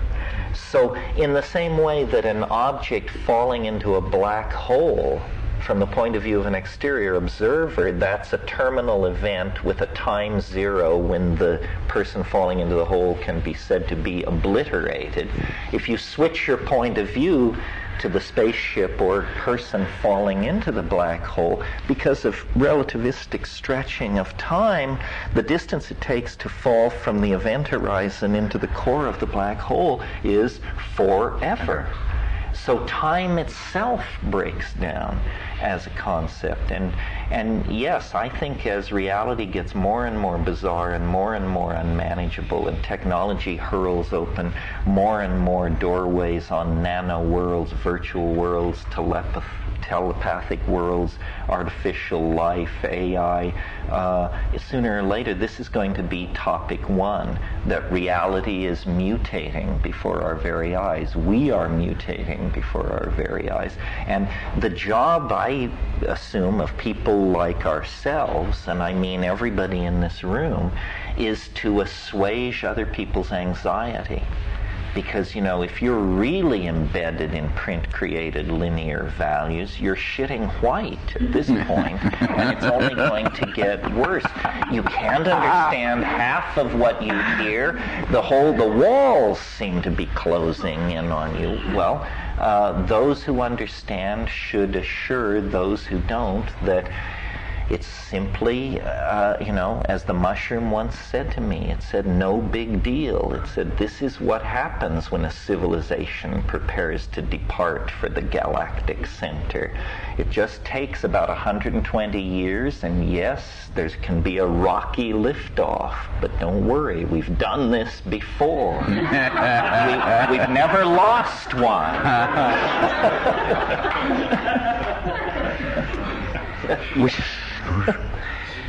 Which brings me to a question that's been burning, and in fact my friend James asked me about this earlier, which has to do with the anthropocentric role in the eschaton. Are we going to be booting the entire Gaian logos with us? Or, in other words, are we sort of the sex organs for that transformation?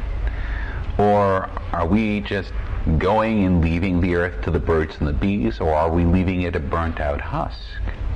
Which, I mean, it's a question to me of some relevance. I was having a discussion with someone today, and they said, well, look, the plant can die as long as the spore spread. My attitude on this is that it's a poor child that kills its mother. But of course, that's also a human point of view on that. Births sometimes are directly due to deaths. Well, I think it comes back to what we've been circling around here, which is ethics. As I'm sure you know, Frank Tipler wrote this book, The Physics of Immortality. The Physics of Immortality, and he argued in there that from certain ethical points of view, the technology that we're about to achieve carries with it the possibility of resurrecting the dead. Right. You touched on this earlier this afternoon. And he says that if you could resurrect the dead, there would be a moral obligation to do so. It's almost Mormon. Yes, it is almost Mormon. That having that power, you could not maintain your humanness by turning your back on the obligation.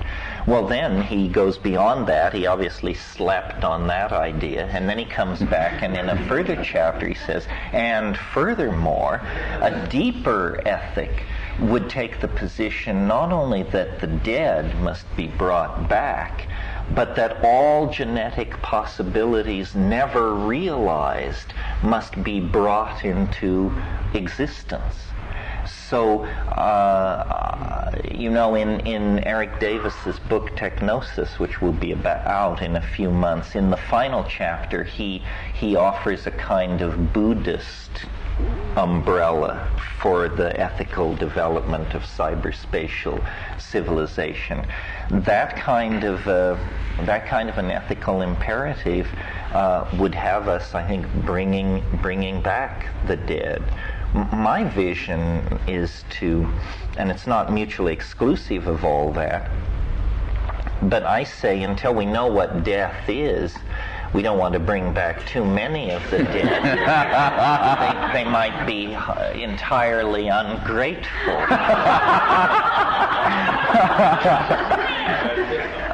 That was pure genius.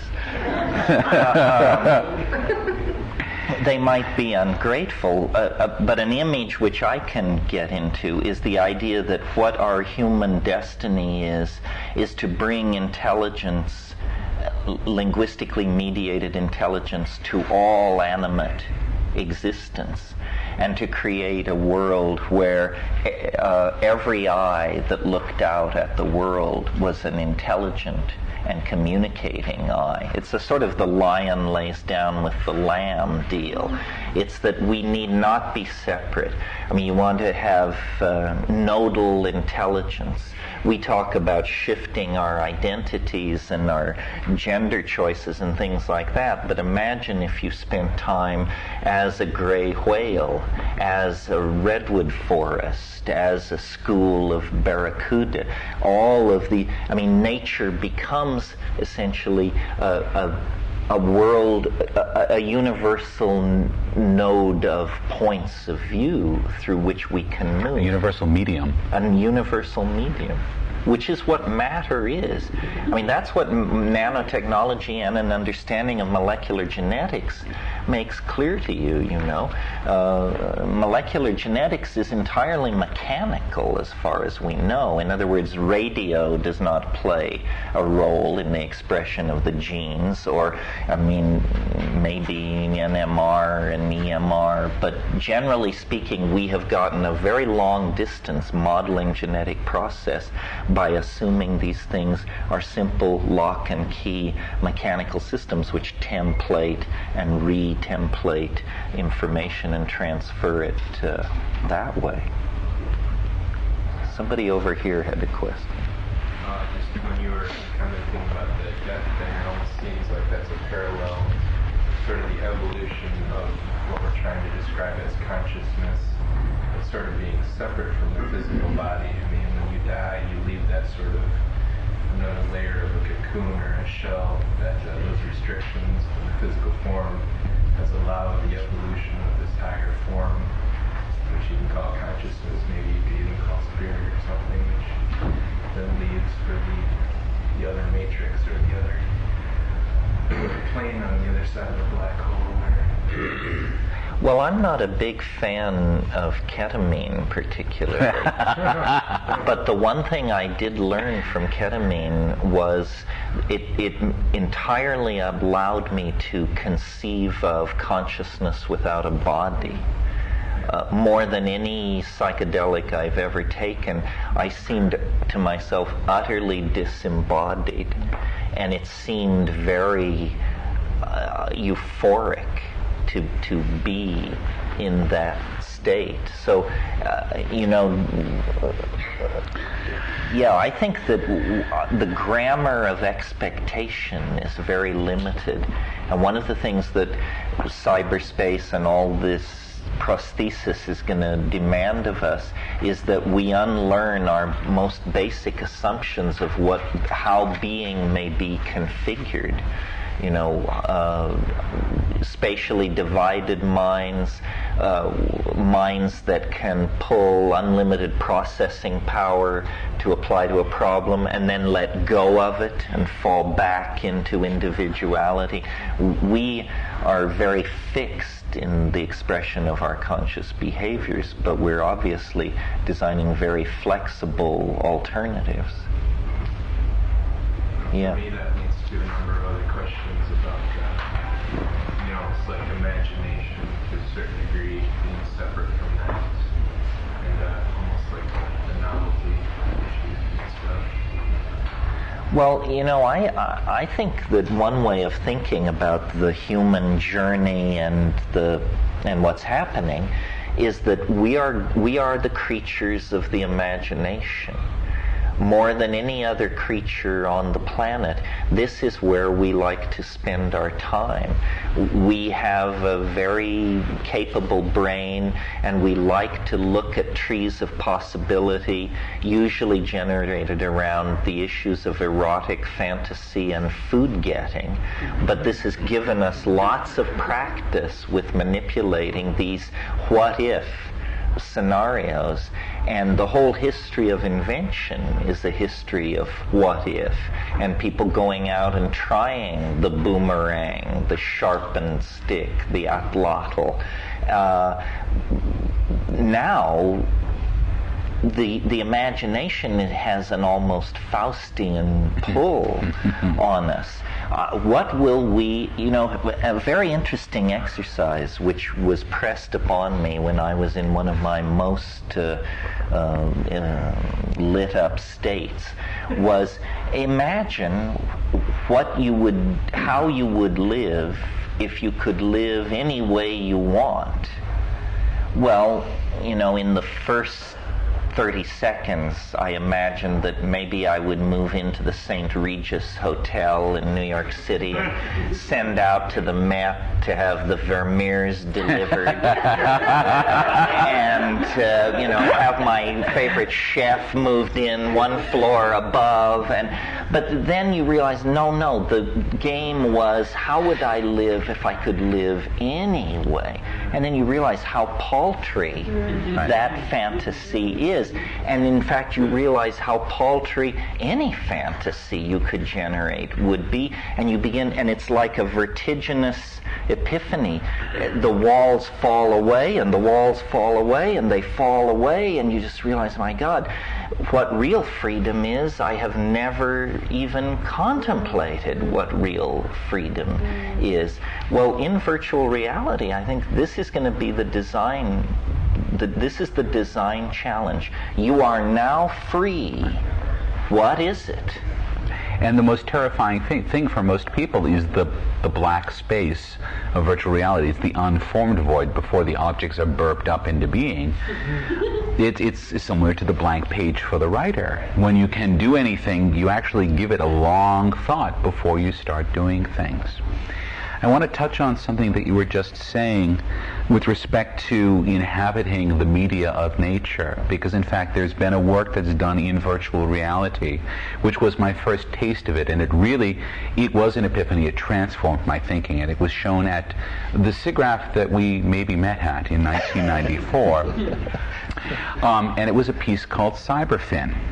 And it was a piece of virtual reality that involved almost no use of your eyes. But what you did is you lied on a very nice table, and the table was configured out of a gel with subsonic transducers in the gel. And then they would put some other speakers around you and ultrasonic transducers on your head. And what you would do is you would listen to what it was like as life as a dolphin. Because dolphins are not primarily visual creatures. They in fact have very poor sight. But what they do beyond all other things is they listen. They live in a world that's conditioned by what they hear, and they use their ears to hear and to see. And so as they played these dolphin songs, and there's a monitor, so you had something for your eyes to do, and there were some dolphins sort of hanging out in it, but you could hear. And I had a flash of realization that the dolphin hears with their entire body, which they do in fact. And for a moment, I could find myself transported into that moment of being. It was a trans-species communication. And I could recognize that when a dolphin hears the name of its friend, which it does when it's sounded, he can react to it over his entire body with joy and with recognition. This is something we don't associate with the human experience because we aren't sensually equipped. But virtual reality can reconfigure the sensations that we normally have to give us an experience of a different view. Yeah, the animal in the water that's attracted my attention, thinking along these lines, are octopi and squid, because they are soft-bodied and they have a very complex repertoire of color changes and surface textures, and they can close and reveal parts of their body very rapidly. And at first people thought when they studied these things that this was for camouflage, but it turns out it's for communication. What an octopus does is it is its language. It wears its language. Human communication is small mouth noises acoustically conveyed across space. The octopus doesn't generate words under the rules of syntax. It is a linguistic medium under the control of an internal syntax. And it's, in other words, it wears not its brain, but its mind on the outside of its body.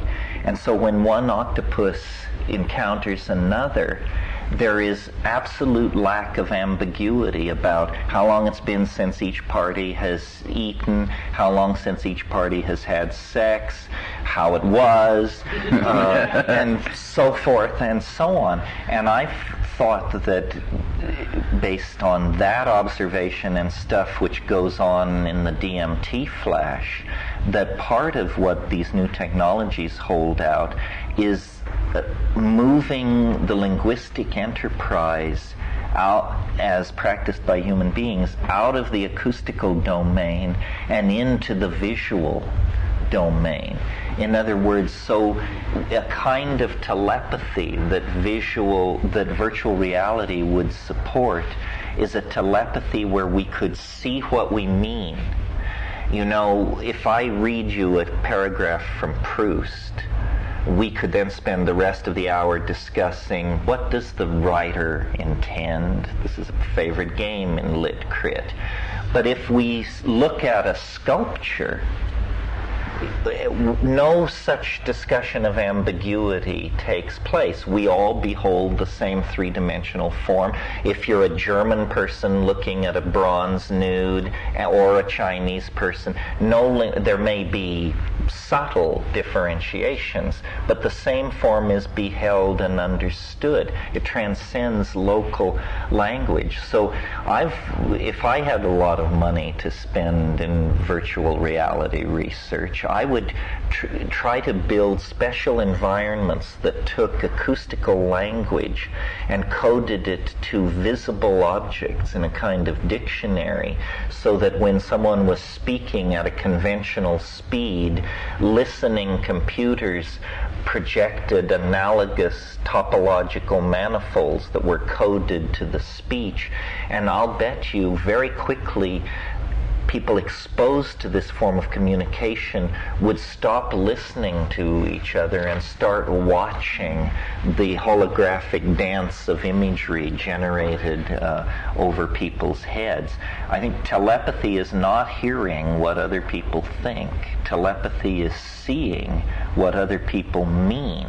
And cephalopods and octopi model this for us very well. You know, every technological age has a totemic animal. The 19th century, it was probably the horse, who signifies the steam engine, the age of steam, horsepower. We measure steam engines' output in horsepower.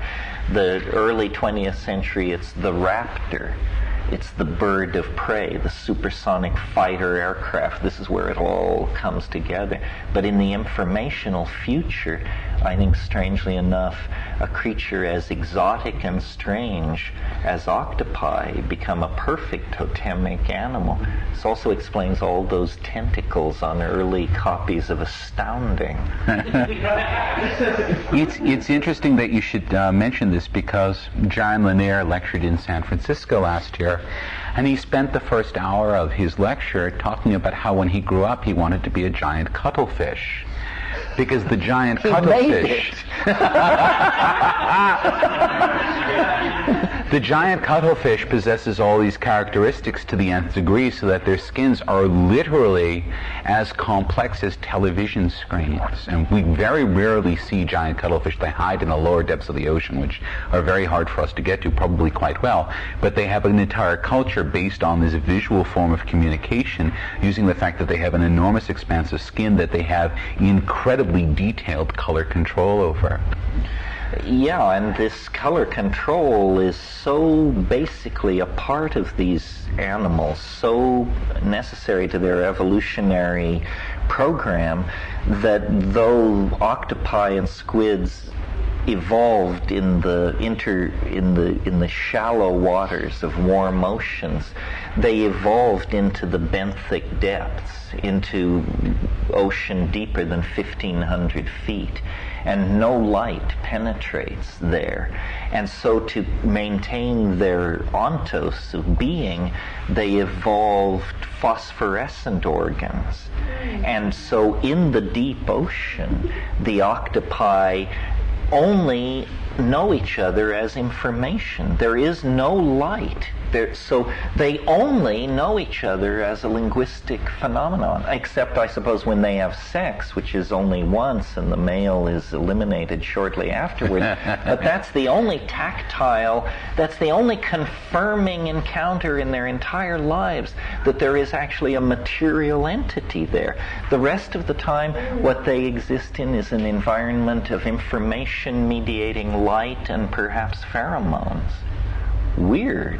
And this is all within the confines of the ecosystem of one small planet. This is why the task with aliens is to recognize one when it's in front of you. There's plenty of life on this planet and plenty of mind on this planet, so alien that human beings can't understand it when they're confronted with it. It's like the game might be more just to kind of psychic and like even like sort of auric consciousness versus this computer stuff, which seems to be, I don't know, I mean, I'm sure there's more to it, but if you're saying the same words and you're using your same expression mode, and it's just kind of you're activating like a tape recorder or something like that, and it just doesn't seem to have a totally different character than evolving your core being versus your core being the same, and just having this intermediary that's differently involved. In my own work, I have found that my work with computers ended up activating the other centers of my being. Again, I think it's perhaps a matter of intent. If you want, because any work that's auric, you're still working with some object, whether it's the body or with some other object that you're working with, right? So the computer can be that object. I've been able in my own work to be able to project my growing understanding of the magical identity of the world into my work in the computer, so that it's become my alchemical chamber. It's become the place where I can dissolve and coagulate the ideas of my psyche and refine them. And not all of them are perfect, not all projects succeed, but nonetheless it can become the vessel to contain my work. One other thing, just when you were commenting before, when you were saying like the evolution of the physical, energetic world evolving almost like a separate consciousness or imagination entity, it almost seems like there is complete parallel evolution there, in that the structure of the physical, energetic world is structured the evolution of the mind or imagination world, which has a lot of the same feeling of in the physical, energetic world. It's kind of splitting apart as an energy and force, and then they're coming back together, which I think connects to sort of the source of our primary imaginations, which is sort of the feeling of love you said before, which is sort of the connecting back the energy, connecting back that force and energy. It just seems that the energetic world seems to have completely structured that as well, and that all of our fantasies grow out of sort of completing that, getting back to that source. Well, I'm not sure. Like recently, I've been playing with the idea that the imagination actually has a physical reality, though a kind of physical reality, and that this function that we do called imagining or being in the imagination is actually an act of perceiving. And that what one is perceiving is the Bell non-local information space that lies below the level of three-dimensional space and time. In other words, that most of our senses, our eyes, our ears, our prehensile things, locate and define us in space because we are organisms subject to Darwinian catastrophes, and we need to be watching over our shoulder. But the ingression of spirit into the animal body, what we call spirit, it works for me to think of it as simply the sum total of all information in the universe simultaneously parsed and experienced. That's God enough for me. Yeah. Interestingly, when I worked at Autodesk, one of Autodesk's slogans for their CAD program was "Tools for the Golden Age of Engineering." And when we met Mark and we were working, both working in the virtual reality angle, I was working at Autodesk, he was at Ono Sendai. I realized that virtual reality technology were tools for the golden age of the imagination. That finally we had visualization tools and simulated sensory tools to enhance the ability to manifest our imaginations. Whereas some people have the ability to do that better, take the thoughts, everything in the world that we make comes from a thought somewhere, and somebody manifests it, and that these are like an enabling technology for this golden age. Well, this is what gives an enormous shot in the arm to the idea of techno-paganism, I think, where in ages where the imagination is empowered, magic rules the world. In ages where the imagination has somehow given way to positivist empiricism or reductionism or some other form of so-called called realism, magic withers on the vine. So, the realization that code is magical invocation is really a powerful one. Language has been devalued by the positivist and warped. For example, you mentioned the world is getting weirder, and this is one of my favorite little things. The word weird really comes to us from the Germanic roots of our English language, and your weird is your fate in the sense of that which has come to be as the sum total of what you have done and what has happened to you. Your weird is you're weird. And saying that the world is becoming weird is like, duh. What else could it become? In the ancient Germanic mind, this was a concept that was understood by everyone, not just kings and scholars and yes, the goose of Gnosis has come home to roost, I think. Yeah. Mark, I noticed that before all of this started, you were smudging the room. Yes, and I'll do it again tonight. Address that in this context? In this context, it was really very, very practical. Smudging is done to clear the valence out of a room and to set the stage for whatever's going to happen thereafter. And so it's just a practical technique that I use when I want to be able to allow things to happen in their own way in a space without anything that may have come before intervening. And you can argue about the practicality of it. It's an act of intent on my part. So even if it's only functional at my own level, although I would argue that it's probably functional at other levels. Certainly other people were of it. Some people were getting into it, and I smudged them if they wanted it too, because we all had the intent of being able to walk in. And since intent is in the end what shapes the world, it had an effect. Mm-hmm. A couple of years ago, Terence, I remember you saying something about heaven help the shaman who goes around beating his drum and burning stuff. And I was seriously practicing shamanic techniques at that time, and I thought, oh no, my techno shaman guru here is putting down everything I think. And it was pleasing to me that you smudged the room. But in what is reality, what is intention, what is virtual reality, I'm curious as to where all of that sits down to where we are today. Well, a social space is an interface between the laws of physics and the laws of magic. And I think it's completely legitimate to carry out efficacious activities. At times I've been hard on ritual, but that's because I only repeat what I'm told. And what the mushroom said to me about ritual was, it's what you do if you don't know what to do. I think that's consistent with good magical operation.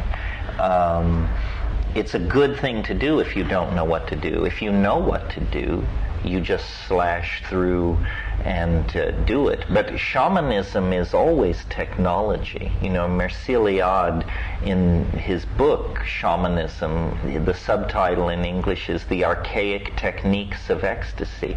It was translated from French. The word technique in the original book explicitly indicated technology. Arthur C. Clarke, one of the things he is most famous for having said is any technology is, or magic is any technology you don't understand. And just for a minute, making the bridge back to the last great age of magic, which was at the close of the Renaissance, the connecting bridge is the understanding of the power of language. Language in the hands of science becomes descriptive and discursive. Language in the hands of a magician creates. And we haven't seen languages like that for several centuries in the West. But when you write code and implement it, This is magical language. When your utterance is iterated in the machine, something happens, or the code didn't work, it has a bug. But once it's been debugged, it is a magical invocation that works, and the world is going to become progressively more and more ruled by incantation. And this, I think, is why I smudged, because, I mean, again, the semantic difference between me writing a code as magical invitation and smudging as a magical invitation, that semantic difference is utterly lost on me, or at least I'm moving to a state, hopefully, where it's lost on me. It's as if I hit the reset button on the room. Terence, what about autonomous languages? You were saying we can't evolve any more quickly than we evolve our language. What is this autonomous, self-evolving languages that computers generate to talk with one another, to share with one another? Well, Mark can probably address this. Mark gets the credit for being instrumental in creating the language called VRML, or VRML, VRML, Virtual Reality Markup Language. And what that allows is for virtual realities to be viewed online. Well, before there was VRML, there was no way to view virtual realities online. 5 or 6 years ago, if you could code C++, you were the hottest kid on the block. Now, nobody wants that. That's finished. People want Java, they want VRML, they want other things. So while human language has become maybe somewhat sedate in its evolution, the evolution of computer languages has exponentially exploded, and as they are episomal prostheses of our own linguistic evolution. So there are obviously things. You know how it's a truism that there are thoughts in Japanese that don't translate out. Well, then in each of these computer languages there must be implementation possibilities that cannot be done any other way. Well, how many of these computer languages are there? Well, as far as we can tell, an infinite number waiting to be elaborated. And each one is a path to a different kind of power and allows different kinds of things to happen. The whole thing is about language. I remember when I was a kid reading Naked Lunch, and there's the famous line in there, language is a virus from outer space. And I had this in my head on my second acid trip, and I sat down under a tree, and I became somewhat overexcited behind the perception that English is an animal. I could feel it in my bloodstream. I could feel it living in my head. I could feel it mutating and templating and infecting people and spreading and making its way through the world. And to some degree, I think that's a fairly true model of reality. Why do these things, these autonomous machine elves encountered in the DMT thing, why do they present themselves as linguistic structures, language elves? At one point, somebody on a DMT trip, not me, asked one of these entities what was going on, and the reply was, "We're time-sharing your nervous system, but you're not supposed to know about this." Well, language seems to have some kind of symbiotic relationship to meat and to silicon. I made the point the other day that, this weird, to me this seems very important. I'll keep saying it until someone tells me it's trivial. But the fact that symbolic logic defines human thought when human thought and communication is clearly expressed. In other words, if you and I have a truly intelligent conversation, it can be symbolized in the notational system we call symbolic logic. Well, that's what machines speak. They don't speak a different language from us. We think and they think exactly alike. And means and, or means or, if means if, and then means then to a human being or a machine. This is the golden bridge across which the continuity of the two phyla can be welded. As it turns out, something that I heard as a factoid last year, it's well known that if you learn a language, say you went and learned Japanese, and then you went and wanted to learn, say, Russian, you'd have an easier time of it, because the more languages you learn, the more easier it is to acquire a language. Programmers know that once you've learned your first programming language, learning the next programming language is easier and easier. What wasn't realized until last year, in fact, is that there's a bleed over. That in fact, the more languages you can speak, the easier it is for you to acquire a programming language, and the more programming languages you know, the easier it is to acquire a human language. All right, so the linguistic structures that are being manipulated as we work with code are identical. They're not separate from linguistic structures that we use to speak with people. So at some level within us, there's a unity between them. Is there such a thing as autonomous languages, self-evolving languages that computers evolve themselves? You could say A-Life, I would suppose, represents a class of that. Mm-hmm. So in a sense that a genetic code could be written or seen as being a language, then yes, there are systems that can already evolve their own genetic codes and modify their own genetic codes to suit particular tasks, to suit the environment that they're functioning in. We know that when they run, for instance, one of the things that was done a few years ago by the cypherpunks is they ran a barter simulation among a whole set of machines, and very quickly the machines developed the abstract concept of money. It just sort of emerged because it was a much easier way of carting things around, and so they just got over it.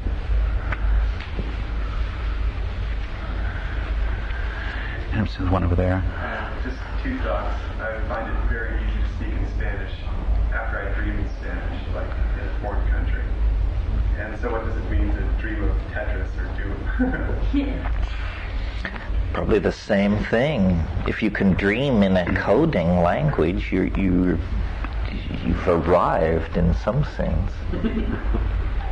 Right. Certainly I know with my own experience with Tetris, and I know this has happened to many people who became addicted to Tetris, that you go through a period where you dream Tetris, and then all of a sudden Tetris is no more fun because you can basically play it. You've gotten the game.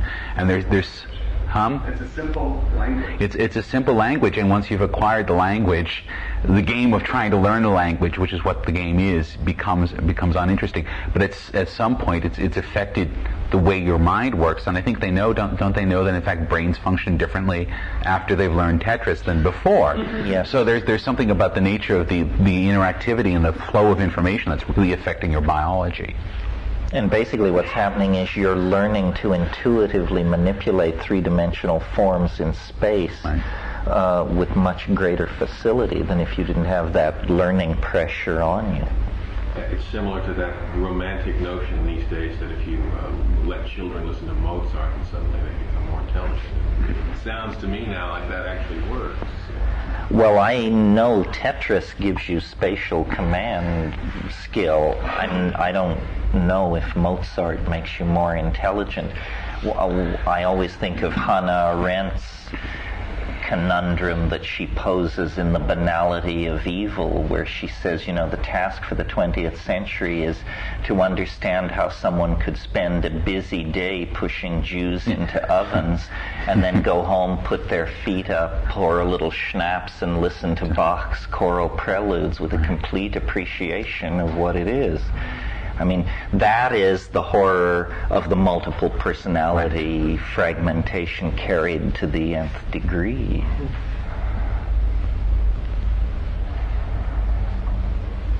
Anybody else? Yeah. Just one of those inexpressible thoughts that come from a language domain, and I'm sure, Mark experienced it before. When you learn a couple of computer languages, you know them all. And then people ask you, do you know Java? And you're how many hours will it take? Yeah. Yeah, what do you want to do?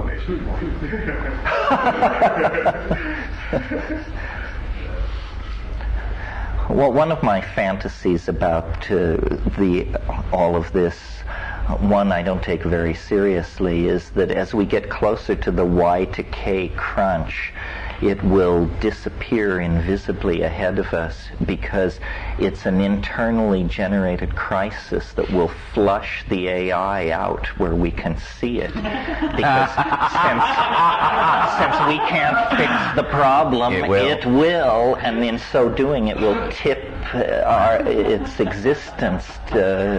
We will realize that there is a deus ex machina, and it's trying seriously to put corks in the bottom of the rowboat. As if it's a crisis that if a computer printout spits out 00 as a date in that particular time, that the human beings handling this resulting paperwork are not going to understand that this is 1900 or 2000. It's like they're already assuming that the machines are running everything, and that they have to remember that there are still humans involved. There are humans still in the loop. That's right. A few. But is that contingent? Yeah, I've heard people say the real call is the year 10K, because no doubt they'll fix it for 4 digits, but in the year 10,000, they will. Total fracture of everything. Now we can just spend cash. Well, if there's not an AI that can't fix it in 10,000, I'm a monkey's uncle. Susan? The Y2K issue made me think that I hope that all the technology that you're going towards really does happen quickly, because I'm sitting here watching every day in the news about the very just noticeable difference of the ecological situation on this planet that has happened in the last year, and it's I don't think we're gonna go back to the normal that we were used to. And I don't know if anybody followed the Grand Forks Herald story last year. They won a Pulitzer Prize for community service reporting, because basically Grand Forks went away, is gone from a huge flood, and the people there had to really, it was them versus the forces of the universe, and it was only them and their minds and what they went through. And you could tell, watching the interviews with the people, that they've been through like a mushroom trip, but for a month and a half. In reality, and watching everything that they ever had worked for be destroyed. So I think that all the technology is great, but if we don't have electricity or whatever we need to get that going, what does it do for us? Well, if we lose the electrical grid, we're in big trouble. But the forces that assume they run the world have an enormous vested interest in keeping these infrastructures together. So there was just a test on the stock exchange last week, and it passed with flying colors. I think the consultants will get their pound of blood, and guess what, folks? Western civilization will survive to run another day. Right. But let me say about this ecological thing, there is a weird problem which we tend not to talk about here because we're all obviously tech heads and visionaries. But chewing on our rear end in all of this is a very practical problem, and that is overpopulation, which tends to erode every social justice program, every effort to clean up water, every effort to deal with AIDS in the third world, every effort to expand the educational base or expand connectivity. There are too many people. Well, it's not a technological problem exactly. I mean, yes, we could distribute condoms, we could sterilize people, but it's a political and social problem. And this is where we have the biggest problems. We can, build the internet in a time scale of 4 years. How long will it take us to regulate our sexual and breeding behaviors? The momentum here is terrifying. I've talked in previous groups about how if every person would parent only one child, population would drop 50% in 30 years on the planet. children in the first world consume between 800 and 1,000 times more resources than children born to women in the third world. Where do we preach population control?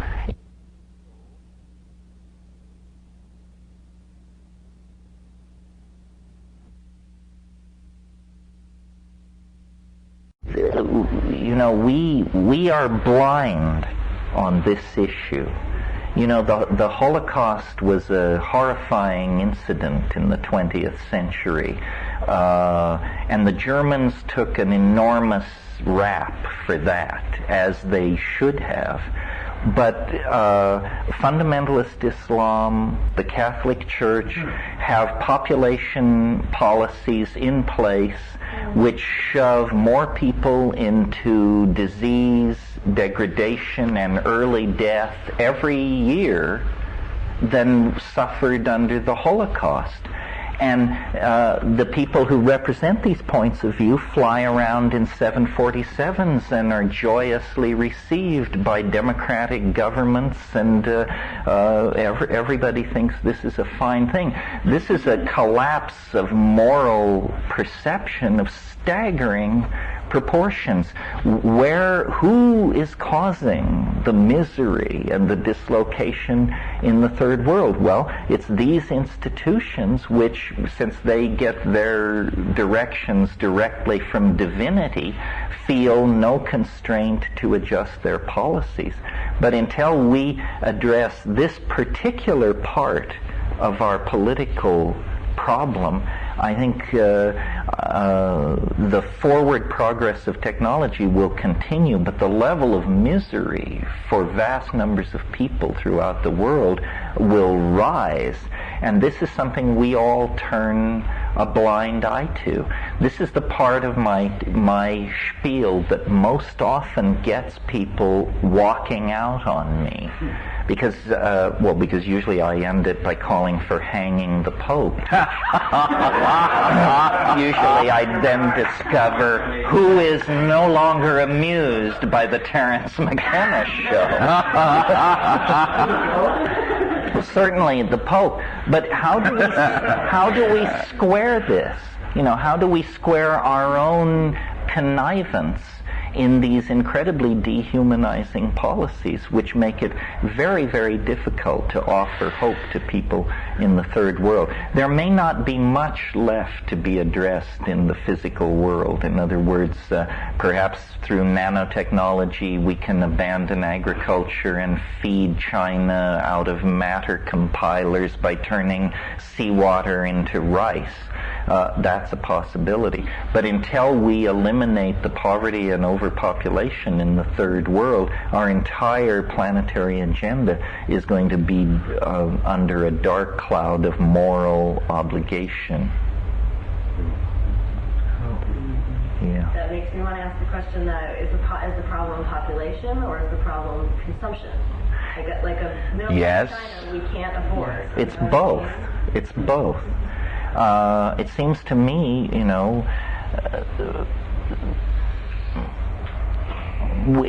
equality of life is the value to be maximized.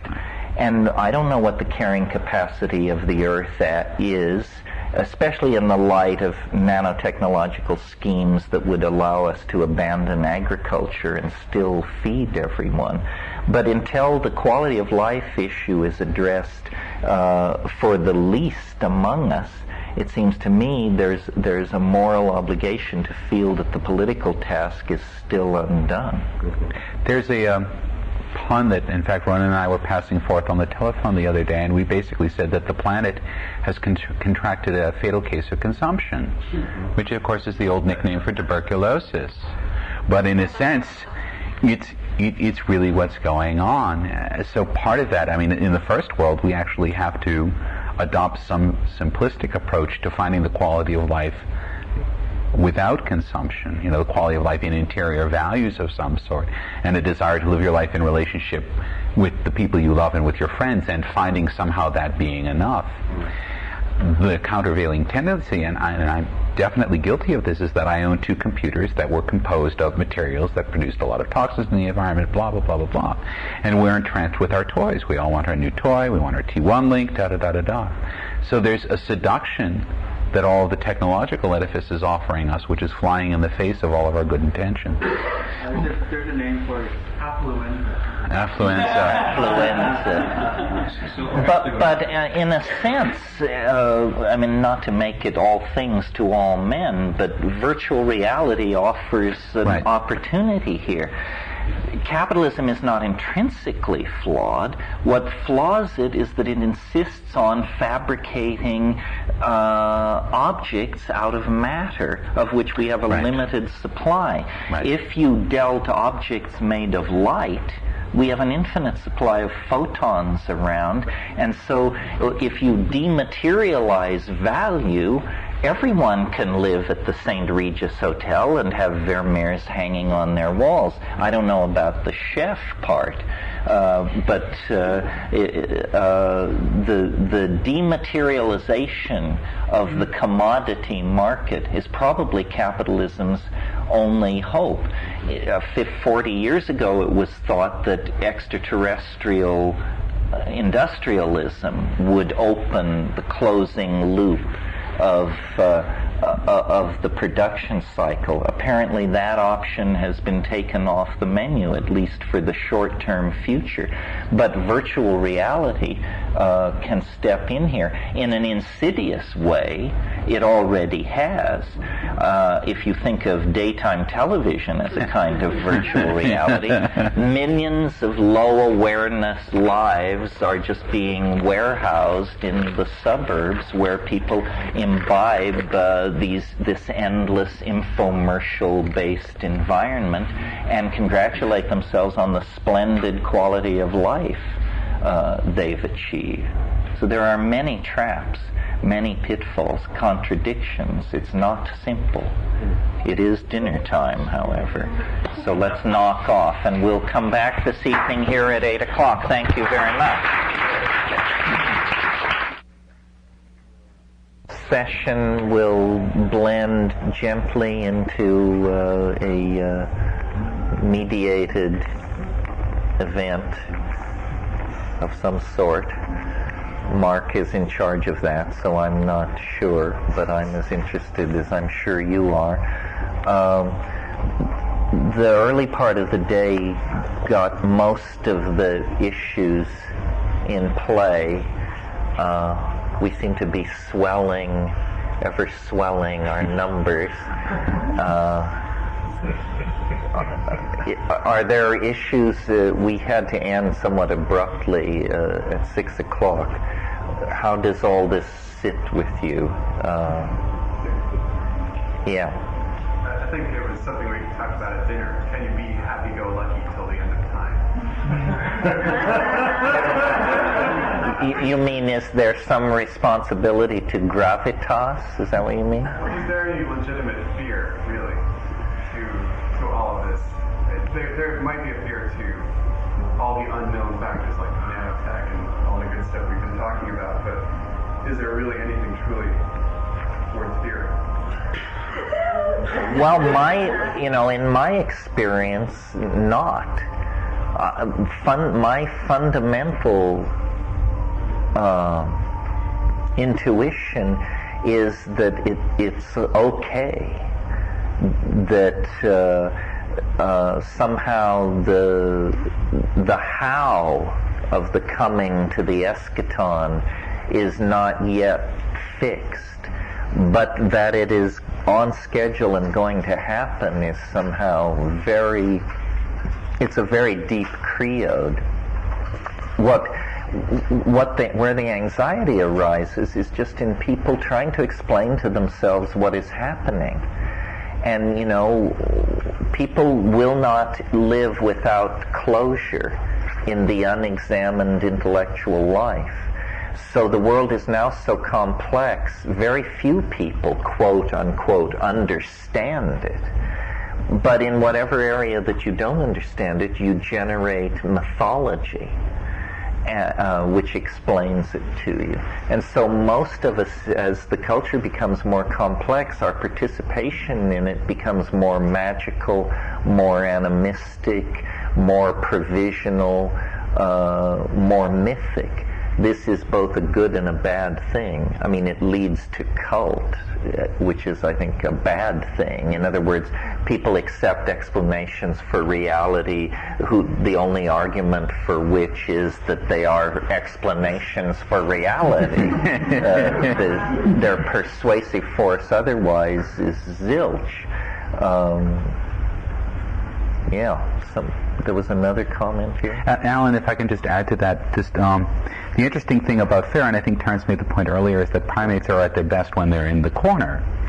And in fact, if the argument that I've been making over the last couple of days that we need to revision our own understanding of the universe and change our beliefs and habits appropriately, then in fact perhaps the fear of this gray goo planet and its ilk, all the other demons that can be conjured, can be used as catalysts to change the mind. Yeah, in other words, you can't go on automatic. So it isn't that kind of carefreeness at the end of time. But on the other hand, I really, there's an Irish toast, may you be alive at the end of the world. Well, I think, that we have a crack at it. And it's just the most fascinating thing. And maybe every age has had the feeling that it stood on the brink of such a transition, but I don't believe that, because we can see the rhetoric of past ages, and their concerns were different. But it certainly seems that somehow our lives have been chosen to be microcosmic summations of macrocosmic processes that have acted themselves out over a long time. And maybe we are just simply dumb lucky to have been born into this moment, but so be it. Could you maybe comment on what you think about the eschaton in relationship to Zeno's paradox? I kind of personally tend to think it shows it to be a hoax. But, it shows Zeno's paradox to be a hoax, or the eschaton? Well, Zeno's paradox is not a hoax. It's based on a misunderstanding.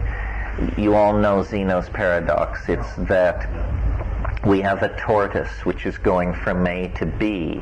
First it goes half the distance, then it goes half of the distance left, then it goes half the distance left. Because it always has a distance left to traverse, the argument was motion is impossible. But this rests on a simple logical fallacy. What we have here is what's called an infinite series. 1/2 plus 1/4 plus 1/8 plus 1/16. But the sum of that infinite series is not infinity, as the paradox suggests. The sum is 1. Ergo, the problem is solved. It was just a naive stage of human thought. Once you understand that the sum of an infinite series is a finite integer, that's overcome. So no, we will reach the realm of the densely packed at a certain moment in historical time. It's strange that this is the faith of Western religion has always been this irrational insistence that God would enter history. It's a barely languageable notion. I mean, when you compare it to the nihilism of Buddhism and the cyclical thinking of Hinduism, these seem like very natural topological configurations of the metaphysical impulse. But the Western thing, that God becomes man and enters history and redeems the past, I mean, it's pulp science fiction, and yet archetypically maintained for thousands of years as a primary insight about the structure of reality. And because the Western methodologies and intellectual toolkit had sharper edges than its neighbors, it's in a way coming to pass. It's a Middle Eastern import, actually, isn't it? You mean that it comes from the it comes from the Arabs, but via Neoplatonists, and hence from the late phase of Platonic thinking. So it has a provenance, it has a lineage, yes. If the grand project of technology is the deconstruction of reality, is it also deconstructing culture or creating a new culture, and what kind of cultural wars can you expect if that is the case? Well, I think it is deconstructing culture. I go back to the French sociologist Jacques Ellul. I quote nearly every time I speak his statement, "There are no political solutions, only technological ones. The rest is propaganda." And in the middle 50s, he wrote a book explaining what he meant by all these terms. Technology is like a drug in that it dissolves these boundaries that are so very carefully constructed and maintained by cultural values. So, McLuhan said no technology in history was ever put in place with even a partial appreciation of its consequences. Technologies can make people money, so people are seduced by them away from cultural values and then become the carriers of these transformative technological memes that always pose problems for the culture in which they arise. And I think culture is a self-imposed form of fascism, that cultural rules are always give us a smaller version of humanity than humanity in fact is. In other words, you're inside a culture that tells you monogamous marriage is the highest ideal.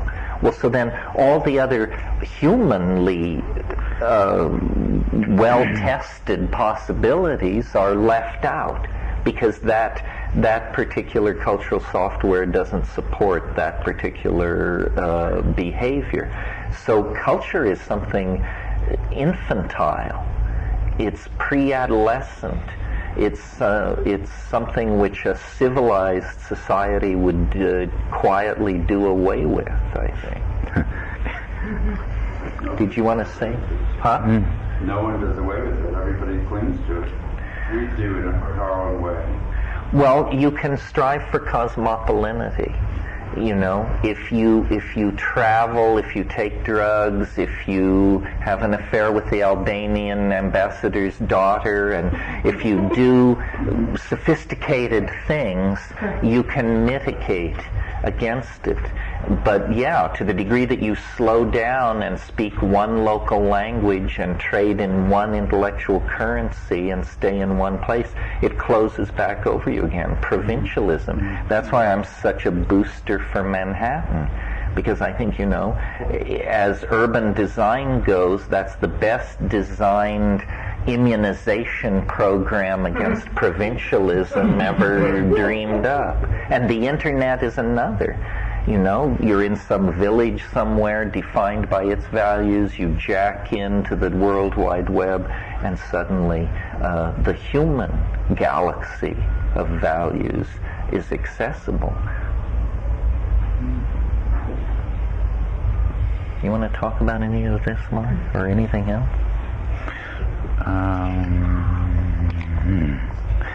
I just want to say that the question that you just asked is word for word repeated in my notes. So you could come over and take a look at it. It was a little bit airy hearing that.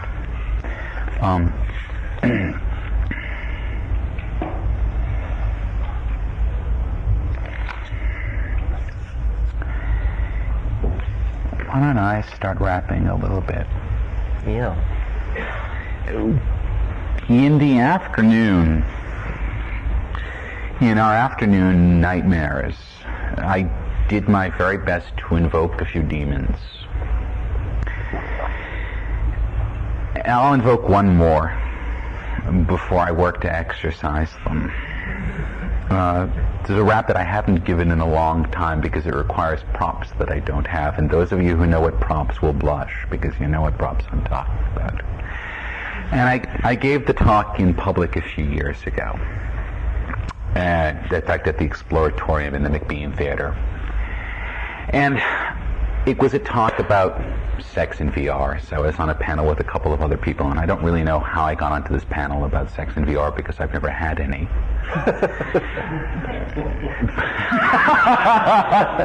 Yes. And one way or another I ended up on this panel, and I came onto the panel and I had a paper bag. And in the paper bag, with the paper bag on the stage, so imagine that I have a paper bag here. And I started to tell a story, and I said the year is 1997. That's coming past, it was years ago. So let's say the year is 2001. And I've just come back with the good guys, and I've got a bag full of goodies. And I pull out a head-mounted display and say, look, this is the latest model, da-da-da-da-da-da-da. And I pull out a Sony PlayStation and say, look, this is the latest model, da-da-da-da-da. And then I pull out a dildo. And I say, this is the latest model. It's got all the appropriate sensors in it, da-da-da-da-da. And I put a condom on it, so it's sitting there, and we have to have clean, safe, virtual sex. And then I pull out a compact disc. And what's really important is the story of the software that's on this compact disc. Because the compact disc software was based on some research that had been done a few years ago when they wired up some yogis to get a sense of their neurophysical states. And the yogis would go into various trance states and they would record the brainwave pattern, and that's very cool. And one of the things that they did is they got two yogis who studied Tantra in there who just went at it for 24 hours straight and could have gone longer, but they ran out of disk space. Fine. Well, the disk drives go off to some folks in Bangalore, a bunch of PhDs, graduates of Indian universities, who sit and work on understanding the neurological patterns involved in this state of consciousness.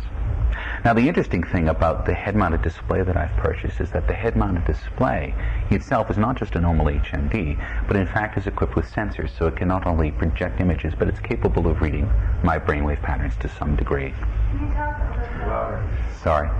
The head-mounted display is capable of reading my brainwave patterns, at least sensorially, and the PlayStation has got the appropriate inputs for it. And the Indian PhDs look at this and they build some neural net software and they figure out how, in theory anyway, to produce, by using a set of conditioned inputs with the dildo and the head-mounted display, a brainwave state that's analogous to the state that's being produced by the tantric yogis. And again, this relates to what I was talking about bodies and boundaries this morning, that as we move technologies to permeability, to induce particular types of states is becoming something that's increasingly easier. And after a while, the PhDs crack the problem and they can produce the state in 75% of the test subjects who are all very happy people indeed. So I posited this technological construction and slapped it on stage and said, okay, I'm going to pop this thing on. And the next question I need to ask is, will I be able to turn it off? Because tantric sex by its nature is a high state of sexual excitation and pleasure that does not achieve any functional resolution. You don't have to terminate it. There's no orgasm. And of course, we've all heard horror stories about people who learn Tantra before they can deal with the energies raised, short out like light bulbs in a high voltage current. And so we have to also wonder, and that's the last of the demons I'll put on the table. These are the other kinds of demons that we can invoke. It's not just the gray goo. It's something that is in some ways the equivalent of heroin. And these are the entire array. If I put all the goods out on the table, you have to see the good and the bad. And so we have to consider very carefully when we're working on things like this, is this the direction we want to go in? So intent becomes a very important issue, particularly in areas where the natural boundaries of the body are being bridged in particularly mediated ways. All right. Now we're going to say goodbye to the demons. Actually, do you want to take it for a little while? Well, I'll just add to what you said. I mean, you implied the subject of addiction because of these high states of erotic consciousness that could be machine engendered. Earlier in the day, we talked about how in a world with a perfected VR toolbox, what is really being offered to people is a kind of godhood, a kind of ability to build, live in, control, and extrapolate fantasies on very, very large scales. So that also sounds very addictive. That's the most addictive thing one can imagine, short perhaps of continuous tantric orgasm. And when you write the software that allows you to do both at once, there you have There you go. So I wonder to what degree technology has always had this ability to hook us. The bibliophile is an interesting figure. People obsessed by books, by possessing books, buying books. As soon as books were invented, there were people who fell in love with them. And I think in the case of these new immersive technologies, it's almost overwhelmingly certain that our relationship to them will be like that of a relationship to a drug. Look at television. I mean, if television were heroin, we would have long ago written off Western civilization. Imagine if if people had begun using heroin 8 hours a day at the end of World War II and had it expand to the entire population.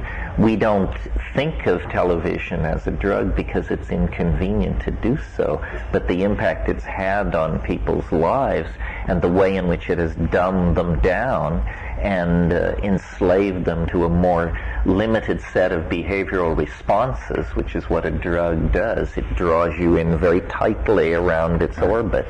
All occurs very dramatically in the case of TV. So I don't know what we can do about that. The simple science of pharmacology, leave alone all this other high-flown technical stuff, is on the brink of producing an endless cornucopia of very target-specific drugs. Viagra is a perfect example. Prozac is another. There will be many more of these kinds of mood-enhancing, performance-enhancing, social skill-enhancing, memory-enhancing pharmacological options, all of which leads to the idea of modification of ordinary habits by relationships to substances and sources of stimulation. Then we need to become used to bliss. Yes, we have to become very sophisticated about bliss and know how to choose our castles in the air with care, because you're going to have to live in those castles in the air. I had a castles in the air vision the other night. I was sitting gazing into space, and the phrase came to me just out of the blue: nanoelectric aerogel. And I said, that's it! It's this sort of soap-sudsy stuff that has nano circuitry grown all over it, and you grow it in the stratosphere, and it moves around, and everybody is uploaded into it. So we don't have to touch the earth anymore, and we begin a migration of intelligence into the stratospheric levels of the planet, where there's enough ambient high energy to keep these aerogel environments both airborne and moving around the planet, and electrified by static electricity to keep the modems running.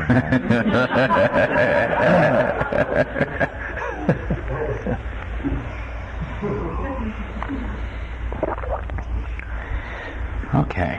Yeah. An unscheduled tour of the numinous. And Terence and I left this part of the program relatively free, and I really want to use this part of the program, even though we've been dallying with technology, I think in the first part, to get back, although I'm going to talk about technology, this part's really going to be more talking about intent, and particularly the intent where it intersects the artistic intent. And the first person I'm going to talk about is a Canadian artist that I've become very good friends with, a woman by the name of Char Davies. And some of you who are familiar with my work are familiar with the fact that I've written about her work extensively. Char's had a very interesting career because when she was educated as a fine art painter.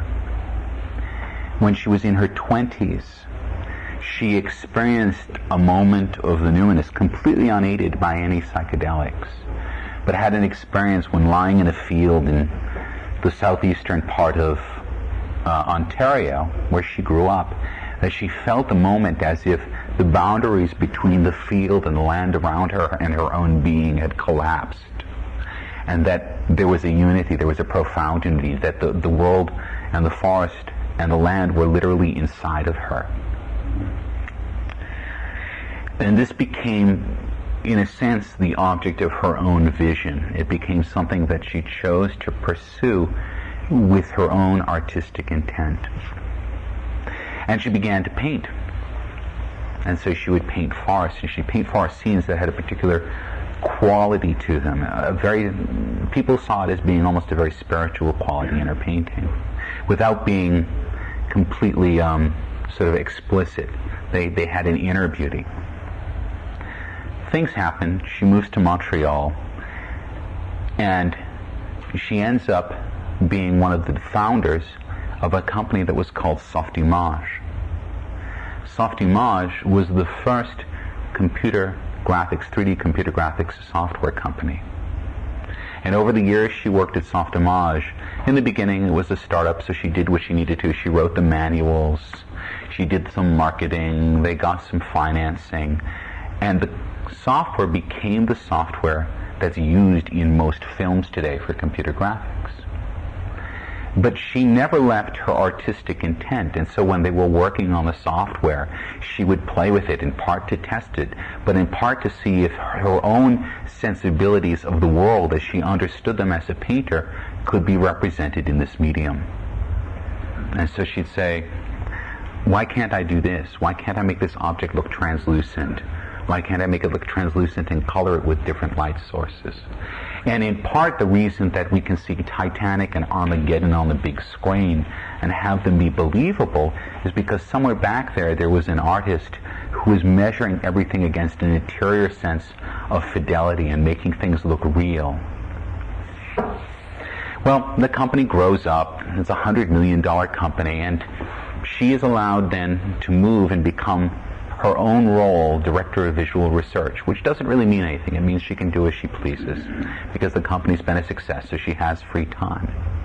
And the first thing that she did was design something that she called a light box, which could take a static image because, in fact, unless you're using cinema film at that point in time, the only way you could get a 3D graphics image was to print it on a sheet of paper.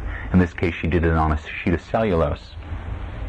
And she would create these constructions that looked like huge, organic, almost gel-like fans floating in the seawater with light suffused in them.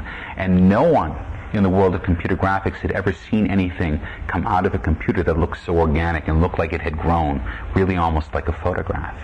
But this was the beginning of her quest, using now technology as a means to represent. And she did a series of these, won some awards. They've been shown at major art festivals, at SIGGRAPH, things like this. And she began to establish a reputation. Well, time goes on, and as we know, computers get faster and stronger and better. And she began to really have a desire to have one of these works be real. She's making these works in the sense that they're three-dimensional, but she can't show them to people that way. But all of a sudden, graphic supercomputers are available, and they're only a few $100,000, and there are several of them all across the building she's working in, because this is the place where they make the software for the movies. And so she starts on another project, and she decides she's going to make one of these light boxes that she can walk into. And now she's confronted not just with the artistic intent, but she's also confronted with the reality of immersion in the virtual world. And she took a look at immersion as it was understood in the early 1990s. And she saw that most people moved in the virtual world by one of two mechanisms, one of which was using the data glove and pointing in the virtual world, which is in fact not particularly intuitive, somewhat cumbersome, and actually if you leave your arm out here for a while it gets tired. It's just a biological reality. The second one of which was the joystick, and she never thought the joystick was natural, and I remarked to her one day, that's because you're not a man. It's the most natural it's the most natural movement in the world to a man. And she laughed, and I actually do think there's some reality to that. She was looking for an interface, and she was looking for an interface that could bring the physical reality of the body into cyberspace. Well, it was just the point in her life when she was learning how to scuba dive. Now, for those of you who don't, and I don't, but I've heard a lot of description of it, a scuba diver maneuvers in the boundless three-dimensional space underneath the water. So you think about it, humans really only move in 2 dimensions, right? We really only move about, we don't move up and down. But a diver moves in 3 dimensions by controlling the buoyancy of their body. And they control the buoyancy of their body by controlling the amount of air in their lungs. As you inflate your chest with air, your buoyancy changes to be less than water and you rise. And as you exhale, you fall. And so she constructed not a $1 trillion apparatus, but a simple band that goes around your chest that simply measures your chest extension. It's $5 in components. And poof, all of a sudden, you've invented an interface to the virtual world that isn't based on anything that's unnatural, but on the most innate of all actions, which is breathing. So that in the virtual world that she created to float up, you go, and you rise gently. And to float down, you exhale. To move forward, you lean gently forward. To move backward, you lean gently backward and side to side. The power that this had was to bring the embodied being into the virtual world, because you cannot leave your body behind inside of her work. Your body is intimate, even though it is not represented. Your body is intimately present inside the work. And so the drive to sort of tear behind and leave the meat down on Earth as you explore the wilds of cyberspace was completely circumvented. It was short-circuited, because what it showed was that the presence of the body made cyberspace more effective, more powerful, more seductive. Well, there's the interface, but what did she put inside of it? What she chose to do in this work was to create an evocation of the natural world. And she created a piece that's called osmose, which is the French word for osmosis, to flow between. And in this world, or actually a collection of worlds, there are 10 different spaces, and the main space has a large tree that's simply represented.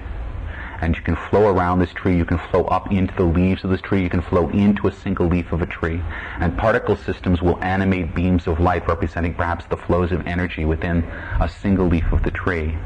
You can float over to a glade, you can flow down a brook, you can fall into beneath the surface of the earth and see the strata of rocks and stones that are underneath. Now the thing of it is that as a painter she understood that in fact we do not see the real world as a collection of bright neon hard-edged objects. That in fact the scientific evocation of the virtual world as being a collection of objects that are black, burped up from the void, sitting there and glowing, has nothing to do with our own real experience. So every single object in osmose, and there are 5,000 of them or something, are transparent to different degrees. So that the effect that you get as you look at any of the objects in this world is indistinct, it's indeterminate. Everything is between, it's liminal in an absolute sense. Well, people really liked the work when she was testing it, and it had set a gallery date. It was going to be shown at the Museum of Contemporary Art in Montreal, which is in fact where I saw it a few weeks later. People would go into the system, they cruise around. Now imagine they're wearing a head-mounted display, quite a large one, and it's about 20 pounds, and that places a considerable torque on the neck, and you also sweat a lot, and it's sort of stuffy, and people just wouldn't get out of it, because what they were seeing and what they were experiencing was so unique. And it wasn't a silent world, and I want to stress this, that in fact the sound was there, and the sound was a male and a female human voice that was processed any number of different ways, and it wasn't pre-planned. It was based on where you were and what you were doing. So you'd hear a chorus of different voices and sounds as you passed through the world doing different things.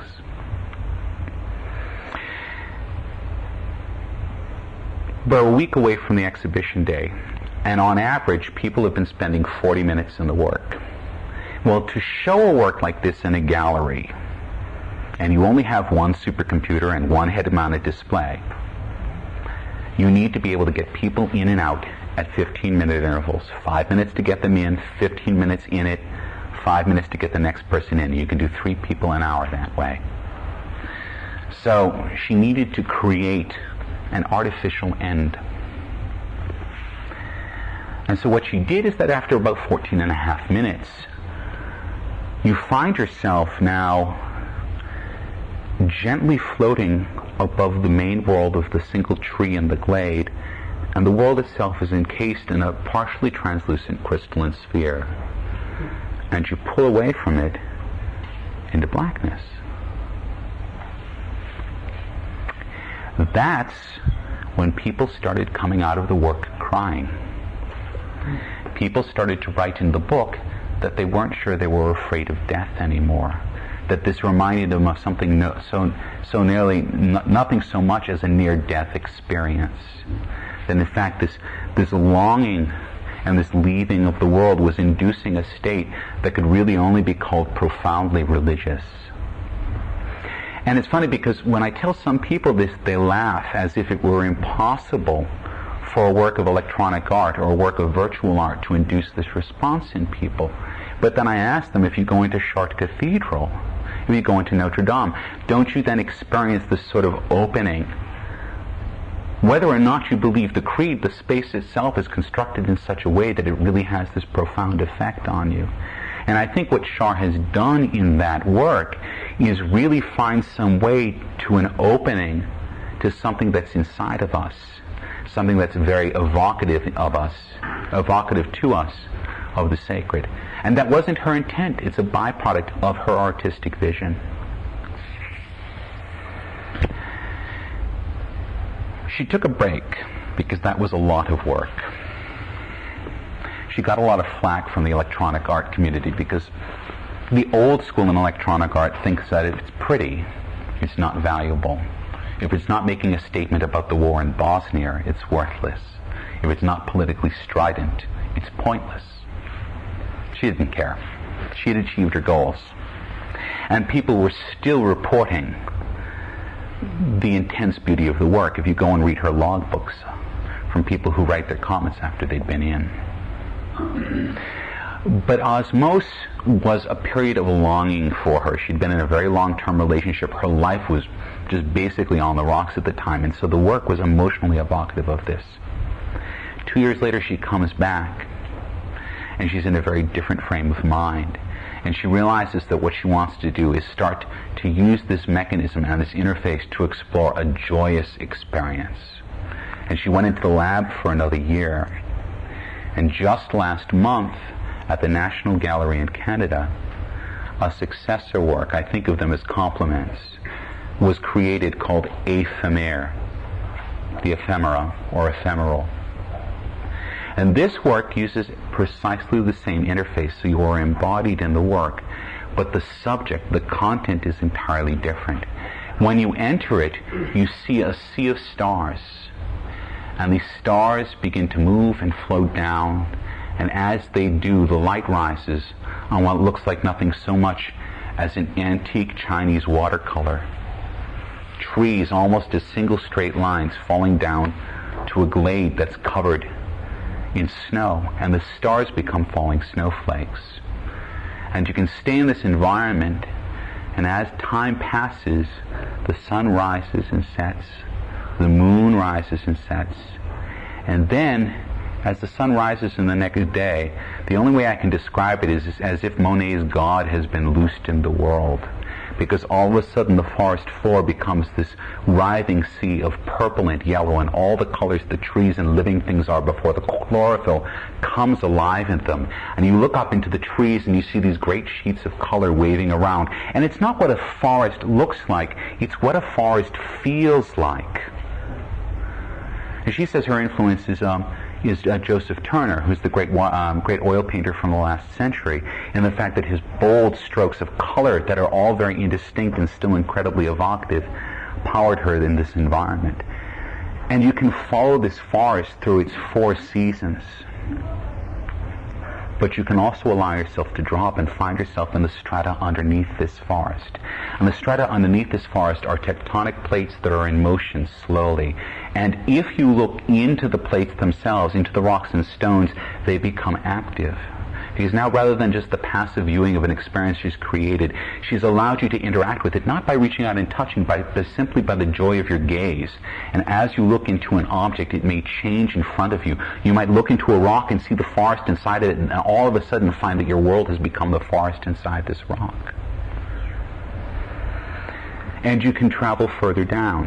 And as you travel further down, you now reach the final substructure of ephemer, which is a body. It's not necessarily a human body, but it's a body. It's got blood, it's got bones, and it's got sinew, and they're all in motion.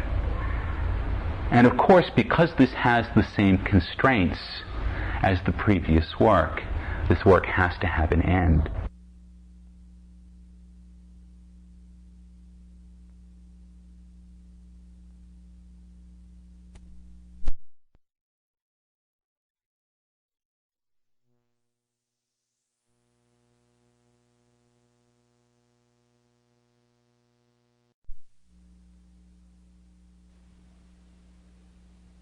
Change to winter again, which will fade out. But if you're in the body, you'll see the bones slowly come to dust. I went into this work a few weeks ago, and I came out not with the feeling of longing that I'd had with Osmos, but incredibly joyous, because here was art. It can't be called by any other name. It's art, and it's a joyous art. It's a playful art. It's an art that's inviting you into it, not merely to observe, but to participate in the being, to participate in Char's vision for what's going on in the world. And I think she is the first, and she's really an exemplar. And fortunately, she's had the position and the opportunity to work in this environment, but everything that she's done will be able to do in a Nintendo 64 in 2 years' time. And with good enough tools, a 12-year-old should be able to do it and send it across the internet, and I will be able to stand inside of someone else's head. And this interface, for all of its advancedness, really just comes out of a desire to be simple and effective and in the body, and costs $5. So none of this is rocket science. It's always a question of intent. And her intent and integrity as an artist was to throw away the Cartesian, to throw away the hard edge, to throw away the solid, and replace it with a space that allowed you to be inside of it, that respected you as an individual inside of a world of her own creating. So you don't feel like you're a visitor. You feel like you're part of it.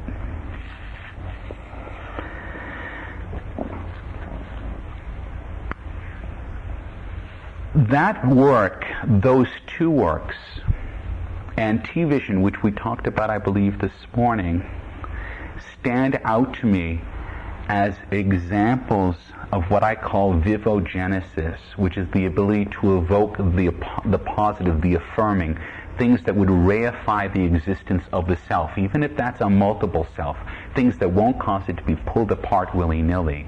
Things that allow you to stand in the midst of the flow of information and not be overwhelmed by it. And it's certainly my own desire to be able to see other works like that happen, to actually work on works like that, and hopefully to inspire you, if you're working, to work on works like that, to remember your humanity when you work in the virtual. To remember that what you're doing has a profound effect on other people, because you're really getting into other people's heads. And not only that, they're getting into yours. And someone said to me once, it's a good thing that Shar is a profoundly ethical person. And you can tell from the quality of her work. If she were Leni Riefenstahl, this would be a very different world. Do you want to take it for a little while?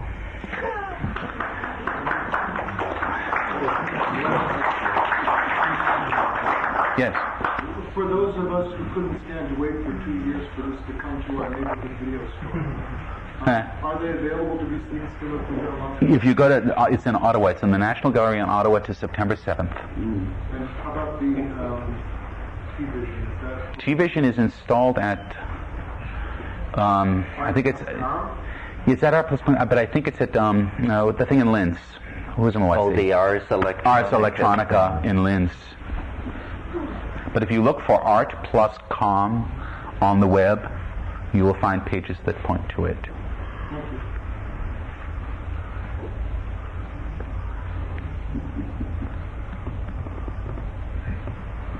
Doesn't Shar have plans to take the camera to the West Coast? It's a good question. Osmosis has been shown around the world, but it has not been shown on the West Coast. It's been shown in New York, in London, in Manchester, in Monterrey, Mexico, and I believe in Tokyo. But it hasn't come to the West Coast of America. Mostly it's because it's an expensive installation, because it does require a silicon graphics supercomputer, which has to at least be rented for the duration of the exhibition. And also because the technical requirements, most museums are set up to show paintings, and that's just the fact of the situation. And so the museums have to really build a gallery space for it. Now, the gallery space, if it's well constructed, uses a shadow box. You can actually see in shadow the human form that's moving.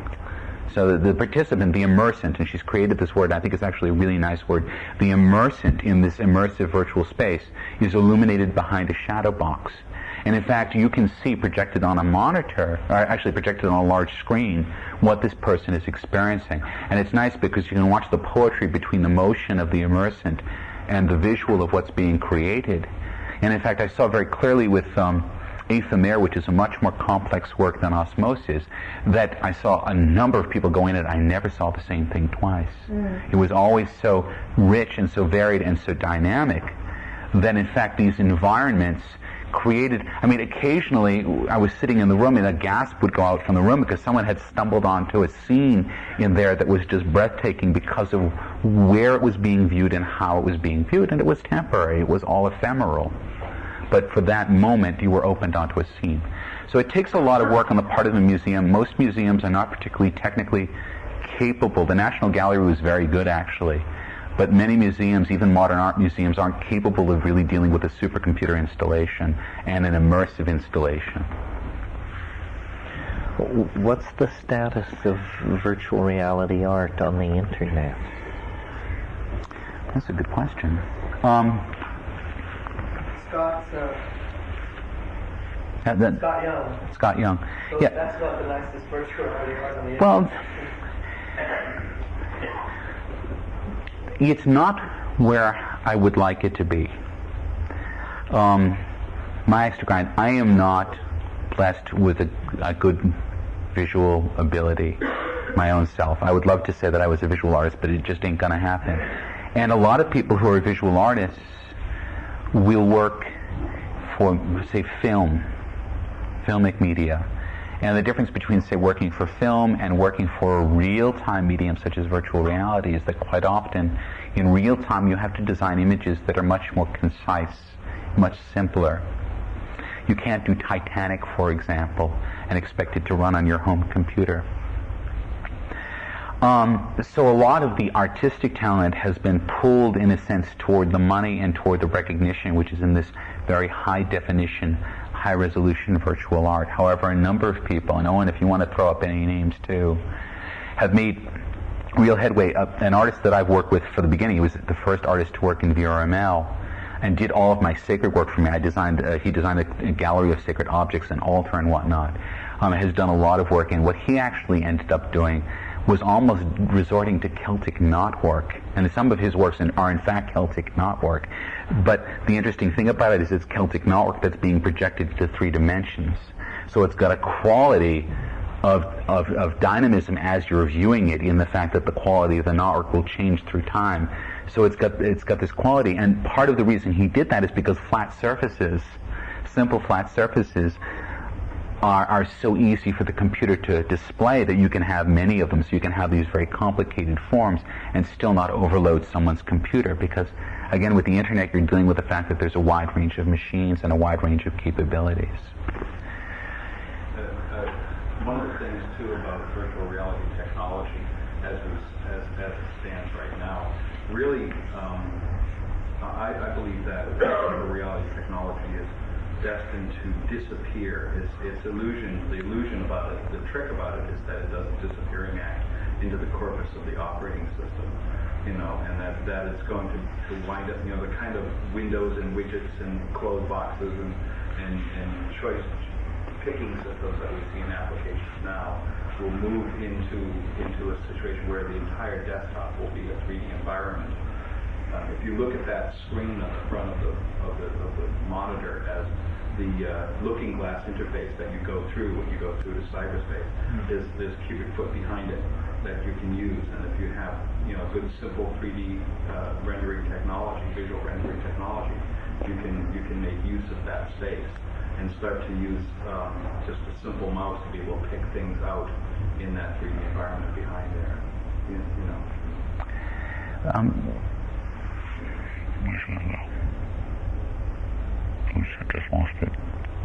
What kind of bandwidth are people going to have for these things to be compelling?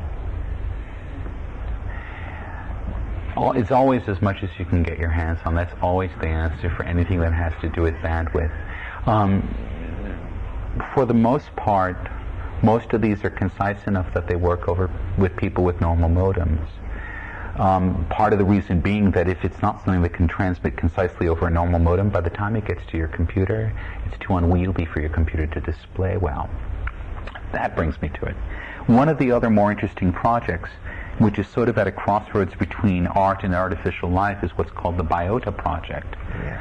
And the Biota Project allows you to use genetic algorithms, AI life, to actually grow plants inside of a virtual environment. So you can actually more or less genetically design a plant or an animal with particular characteristics, and it will grow on your computer right there according to those particular evolutionary characteristics. And this is biota.org if anyone is interested, and I can give that to you later as well. And these forms, as you play with them, they're not deterministic. It's not like you're going to get the same thing every time, because they're subject to all sorts of constraints of growth. And they actually have established what they call an island, which is running on a computer somewhere, where there are all these different forms of A-life running in an environment where they're subject to selection pressures and breeding. So they're actually creating new forms of life which are not predictive, because these forms of life are interacting with each other and interacting with a larger environment. And quite often the constructions that arise from that, I think they have insects, I'm pretty sure, and they have plants. I don't know if they have any sort of higher animals, because those are relatively difficult to interpret and model. But these forms can actually have an incredible beauty on their own, in part because most of them are based on L systems and fractal mathematics of growth, so that they have this intelligibility which allows you to recognize them as being near to the living, but still a beauty in their form. And aren't there also programs that somehow sense where your attention is in the virtual reality and compute outward from the attention point? So the part of the reality you're not looking at isn't drawing processor time. That's polygon calling and foveal rendering is the other thing, which Eric was big on. Eric Gullickson was big on. Yes, exactly. And this is then using the computer technology to sort of trick your perception, because really, almost everything out of the center of your perception, your phobia, you're not actually seeing. It's all memory. It's one of those things we learn from perceptual psychology. And if it's all memory, and you know it's a virtual world, and you've been there before, the computer doesn't need to waste much time on it.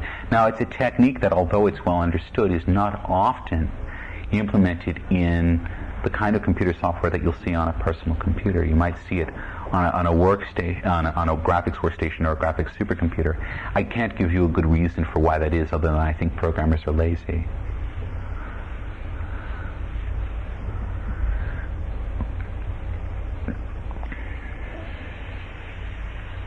Where are we here? It's 5 of 9. Okay, so let me take off on the last one. Yeah, why don't you do your... Okay, so the last part of our unscheduled tour of the numinous,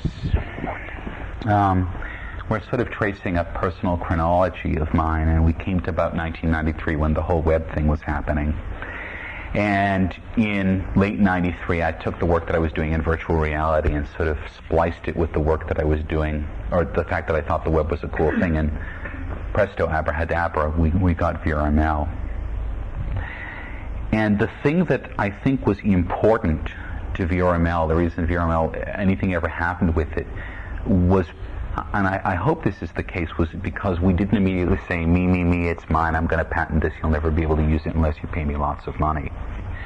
Because Tony Parisi and I did this in our respective living rooms over the matter of a couple of weeks, and it was very simple, and we did it.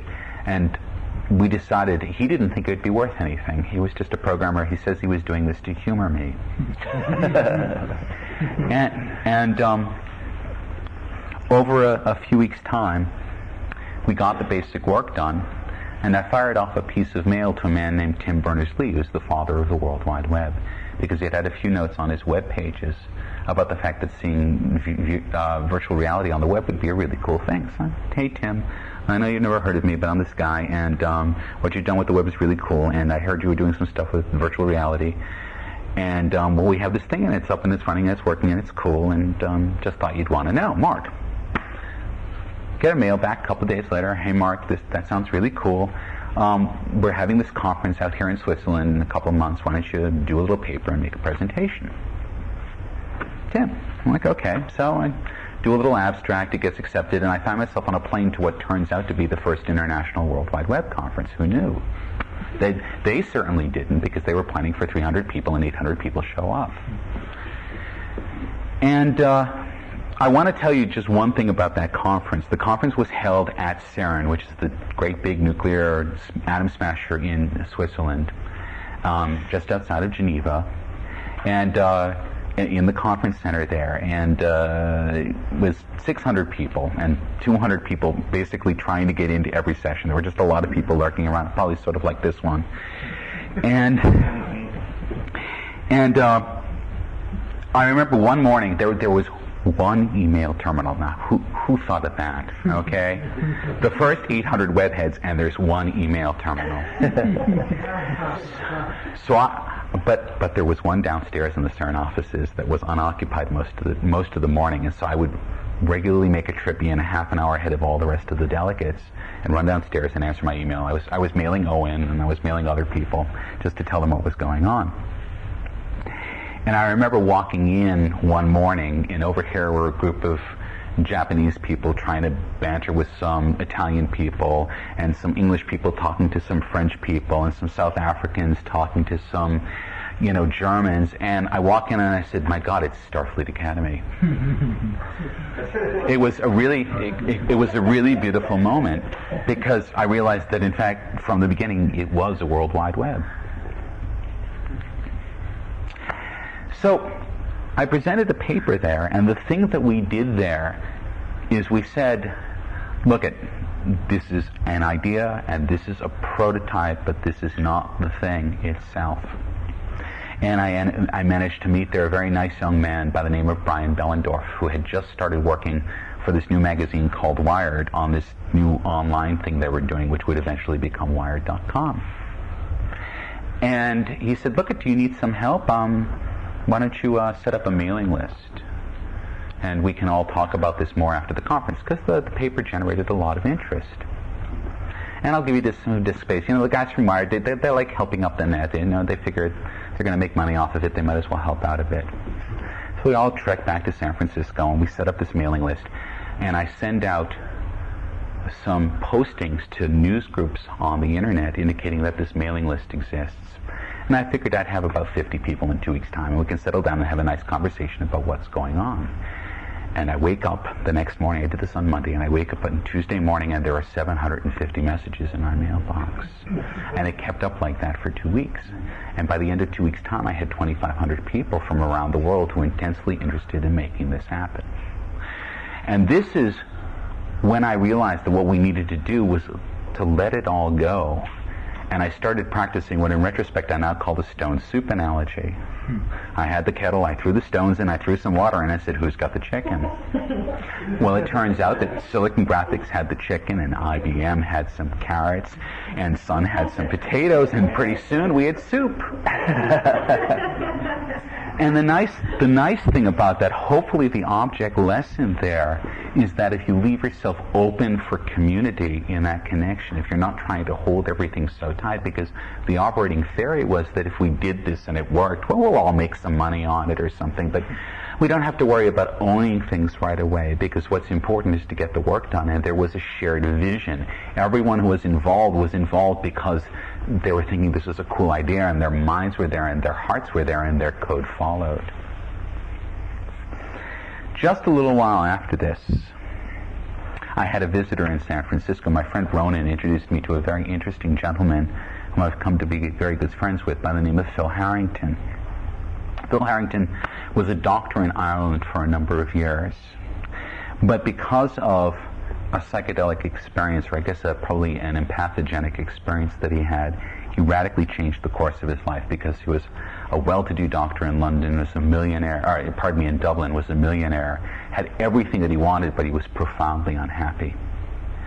And one night, I don't know if it was his first ecstasy experience, and I agree with you that ecstasy has this diminishing return, but that first time and that second time, my goodness, you're gonna find your heart center just sort of pushed right open, and if you're ready for it, it's a great thing, and if not, then you probably need to take it again. And he has his biggest sort of estate house outside of Dublin, and he has this extremely intense ecstasy experience. And in the midst of this ecstasy experience, he starts to sing. And he doesn't even really know why or how he starts to sing, but the singing is bringing things up for him. The singing is a cleansing for him, and he's bringing up sounds and tones from places very deep inside of him. And it doesn't stop. Even after the ecstasy wears off, it doesn't stop. It's as if what he's connected to, what he's burst through to, is some connection to him, and maybe something that's larger than him, and it's expressing itself in sound. It's expressing itself musically. Over a period of time, he, in some sense, I guess, codified it into something that he calls voce, which we'll be doing in just a minute. And the idea behind a voce is a set of toning techniques which can open you up emotionally. They can open you up, ideally emotionally. And they work on focusing tones on the chakras. And when it works in a group, and I sincerely hope that it will tonight, the effect is really very profound. You get a wonderful sort of connected feeling with the other people in the environment. When I had encountered this idea, it rolled through my head for a month or two.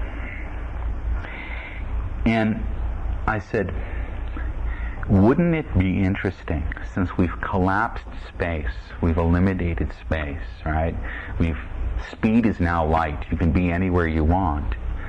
Take this event that happens mostly locally, as it will happen tonight, and broaden it. And at this point, I had a flash. I don't remember now in retrospect whether it was psychedelically inspired or not. But I remember I saw that same world that I'd seen years before, but now it was singing. And I could hear it. And the singing that it was making was the sound of the people who were sharing this experience, unmediated by proximity. And I think that when we're in a search for forms that can reinforce the self, even as we encounter technology, this could be one of them. And so I immediately dreamed up a name. I decided it was World Song, because that was literally what it was representing. And Paul and I set to work on it. The technologies we've tried so far have not been up to the task, because we haven't had the tens of millions of dollars that it would take to create something that I think Paul and I would be satisfied with. But as experiments in the direction, I think everyone involved has been very pleased with the results.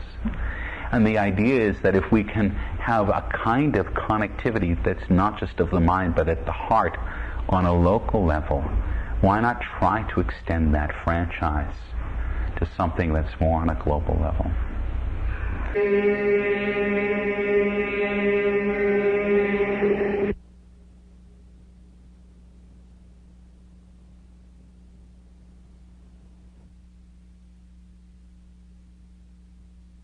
Well, this is, we're turning final here, as old bush pilots say.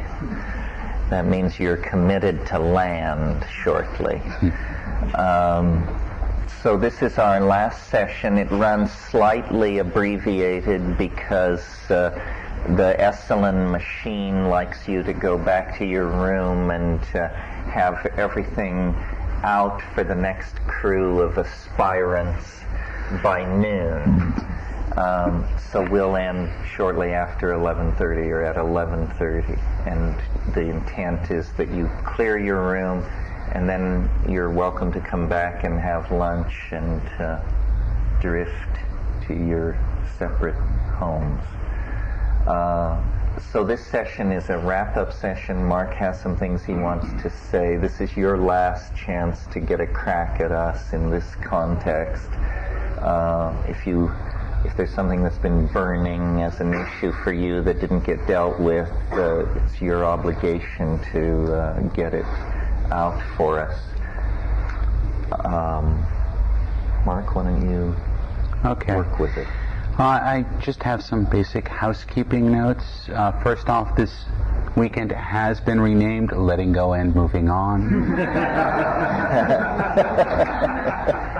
And I'm taking an informal, unscientific survey to find out whether the event at the end of time is to be called the Eschaton or the Eschaton.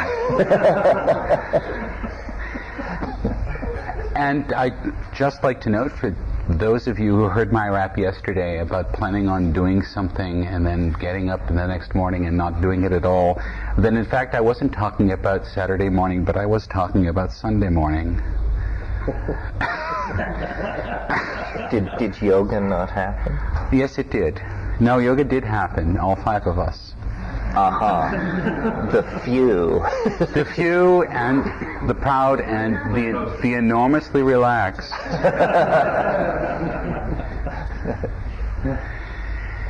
This morning I have deborged myself for you. I am not wearing my nicotine patch, and I've popped my contact lenses out, and I have my funky little Japanese eyeglasses on.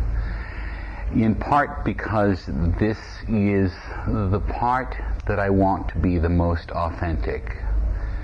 And what you're seeing now and for the rest of the morning hopefully will be the real me, as close as I know what the real me is. So I've taken off all of the masks, except for the dye in my hair, and that's a bit more complicated. We've been tracing out a line. I've sort of been talking about my work over a period of time, and we'd run along, and now we're coming to early 1996. And in early 1996, the web has taken off, and Vermal is starting to take off. And I'm now faced with the question. I'm not an artist, and I don't even play one in VR. I have a vision. I'm an engineer. I can write code and make certain things happen. But now I've participated in this stone soup that gave the world VRML, and I'm faced with what do I do with it. And what happened, what I was driven to, was this original vision that I had about the body of a planet floating in cyberspace. And it happened really sort of slowly. Pieces started sort of filtering in. I started to see that that was here, and that was here, and that was here. And one of the things that we almost don't notice about the web is that the web allows you not only to find out things, but it allows you to pool things and pull them together in a very broad way. You can take specific pieces and use them in your own work. So that it's not just this storehouse of knowledge, but it's now this combinatorial matrix that new forms can emerge out of. And all of a sudden, I discovered John Walker's website. John Walker is the founder of Autodesk, and from what I've heard, a terrifyingly bright man. And John Walker has a thing about space, and he has a thing about satellites. And in particular, he has a thing about meteorological satellites. And he's a mathematician and a programmer, and so what he can do is he can take all the nice, lovely images that all the nice, lovely weather satellites are taking of the Earth all the time. And if you've seen a weather satellite, well, it's the Earth, right? It's this nice spherical image of the Earth from the position of the view of this weather satellite, which is fine and dandy if you just want to look at a picture. But because he's a wily mathematician, he can actually take that picture and then stretch it out for you so it looks like a flat surface. It's as if you're taking the globe or a section of the globe and laying it out. When I saw that that was available, the final light bulb went off and I set to work. Because these satellite images are updated hourly. They come in to NASA or NOAA into their computers. They shoot up to computers in Minnesota, they get more processed, and then they shoot over to computers in Switzerland and get even more processed. And once they're over in those computers in Switzerland, then I was able to do something with them. And what I did was I took this literal, real-time photograph of the Earth's surface and broke it up into a mosaic of tiles and laid these tiles across the globe. So what you get as a result in 3D is what I called, when I was done with it, Web Earth. And what it is it's as if you're above the Earth, floating above the Earth, looking down on it. And it doesn't take a supercomputer, and it doesn't take a T1 connection, because I didn't have either of those things when I was working. What it takes is any sort of PC, any sort of net connection, and a willingness to click to the URL that I've written far too small up there. But you can copy it down later. The idea behind that was that I'd seen works like T-Vision, which are big, high-end sort of production enterprises, operas, as it were, and all I just wanted to do was write a rock and roll song with a catchy tune. Someone Christ of the Jews. Something like that.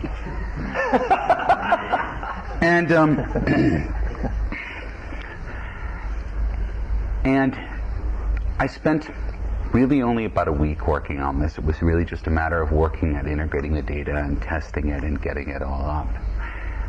And when it was up, and I had this 3D model of the planet which updates itself every hour, so you can see the weather systems as they move across the body of the planet. When it was up, after these 5 days of work, I actually broke down crying in front of the monitor, because at the end, I'd come back to where I'd started, or at least I'd started to come back to where I'd started, because it's not an end point, it's a beginning point, but somehow I'd managed to take this psychedelic revelation and through a lot of magic and a lot of time and a lot of will on the part of a lot of people, produce this object. And this object is my offering to the web. It's my offering to you. It's not meant to be an end point, but it's meant to be a beginning. It's being capable of saying, look at us. This is where we are right now. This is what's going on. Let's take a look. Let's play with scale. Let's play with time.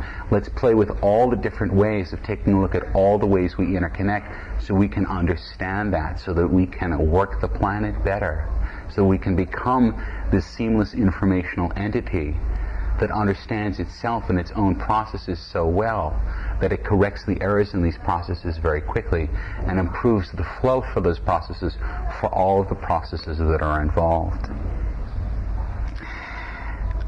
It's silly and probably egotistical to cry at your own work. What I didn't expect was that when other people saw it, they would cry. And that's when I suspected I'd come to the authentic.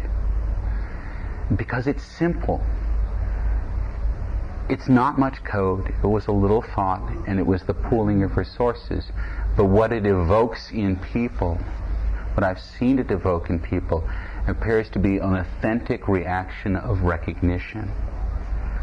We've talked in here about what happens to the astronauts when they get to space and they behold the body of the planet. And there's an old joke that there was some sort of space expo, perhaps in France, in the 1960s. And there was some sort of Gemini capsule, and they managed to talk a cosmonaut and an American astronaut in it. And they got in it, and they closed the doors, and it sealed off. And the cosmonaut turns to the astronaut and says, "So did you see God up there too?" And it's the authentic question, because there's something about the information of perceiving the body of the planet as a whole that is radically transformative. And for the moment, we can't all shoot ourselves into orbit for that point of view. But what I found, at least in a gentle echo, is that works like Web Earth have the capability of producing the same in us. And I think that it's a question of intent. There's no reason that there aren't 100,000 other things like this. All of the source code for this I've made freely available, because basically I want other people to take it and run with it and add to it and whatever, add their own databases. I'm starting to now look at what they call brownfields. Brownfields are these toxic zones that aren't toxic enough to be classified as Superfund sites, but are still toxic. And with one of my friends that I've known for 20 years, and we're thinking of maybe starting to add these in there and census data and so on and so forth. And maybe, if we work hard at this, we can get a stone soup going around that. But it doesn't have to happen all at one place. It's the web. It can happen anywhere, and a bunch of different people can turn out a bunch of different things all the time, if where they're working from is their heart. And that's my own humble offering in that domain. It's certainly not everything that it could be. You can't zoom in and see yourself standing on the street corner, though I'm sure that's not far away. You can't click on your own house. You can't knock on someone's door electronically by coming down to spy on them. You can't see birds in flight or populations in migration yet. All you can see is the clouds floating by on a blue sphere. But if everybody who had global data poured it into this kind of filing system, is what it is, then you could have flow of petroleum, electrical grids, positions of ships at sea, where everyone with a Brazilian passport was at any given moment. Right. So it's like it's some kind of alchemical data reconstruction of the real world on every level, ultimately, if it were carried out. It's 5 billion stories on a naked planet. Well, you know, Joyce, when he wrote Finnegan's Wake, in some interview he gave at the time, he said that his goal was to write a book so complexified that if the universe were to be destroyed, you could reconstruct it in all its detail from the book. And Do you think that that's the analogy a perfect understanding would mean you could create a perfect simulacrum of something. I mean, that's what I think understanding is. So if you had a perfect understanding of the atmosphere, the geology, the biology, the sociology of the planet, you ought to be able to recreate it. Do you think, and Mark, and on this too, that we're being compelled, or this thing is compelling itself to be visualized like that for some other reason? Something else is compelling it to create this simulacrum? It's very, well, the image itself is very seductive, and that's telling us something. The seductiveness of the image means that it has a propensity to reproduce. The other question is, given a perfect simulacrum, what is the difference between it and what it simulates? It converges on it. It's never perfect. It converges on it. And then the perspective of the beholder. You know, this discussion reminds me of the passage in the I Ching. I think it's the commentary on the hexagram before completion, where it says, if the sacrifice is correctly carried out, you may hold the universe in the palm of your hand like a spinning marble. So it's like, it is an alchemical goal. It's the philosopher's stone, because the philosopher's stone is all and everything immediately apprehended and beheld, and this is what this would result in. It's funny to show you how different Mark and I must be at some fundamental level. For years I've had this idea in the back of my mind for my fantasy interface for the World Wide Web. What would it look like?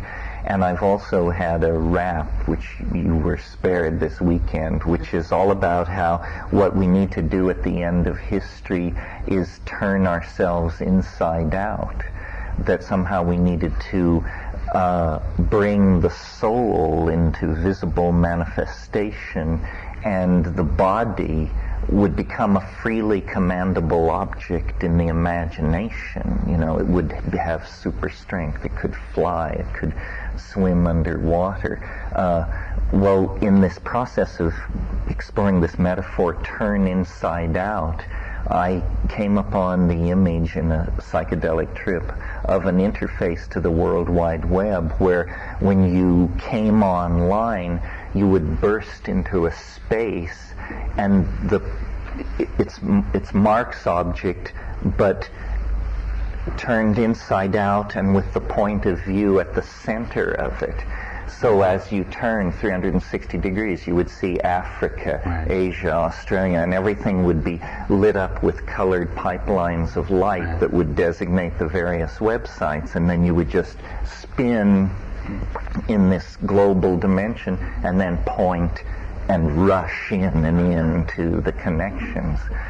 So obviously, at the end of our philosophical umbilical cord is this weird image of the total planet as a living, integrated, and it's more than an image.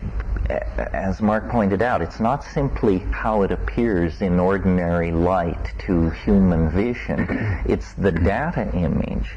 It's all must be there, you know, the geology, the economics, the religious warfare, the history, everything brought to a point.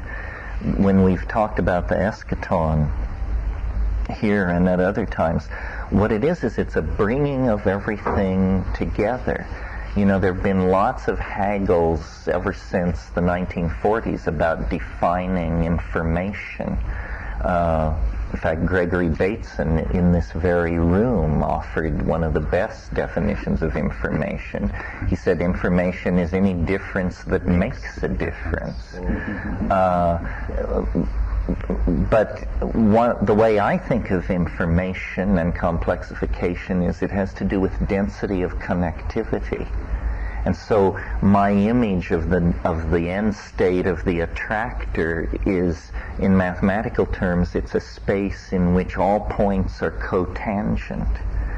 The first philosopher in the West to stumble onto the necessity of this concept was Leibniz. And he had this idea of what he called the monad. Leibniz was accused of inventing the smallest form of God because his monads were perfect hologrammatic fractal reflections of the entire cosmos. But he said the only way one monad differs from another, or can possibly differ from another, is by its perspective on the other monads given its position in the matrix in which it occurs. So this convergence thing is all information, all data is becoming cotangent. This can't happen in matter. Matter has exclusionary principles where it says if there's an electron here, there can't be another electron precisely here. Only one electron per electron space. But in some kind of data space, all this stuff can be funneled together. And that's really what human history is it's all being rolled up into a ball, and then the ball is being recompacted. It's a kind of reverse enactment of what happened to matter at the Big Bang, but it's happening to information here at the end of the story. Just a thought, you know.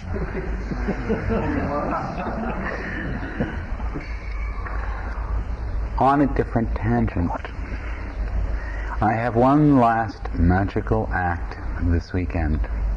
It's an exorcism. You all have to help me let go and move on. From my recent trip to the Magic Kingdom. I'll put this on, and I want you to take a good look at it, because it is an object so fantastic, so unspeakable, that I simply had to own it.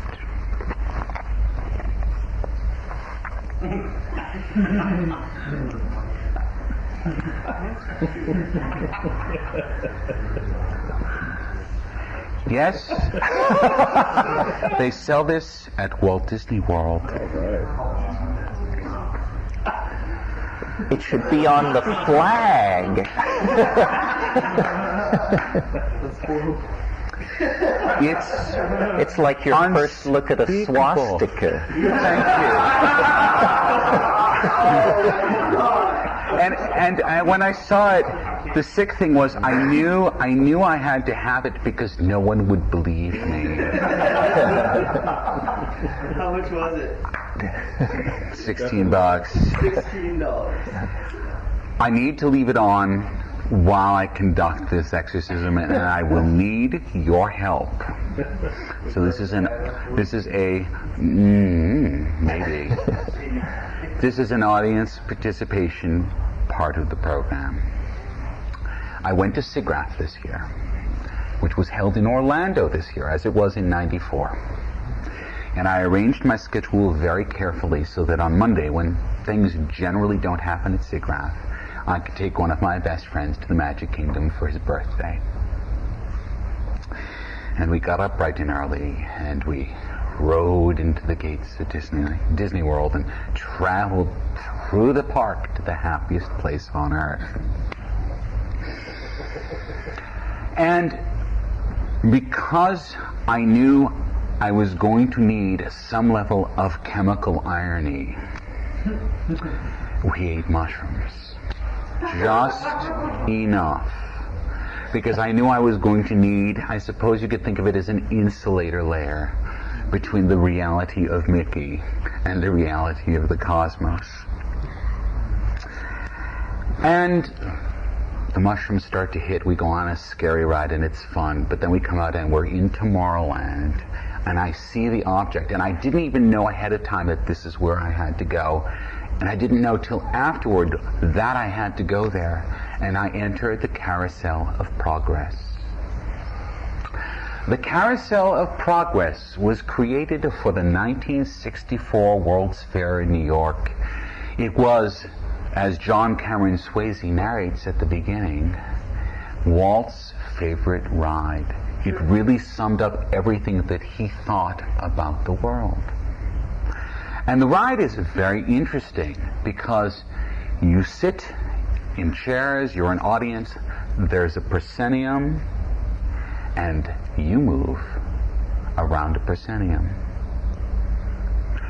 And every time that you rotate through the proscenium, there's a song, which we'll come to in a moment. That's all right, But the first time you rotate, you're facing a scene, and it's America at the turn of the century, probably right before Principia Mathematica and the ultraviolet catastrophe solution. And America is mostly rural according to the scene, and it's Valentine's Day, and this gentleman in a chair is telling us about how great it is at the turn of the century. It's animatronic, of course. And he's telling us about all the great innovations, and he's heard about this thing called the telephone, and they're going to be getting electric power in here before too long, and blah, blah, blah, blah, blah. And now we're about to move, and there's a song. And the song goes like this. Now is the time, now is the best time, now is the best time of your life. And the stage moves. And we're in the 1920s. And in the 1920s, there's now an electrical outlet with more plugs in it than I've ever seen. And there's a fan going, because it's now gone to the 4th of July in this 1920-ish era. And there's a radio in the background. And once again, this gentleman is talking about how great everything is and how all the new innovations are absolutely wonderful. And how good it is. It's all good. And once again, we move to the next scene and we get the song. Now is the time, now is the best time, now is the best time of your life. And all of a sudden, we're in a kitchen circa 1946, which, because swing is very hip right now, I actually want to move into. It's, the vinyl and the curved couches. I'm like, wow, that's actually really, really hip. And there are kitchens in LA like this. So I like it. I'm already at home. And we now have achieved the era of the dishwasher. And the really nice refrigerator, and all of these things that are just talking about how wonderful it is. And that gentleman is sitting in the chair and he's telling us how wonderful it is. And now, well, after that era is over, and it's Halloween, by the way, we now go to the last part. All together now. Now is the time, now is the best time, now is the best time of your life. Now, of course, this ride was constructed in 1964, and so these were designed to be 20-year intervals. But Disney's Imagineers have been hard at work. So all of a sudden, we go from 1946 to Christmas Day in 1998. Wham! And it's a suburban living room, and it's night, and the family are playing with their Christmas gifts. And it turns out that Junior's gotten a fully immersive VR system for Christmas. And he's got a data glove, and it's showing up on the TV screen so the whole family can sit around and watch, and then Grandma gets in there and whumps his ass at the Space War game. This was my moment of ontological discontinuity. Around this. In some ways, I am compelled to feel responsible for what gets done with VR, not because I invented it or created it, but in part because I've been trying to use my own voice and my own heart to help direct some of where it's going. And I sat in a theater, in a theme park, in a state that had practically burnt to the ground 2 weeks before because the climate is not quite right. Next to a state where it hasn't rained, and I don't think it still has rained in 3 months. Coming from a state that practically melted into the ocean because something's wrong. Because things are not balancing anymore. Because all of a sudden we go from 1946 to 1998 and nothing is making any sense. But in fact what's being held before us is a virtual reality that's not allowing us to articulate the real, but is being used as the mechanism to flee from it. And that was the moment I got ill. Because entertainment is fine, there's no issue there, but the thought that in fact the future that awaits us is not grounded in any way in what we are, in the real or in the planet, that to me is horrifying. And this part of the morning's talk is really called a new story, because we have to be able to, in some sense, take a look at those stories when they pop up. And we can say, well, yeah, now is the time, now is the best time. But is that the story that I'm buying? What am I being sold on that tab of reality? What's going on here? Do I want to be using it to flee? Is it because of the processes that have been set up by capital and market formation and consensus and advertising that this is just the logical product? Do I have to buy into this? And of course, the hidden ethic of Disney as a corporation, as a media giant, is that you absorb the media on all different levels of intensity, and of course you come to the theme park when you want the intensified experience of information. It's really an amplification of what you'll get on ABC or on the Disney Channel or in the movies, blah, blah, blah, blah, blah. And so what they're doing is they're selling me a reality. And I decided at that moment, at this profound ontological level, that I wasn't buying it. And I think once we say that, there's a space that opens up. And the space that opens up is the space for the new stories, and what we do and how we work and how we talk to each other and how we love and how we connect and how we create is in that space of new stories. And those new stories are the old stories because the present is an archaic revival. But those stories are new stories because we have this endless engine of creativity, of art, that we can plumb, that we can move into, to tell us the stories about what's really going on. Tell us the stories about history ending and make that comforting. Make the eschaton a yeschaton. Get us comfortable with that. Get us comfortable with all the changes that are being invoked by the engines of time.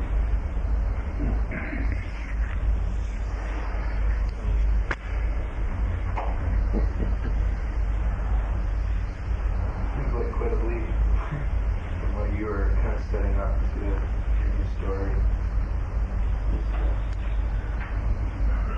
How do you mean? I mean, you could say that, but sort of all the forces that are in play, you can go to someone and say, we should really use technology to investigate the Earth and come to some sort of understanding, all these nice things, but it just doesn't seem like forces are going that way without any sort of external... Well, can I take that go. on? I think we're incredibly impatient. I mean, for example, my entire adult life was lived under the shadow of something called the Cold War, which was supposed to eventually end in the end of the world, and the religious and social structures that were in place supported this conclusion. Now the Soviet Union doesn't exist, hasn't for nearly a decade, and there's been a tremendous build down in nuclear weaponry. It isn't that we've come to paradise, but we certainly, some of the problems that were thought intractable and insoluble have in fact yielded and become part of the historical record. The fact that we could collectively as a global society back away from a race war in South Africa is remarkable. So I think, that very complicated forces are in play at the moment. It's silly to talk about whether the forward movement of history is good or bad. It simply is. But I think, the nation state is on the ropes in the way the church was on the ropes in the early 17th century at the time of the 30 Years' War, and that the new corporate dispensation is different. War is not seen as an instrument of corporate policy. Racism interferes with expanding niche markets. Unregulated markets are a pain in the ass to corporatism. So I think the world is restructuring. We haven't yet hit the real test. In other words, technological change, as we've discussed it here, is going to become ever more accelerated. Whether social and political systems can accommodate remains to be seen, but so far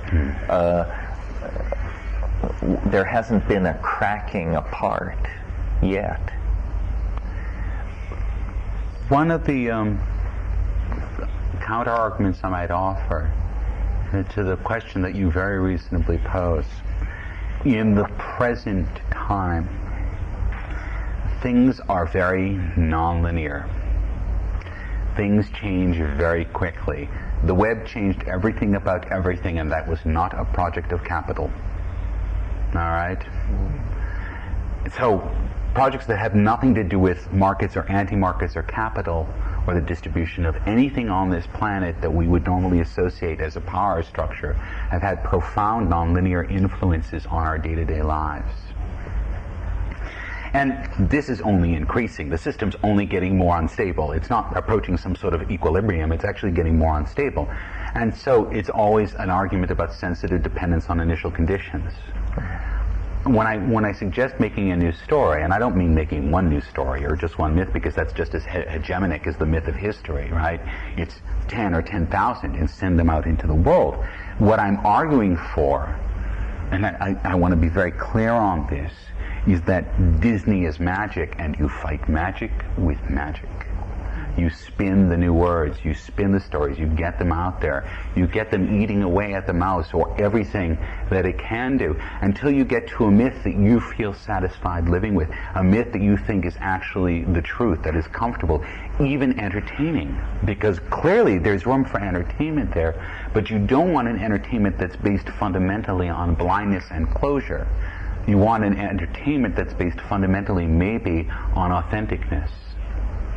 All of the old stories, all of the old myths are authentic. This is their manner of transmission is by the fact that they are authentic. They couldn't be carried any other way. The vessel cannot hold them unless they're authentic. And so when you try to create a culture that is bounded on inauthentic myths, the vessel, in fact, in which it's carried dissolves.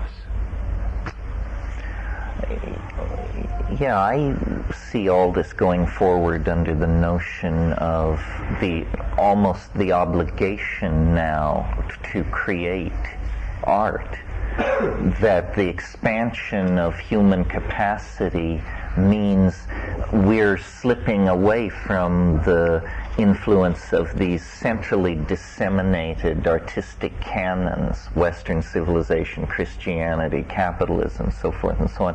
And the only way to survive in the media environment is to produce it, not consume it. The people who consume it become the spectators to other people's unfoldment.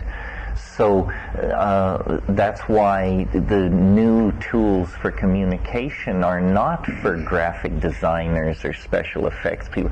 They're for everybody. Because if you're not if you're not producing a vision, you are consuming somebody else's vision. And there doesn't seem to me to be much middle ground. What do you say? Oh. I have one. It's on that sort of note, having worked in the interactive field for the last 4 years, you know, there were lots of companies and lots of attention paid to trying to either sort of, you know, build the tools, present the tools, or offer alternatives, you know, that were interactive entertainment, that were essentially consumer-oriented product or things that would allow people to be creative. And all those issues are being grappled with all the time with anyone making content. But part of those you know, concerns are like, does Joe Sixpack really want to, you know, make anything? I mean, aren't there? Don't you think maybe there are real consumers who just really, that's what they want to do? Of course, there's you know, a room for the seamy side. But on the other hand, the idea that the great unwashed masses are somehow dull is a print-created elitist notion that is absolutely untrue. And not holding up in the face of the web. Not holding up in the face of the web. My career is proof that you can use big words and talk to ordinary people and be perfectly understood. So I think no, it's this myth of monotypic markets and dumbing everything down is at the convenience of the producer, not the consumer. You know, I recently read Thomas Pynchon's novel Mason and Dixon, which pictures America in the 1760s, right before the Revolution. Well, the level of erudition evidenced by ordinary, common people, you know, it was the height of a literary society. To have read the Greeks and the Roman orators and all that was not uncommon. In fact, it was typical. One of the prices we've paid for mass communication is the tabloidization of everything from the Encyclopedia Britannica on down. So, no, I think that given the right social environment, the richness of ordinary human beings is what was sacrificed on the altar of print-created civilization. We were made interchangeable parts in an industrial engine which valued similitude.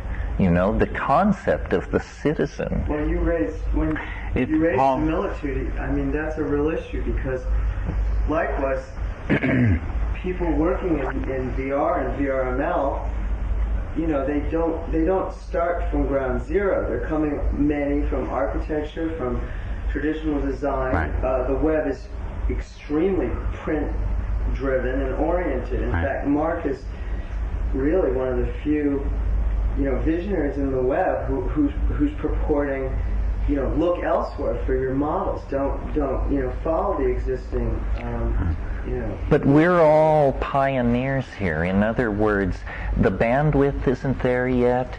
The really simple tools aren't there yet. The public doesn't know. Even the net-using public. And if I can, Paul, yeah. I think that the seduction of creation is there, but not at the level that it will be. And it's going to be something very nonlinear. It's going to be just like the web. What's going on, right? Just like the Mac when you saw it. You know, it's going to be something that's very like that. And the fact that we haven't got there, I mean, we're playing in this space, or we're sort of probing the space, and eventually...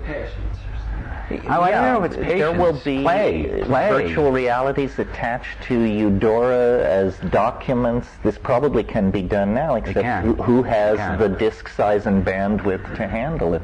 But if big machines are talking to each other, it's happening now, and the trickle-down thing is very, very rapid. When printing was invented, there was a 50-year period called the incunabulary period, where all the things that were printed on the new printing press were intended and conceived to resemble manuscripts that had been made for hundreds, thousands of years. They didn't have another context. Right. After the first 50 years, print found its own voice, as it were, and many, many things happened. And this is widely recognized as the incunabulary period of electronic or digital or whatever you want to call it, discourse and texts. So be patient and don't be afraid. Wait at least 6 more months. Right. The new young people that are using the web want to be creative. They're looking for that. They know they can, and they understand how, and they go and they do it.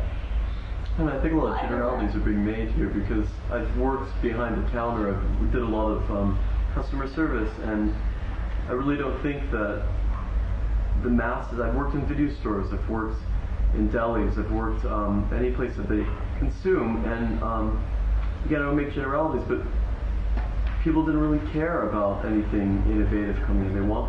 They wanted the next, action film. They didn't want to think. They wanted to vegetate after a hard day at work. Yeah. They want to be seduced by the hypnosis of media. The hypnosis of television, though. Well, it's but that's one thing that we're dealing with is that the mass medium that's dominant in our culture right now is television, and it's a very hypnotic. But the market studies show that what people are deserting in favor of the web when they reallocate their expendable time is TV. In other words, they're still having as much sex, they're still walking their dogs as much, they're still hiking in the wilderness as much, but they're slashing their television viewing. Right. This is the this is the best news out of Gomorrah in a while. Is there Gomorrah.com that you subscribe to? I own it. One of the things that strikes me is the value that we've seen from the Internet and World Wide Web has been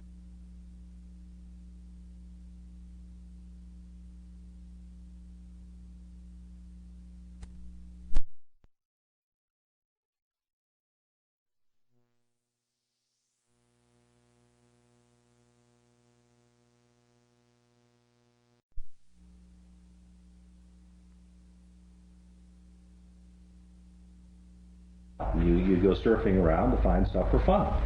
But the reality is, where's the value? Where's the value? And if you put it in an economics context, now you're seeing the advent of e-commerce, and portals are in, but soon hubs are going to be in. And business is going to say, okay, this has been really fun. We've got a website here, but how are we going to use it? How are we going to make sense out of it? And there's going to be a shift occurring. In fact, I think there is a shift occurring right now as the technology continues to evolve, and it's easier to deliver services. And I think that when that happens, and you can't charge for advertising. Forget advertising. How about creating some other value? Markets, well, like destination site. That's as valuable as dollars. So, in other words, you get people to your site. But in the background of all this, the web still does best what it was originally designed to do, which is facilitate esoteric research. And if you're trying to free yourself from the illusions of the society, this is just an enormous unclosed loophole that they've left open. And, it used to be that at some literature department at some girls' school in Massachusetts, they would undertake some massive project of studying the Dunciad or something like that. And then when it was finished, it would fade out of existence. Now all that stuff is uploaded and exists for anybody to browse through. And I think esoterica has gotten the greatest shot in the arm since the reign of Rudolph of Bohemia. and it has a dark side because it spawns squirrely conspiracy theories, because now there are so many more factoids than ever before that whoever and whatever you believe is manipulating your life, you can go onto the web and find incontrovertible evidence to back you up. But on the other hand, if you really have a sincere sense of what research is, the web is like a magic wand. I mean, I've been interested for years and years in alchemy. Well, for years it was expensive, overpriced facsimile editions or visits to libraries in obscure parts of the world to pay for microfiches and all this. Now one guy, Adam McLean, puts a site up at Levity, and it's essentially a larger alchemical library that ever existed anywhere in the world during the height of the age of alchemy. And that's just one site. So I think it's impossible to predict the number of pathways and trajectories through what the web is. What it really is freedom spelled very large. I'd like to bring something up. I mean, about 30 years ago, there was this sport called Ultimate Frisbee that was invented. I don't know if anybody knows about it. But I started playing back in like 71, right? And it was this very cool sport where everyone was just happy to be playing with each other, right? And you travel all over the country, meet people all over the country. It's this great thing. And it evolved into this national sport where, I always thought it was the younger kids, it was probably the older guys too, right? It became more competitive, and it became a game that you had to win, and a game that you just enjoyed to compete. And the time I saw this guy get strangled on the field, I decided it was time to go do something else, right? And so the web seems to me, it's an infancy, as I understand it, where you're touching people all over the place. Right. It seemed to me it was this natural urge, man's aggression, women's aggression, whatever, because both sides get very competitive. And I would be, in this deal, seems to have much more financial implications, which scares me, knowing the people I know in the finance world, right? How do you think that, I mean, to me, I mean, the markets. Stay free? I don't know. Well, the markets are going to have, they're playing in this space, but that's it. They're at play in the space in just the same way we're at play in the space. And in fact, the beauty of it is that Disney can't actually bring people to their site. The beauty of the web is that the portals exist, and you may click on them briefly, but that's not where you stay. There are a few, in sense of commercials, like news sites that are sort of giving people what they want. But everything else on the web is, and I mean everything else, is this vast set of arcana, esoterica. And that's actually where people are. I mean, yes, you may be bringing in a certain amount of content as daily news and things like that, but I almost think of it as a hummus layer. This just sort of this mat. You know how in Manhattan the desirable business spaces are at street level on major thoroughfares? There's no parallel to that in the web. Right. It's just a mycelial mass. There are no privileged positions, and so there's no way to really reach people unless they are somehow participating in what you're selling. So there's all these pages, millions, right? Billions. That's getting close to 100 million. How do you find or where more. You want to go? Well, I see people say, I want to get a couple people to throw some things out there. Here's 100 favorite websites. Right. Right, and that's maybe where people... Learning filters and search engines is the challenge of the next level. It's about learning how to filter, how to... Finding meaning. We've talked very little about the idea of a bot, which is like your servant, which essentially will know your tastes and is going to do your web for you, kind of, will deliver you the type of things you're interested in. That's coming about more, and the indication's always been that those will be kind of like animated sort of or video type images that are kind of going to talk to you. Hello, good morning. Here's what I've got for you. Did you know the new Tori Amos record was out today? Shall I have them drop one to you in 2 days? That sort of thing. How many days to Eschaton? That's what I want to throw this ripple though on your economic question, and it's been troubling me for the last about 18 months, and I'm going to ask Mark, Owen, and Stephen, anyone that's been in the Vermal community, to dance around it a little. And correct me, but I'll just, for the rest of you, I'll spin a little bit about Vermal, which you probably don't know, which is, or might not know, which is sort of the birthing. And Mark, and that list that he talked about of those, did you say 200 or so? 2,000. What? 2,000. 2,000, researchers and programmers created VRML and very consciously fought to keep it from being owned or, redirected by one corporate interest. And so they got these big corporations, Silicon Graphics and Microsoft and Netscape and blah, blah, blah. Come on board and say, okay, we will not try to rip off your code and copyright it. We will not try to compete with each other, and that's how VRML was born. And from that was this profusion of amazing, sort of design and ideas and stuff that spilled out into the web. The next stage was that there was a browser war that Microsoft came out with Internet Explorer, which was to go head-to-head with Netscape, and that VRML, you understand, operates as a kind of a plugin that works inside the browser and just shows you it shows you 3D objects or environments in your browser. But the problem that I experienced, having worked for many or most of the people in the Bay Area doing VRML work in those years, was that in the last 18 months, it seemed to me that the browser war kind of killed VRML, because due to, I don't know how, and that's what I want you guys to answer, kind of, the plugins for VRML really didn't function very well in the browsers, and most people I knew couldn't get it to run and couldn't It's a very rapidly changing environment. It's a very chaotic environment, and it's in some cases very difficult to make complex pieces of software stable in that environment. Okay, but my question really is, do you think there was any kind of concerted effort to devolve your vision, or is that some function of the economic forces that created the browser war? Or I think personally, I think it does come down to market forces. I think there's a big issue with that, because you have to look at, first it went from being a gee-whiz technology to everyone wanting to use it and get on board with it.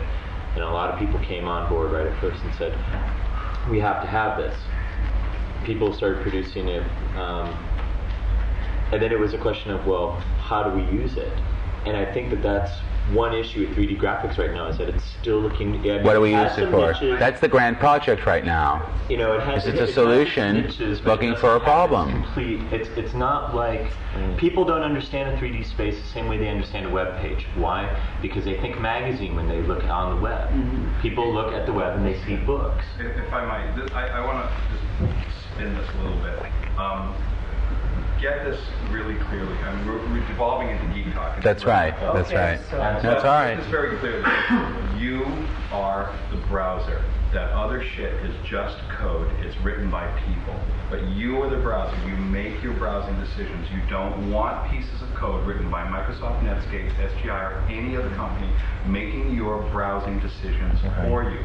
You have to own that process, putting your energy into the web surfing process and deciding where you want to go. If you're going to use a search engine or a filter, you're going to use that search engine or filter. You are still the one that's going to plug the words in, telling it what you're looking for. It's going to give you back selections, and then you're going to select even further. You're going to filter up in here. The original reality engine is up in here. Right. And I think this is really, really important. One of the things you talked about compelling earlier, and I found some years ago a formula for compelling. The formula for compelling is always richness over resolution. The markets are creating a resolution because every day there's more stuff, there's a bigger size to it. But the richness comes from what Susan was saying about the kids. Look at the kids. Look at them. They're under 20 for the most part, and they just go and do it. They don't talk about it. You half the time they create barriers to entry that if you don't have enough technical savvy, you can't find them. You can't play with us. You're lame. Go play someplace else. You have to pass the test before you can walk through this door and play with us. But once you can pass that test, it's a pretty fine, pretty rich, and pretty compelling experience. But just remember that you are the browser. Well said. There you go. Did you want to do it? Yeah, with Ronan. We're going to take a little twist out of the technical and back up to our main theme. You're on deck. He's been very, very silent this weekend, but he's been my assistant, and more than that, he's been my philosophical foil for 5 years and counting now.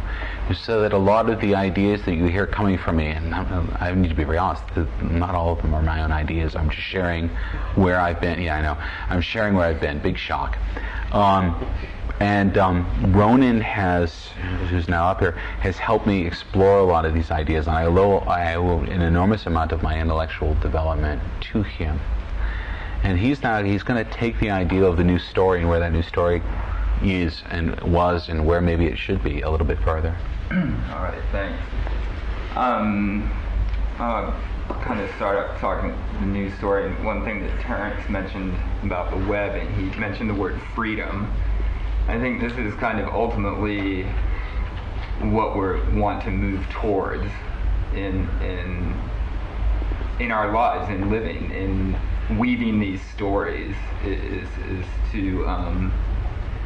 this freedom. I mean, this is one of the ultimate things that we can have in our lives, and for this kind of freedom, there's a letting go of our egos that needs to take place, and a kind of immersion within being that needs to take place. And there's a quote from a Jewish rabbi named Abraham Joshua Heschel, and he said, "There is no freedom without awe." And I think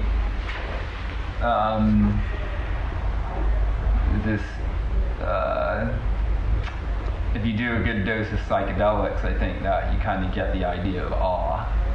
Or if you get a good night of the stars, watching meteor showers, you get a good sense of awe. Or if you have a good night of making love, you get this sense of awe. And this is one of the fundamental experiences of being human. And this is what talking about an archaic revival, in a sense, is a recovery of that primordial awe of the splendor of existence. And so when we talk about creating a new story, it's a process of remembrance, of coming back to where it is we've come from, and an intense process of self-knowledge and examination. So the end of history, in a sense, requires first an understanding of history, of what's gone forward. And so this is kind of an understanding of the evolution of the human species, the evolution of cultures. We need to learn, how did we get to this place and where are we now? And it's this process of self-exploration that can lead us into whatever it is that's before us.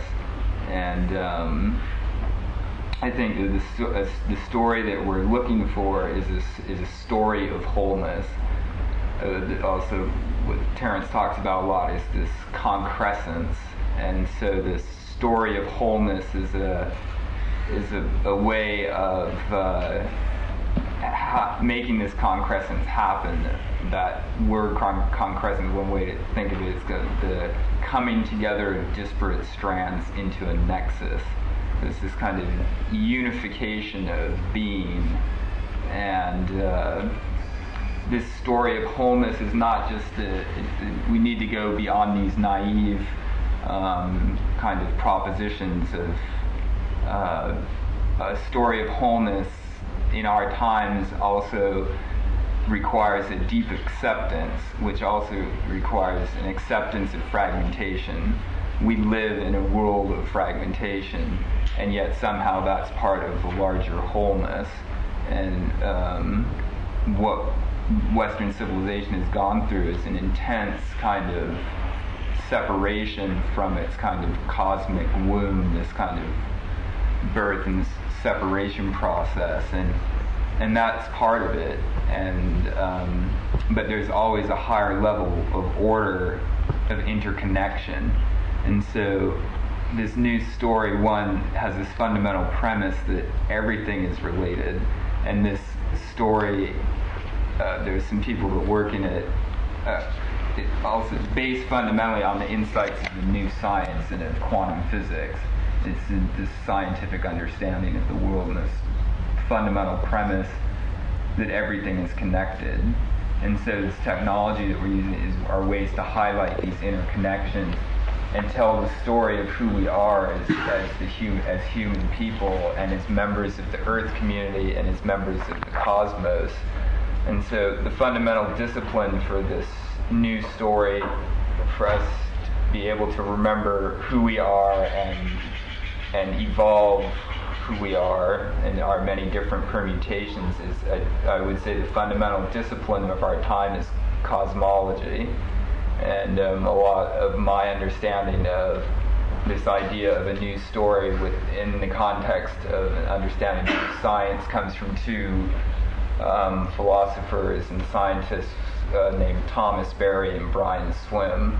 One is a cultural historian and Catholic priest in his 80s who's a student of Teilhard de Chardin, and the other one, Brian Swim, is a mathematical cosmologist. And they basically articulate this kind of trajectory of evolution and to give us a context for understanding ourselves in relationship to the planet and to the cosmos, and understanding that the cosmos is an ongoing experience. It's cosmogenic. It's constantly giving birth. And part of our role is to participate in that, and that we create these worlds, and that there's these dynamics that go on that are larger than us, but we also fundamentally are also giving birth to them. We bring forth a world together. And let me see where. So anyway, this point that cosmology is the synthesis of art, religion, philosophy, and science. And so this is what we need today. We need a new wisdom school, basically, in my opinion. We have vast tracts of knowledge. Everything is out there on the plate, and it's how do we bring these things together? And I think a lot of it, we need to start with from this place of awe. We have a sense of reverence for the sanctity of creation, for the sanctity of ourselves. And I think from this we need to start from a place of respect for ourselves and for others. And from this place, I think we can move to create from the heart in that place. And all of these tools we're talking about can be used for this. And I think a lot of it is to take a responsibility to learn who you are as a person in relationship to all that is. And there's vast amounts of material out there to do that. And then I think from this place, using that to move towards freedom. And in one article I read from Terence, it was, I think, published about 10 years ago in Revision magazine, and it was on UFOs. I remember him saying something, what will the end of the world look like? And he said in the article, well, it's not going to be just aliens coming down and having this big thing. He said it's kind of an inner revolution where this is something about appropriate activity and felt experience and letting go of the illusion of separateness. That itself would be the revolution, and this appropriate activity coming out from authentic being and interconnection. and letting that move through us, and that, in a sense, is the eschaton, is a sense of authentic being, an interrelationship, grounded in a sense of deep remembrance of who we are from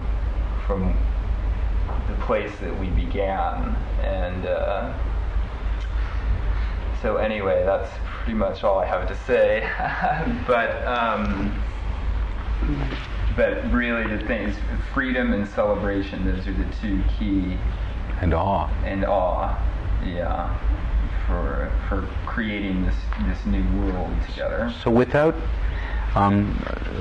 it becoming an ideology, how are you arguing then that the work, the great work, and also all the little works we should do, should in every part try to show relation? Is that in fact what part of the new story is that the new story is invoking and making explicit the relations that have always been implicit? I mean, I take a look at my own work, and in light of what you just said, that makes sense. Yes, I'm trying to invoke into explicitness the relations that have always been implicit. Yeah, I definitely think that's what we want to do, and that's part of the fundamental ecological crisis, is that we don't understand the thing. We don't see the ecosystemic interconnections, and so it's easy for us to pollute and so on, and because we don't see the ramifications of that until it becomes some toxic waste site. So yeah, this fundamental, and also that it needs to start at home. It needs to start within our own center of the relationships within ourselves, which will also help us keep from going the schizophrenic route. We might have lots of selves, which is okay. And if you understand the connections between them, you can be with them and not go nuts.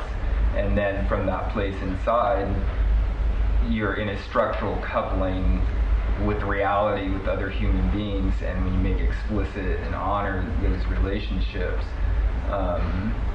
I think there's a new level that can take place. And I know from my study, I work a lot with the Lakota people from the Plains, and in all of their prayers and all their ceremonies, like if anytime you're in a sweat lodge and you finish saying a prayer or something, they say, "Aho mitaku e oyase," all my relations, I'm related to everything. And that's a constant thing that's always said. It's you get in the sweat or at a ceremony. And so this is a story that they tell themselves all the time. So it's a new story that's an archaic story. Yeah. And again, a lot of it comes down to this remembrance as well. Remembrance and the explicitness of relationship.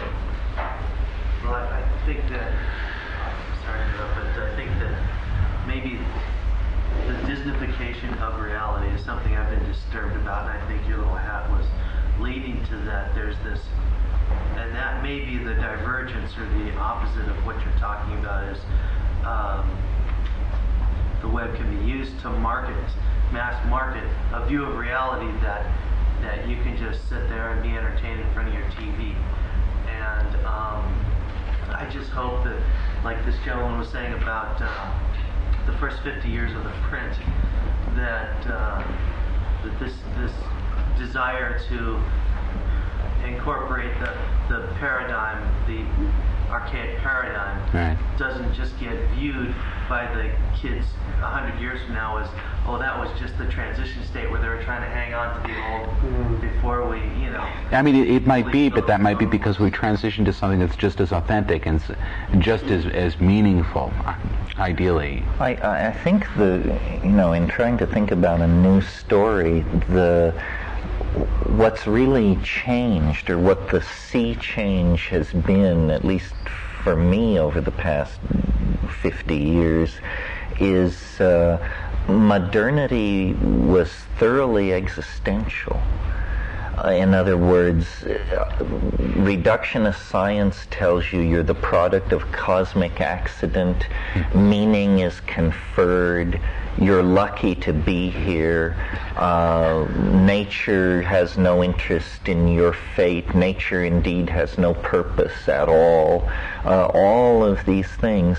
And my own intellectual journey, both experientially with psychedelics and through mathematical analysis of history and all this kind of stuff, leads to the conclusion that this existential point of view is able to maintain itself only by ignoring the evolutionary thrust toward complexity and novelty that occurs on every level of being.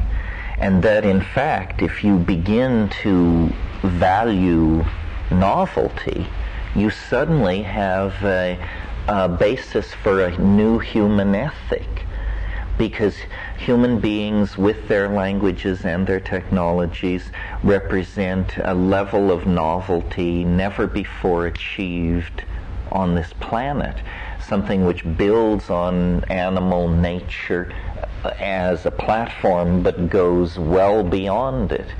And so suddenly, from being a random accident, from being a chance-created witness to a meaningless cosmos, we become the cutting edge of the very process that the cosmos itself seems to value or seek to magnify and preserve. So what has crept back in to being is, for me and anybody else who accepts these overarching metaphors, what has crept back in is value. And value it's a different kind of value than we've ever seen before. The last time we knew values, they were handed down from a religious hierarchy that talked directly to God and got strange messages. The new values are self-evident from an examination of nature. Anybody can inform themselves about the facts of biology and large-scale complex systems and so forth and so on. So the new story is a story of recognize our placement at this breaking wave of novel advance, and then suddenly technology becomes a religious enterprise, good for something other than building consumer electronics and small appliances, but actually seen as the path toward some kind of transcendent possibility. The goal is well formulated in spiritual ontology, but the methods are a mess. You know, these methods either don't work or require lifetimes or make demands on people's behavior that is practically inhuman. So I think the new story is based on the recognition of our own centrality. We haven't stood at the center of the cosmic stage for 700 years in our official myth.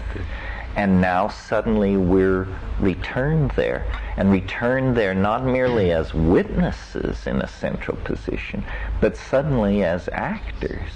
Because these technologies that are coming into our hands are truly Promethean, truly Faustian, truly capable of making us like unto a god, but not in the service of market capitalism and consumer fetishism, more in the service of this emotion of awe which Ronan invoked. You wanted to say something? That was beautifully put, Ronan, what you said earlier, and I'm 100% convinced that we need to remember the source from which we came before we even entered these bodies, this particular incarnation, and getting to the authentic self in the community and things that we had talked about last night of coming back together instead of being isolated selves. Nowhere this weekend have we talked about actually experiencing life, the living of life in this particular moment. You know, past is a history, the future is a mystery. That's why they call it present gift. I mean, where are we with the computer in simulations? For me personally, I answer this question as a rather beautiful curiosity answerer. I'm in the professional world, the working world of computers, and no one I know goes home and goes on the computer, stays and surfs around and plays on it. I mean, I have witnessed this metamorphosis in a service world as a tool. It's a tool that has been a stronger technological advance than what we've had before. Yes, that's true. But it's not a way of life, and I'm hearing a lot of people that the computer is their way of life. And the talk about TV and the hypnosis and yada yada, all that stuff is very true. But is this what we want our life to become, or do we want to actually experience it? Do we want to come here and look out at the ocean and then come and talk about these ideas? Or do we want to sit in a room with this thing flashing us? We have to have a saver to save our eyes from even staring at this thing for so long. Is that where we want to experience life? Well, I think the answer is a resounding yes. It is where we want to experience life, because it is part of life experience that our historical moment has dealt us. In other words, you mention it as a tool, but it is not a tool. It does not turn a screw or reset an alarm. It can do anything. It does look up data quickly. It does anything you can name. You know, it does. Yeah, I mean, it's not a life. Well, I don't know exactly what you mean by a life. If you mean it, eating and walking around and interacting with people. Oh well, it's in that sense. In that sense, it is a life. I think. I think all dualism is a form of spiritual materialism. In other words, what we're trying to do here is raise consciousness. What we're trying to do is build community. It's arguable that walking on the cliff and smelling the roses is an incredibly self-indulgent thing to be doing, when what you could be doing is building a worldwide data network that would raise people out of poverty and ignorance and give them a shot at full... How is that going to do that? How is through that education. Going to raise people out of the ghettos and give them college education and stuff? Well, I think information liberates, and that the control of information throughout history has been the mechanism by which class dominance and hierarchy has been maintained. So I think tearing the lid off the global database and inviting everybody to take what appeals to them is one of the most revolutionary things that... Already available in libraries, so to speak, in manual labor. So to the elites of the high-tech industrial democracies, it may be available, but we're talking about suffering mankind here. In other words, I think it is a political obligation to give people the option of becoming free. Not to free them, because then you're saying, follow me, but to give them the option of becoming free. If you travel to Bangkok and Calcutta and Cairo and actually feel the earth bursting at its seams with its accumulated toxins and social problems and so forth and so on, you see that business as usual has been canceled, and this thing you call having a life is business as usual. if you mean smelling the roses and walking on the cliff and all that. I mean, there is a place for that. But on the other hand, there is a question which hovers over us, which is, what is to be done? You know, what is to be done about the dilemma that our past history has placed us in? And all minds on deck. We are at battle station conditions here. We are entering into the narrow neck at the end of history. We will need every tool in our toolkit, from the poetry of Rumi to Vermeer and beyond. This is going to push us to the limit.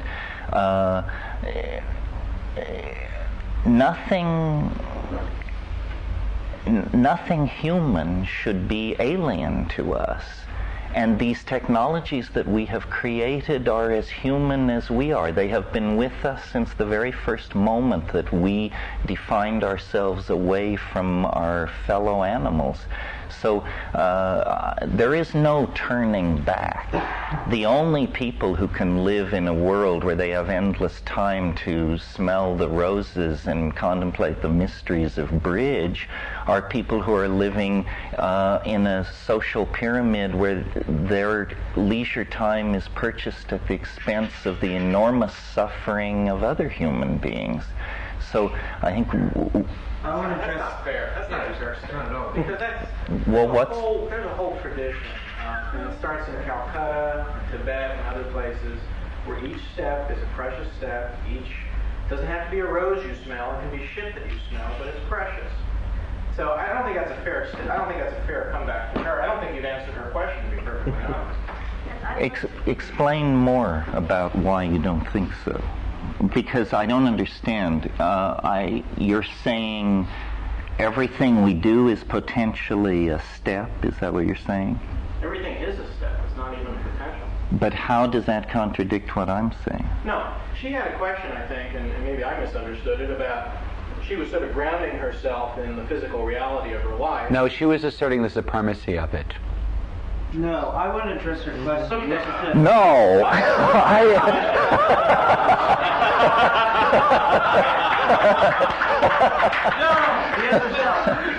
Well, wait a minute.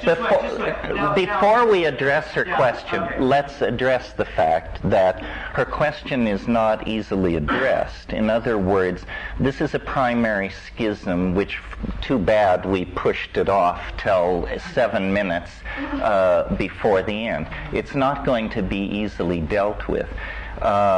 People value the quality of life differently. They value their relationship to space and leisure differently. I understand what she means by get a life, but I feel it's an unfair attack on the position represented here. People exist along a spectrum of experience. We are going to have to keep one hand, and Mark was at great pains to make this clear throughout the weekend. I don't think it's true that this was not dealt with. You said you never heard immediacy dealt with. You said something about the future. Well, what was the aphorism? But what was the aphorism where you said something about history is something, the future is something? Yeah, what I was talking about was the actual present moment that we are living here. Well, but didn't all the history and the future is a mystery. They're just figments of our imagination, and we can play with them in a curiosity manner. But didn't all the talk about psychedelics imply the importance of the felt presence of immediate experience? Or all the yoga. Right, there have been 48 hours of immediate experiences in a row, and we've all been here for them. I just want to address to Susan's question, which is this, that I think I heard recently, like this week, that Clinton or Gore or somebody suggested that every American should be on the web by a certain time. Right, yes. And I think that if you just took that model, that the most impoverished ghettos in the cities, Appalachia, and all of this, that if all those kids, were actually on the web, that would be a good thing. That it doesn't mean they're going to spend all their time doing that, right? Are they going to have food in the ghettos in their mouths? time. I know they're going to be selling web computers for crap. Check this out. With the availability yeah. of perfect information is the possibility of perfect resource allocation. Reach it. Right? Right. Mm-hmm. And that is what Mark's virtual reality is helping us get towards, the ability to understand Can we go back to information perfectly, kind of avoid to allocate resources. I think what I hear her saying is, I have this web and I have a lot of information now that I might not have had before from all over the world, right?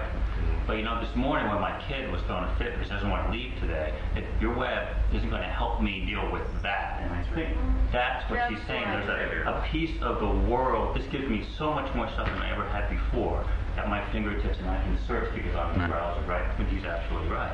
But you know what? I still have to work with it inside myself. Now here's, I do need to make a comment here because I've been trying as hard as I can to stress the heart and stress the heart and stress the heart. The web is not knowledge in your head. It's not facts. It's the connection of hearts and minds on the planet. I'm sorry, I sounded very pedantic and I apologize.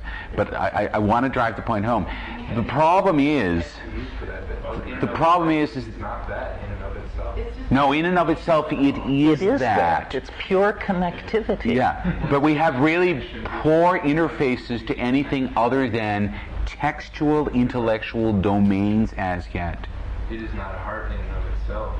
No, but it's connectivity. That's what he's saying. Pardon me? It isn't potential connections. It is real connections. Here, I value actually, it's just as real as talking to somebody on the phone. I mean, it's real time. It's really there. It is a communication tool. And I think what we're coming to, and I hope we're coming to, is some of us value actually living in real intimate communication, face-to-face, talking and stuff.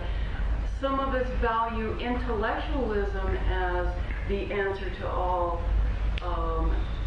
necessities and needs. And I agree, man, 100%. Freedom is information that will give us strength and power.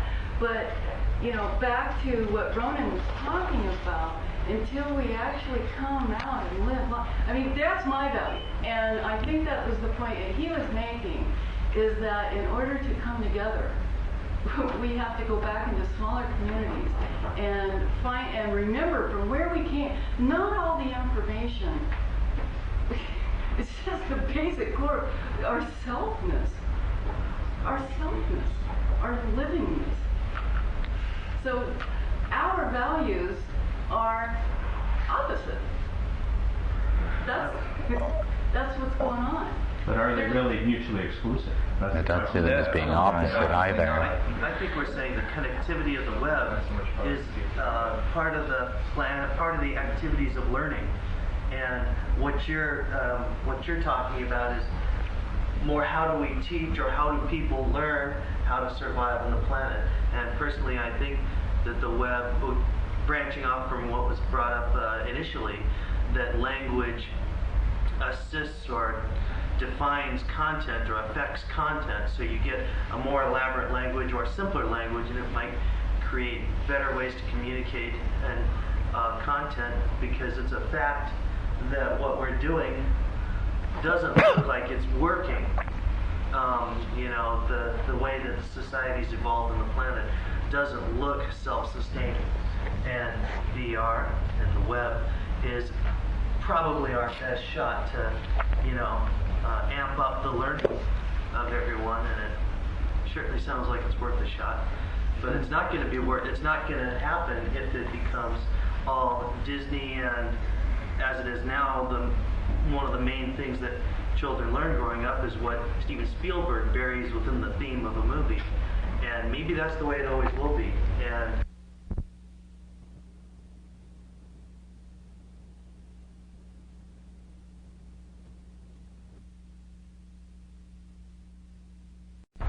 it's a great opportunity that people can learn from other ways besides mass media fed information. And if you don't happen to be lucky enough to be born with parents that can communicate ethics 100% in a seamless fashion from the, everything we need to survive. Because what's going on now doesn't seem like it's really working to meet the needs of everyone on the planet. We're going to have to close this off, but I want Mark to have a chance to have a final word if he wants it. Before he has it, I want to thank him for being here. He and I had apparently never met, or met only lightly in the past. I think having this end in controversy is fine with me. These things are controversial. It's the business of the future to be dangerous. It's your job to decide what is human and to preserve it and expand it and live it. And Mark, say a final wise thing. Question/commercial. Does Esalen offer us each other's contact info? Is the question. Then I would propose that if anyone wants to stay in contact or communicate via email, continue these discussions. I have a book which is sitting here with a pen. Please put your name in if you have email. If you don't, phone number. And also I have cards here where you can reach me. And also that I really appreciate it and love all of you for your singing last night. And also by giving me your information or taking mine, you can have more information on that. We want to kind of purport that activity. And thanks. In conclusion, it was probably in 1981 when my wetware processor booted up a simulation of Terence, and it's been talking to me ever since. And the conversation has been actually really interesting. It is my great honor and pleasure to have met and worked with you in the flesh. And this has been a wonderful weekend, and I want to thank you for your graciousness and for the room that you've given me, because it's been a great honor on my own part. I can't even describe it, how I feel about being able to be with all of you. Thank you. It has been my great honor and my pleasure to be able to get away with things that they would normally drive me away kicking and screaming if I said in other places in this world. I've given some raps this weekend, which I won't call them canned, but I've given them before, and I have said things in public here that I had not even dared ever to say. I've been thinking about them. I've been arguing them with my simulation of Terence. I've been working them through. But I felt like this room had the feeling and the trust where I could actually step over the boundary and I could enter the light cone and put my foot down and say, well, these are just some things that I'm thinking about, and I am incredibly grateful that I've been able to share with you, because the things that I've been getting back from all of you, both individually as a group, have been insane, cathartic, transformative, revolutionary, things like that. I'm going to leave you with one last question or koan which I want to be unresolved, because it's an argument that I'm having with a simulation of myself that I'm running inside of my head.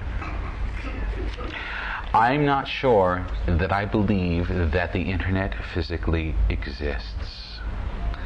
I don't know about it. It's invisible to me all of the time anyway. I'm not sure that in fact it's not simply a way that we're all magically believing that we're communicating with each other. Thank you.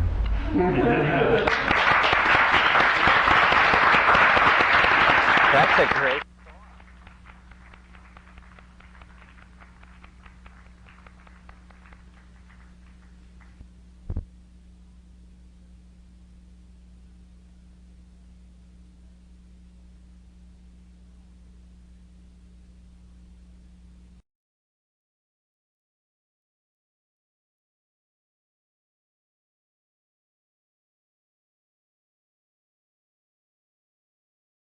I am the future. I am the future.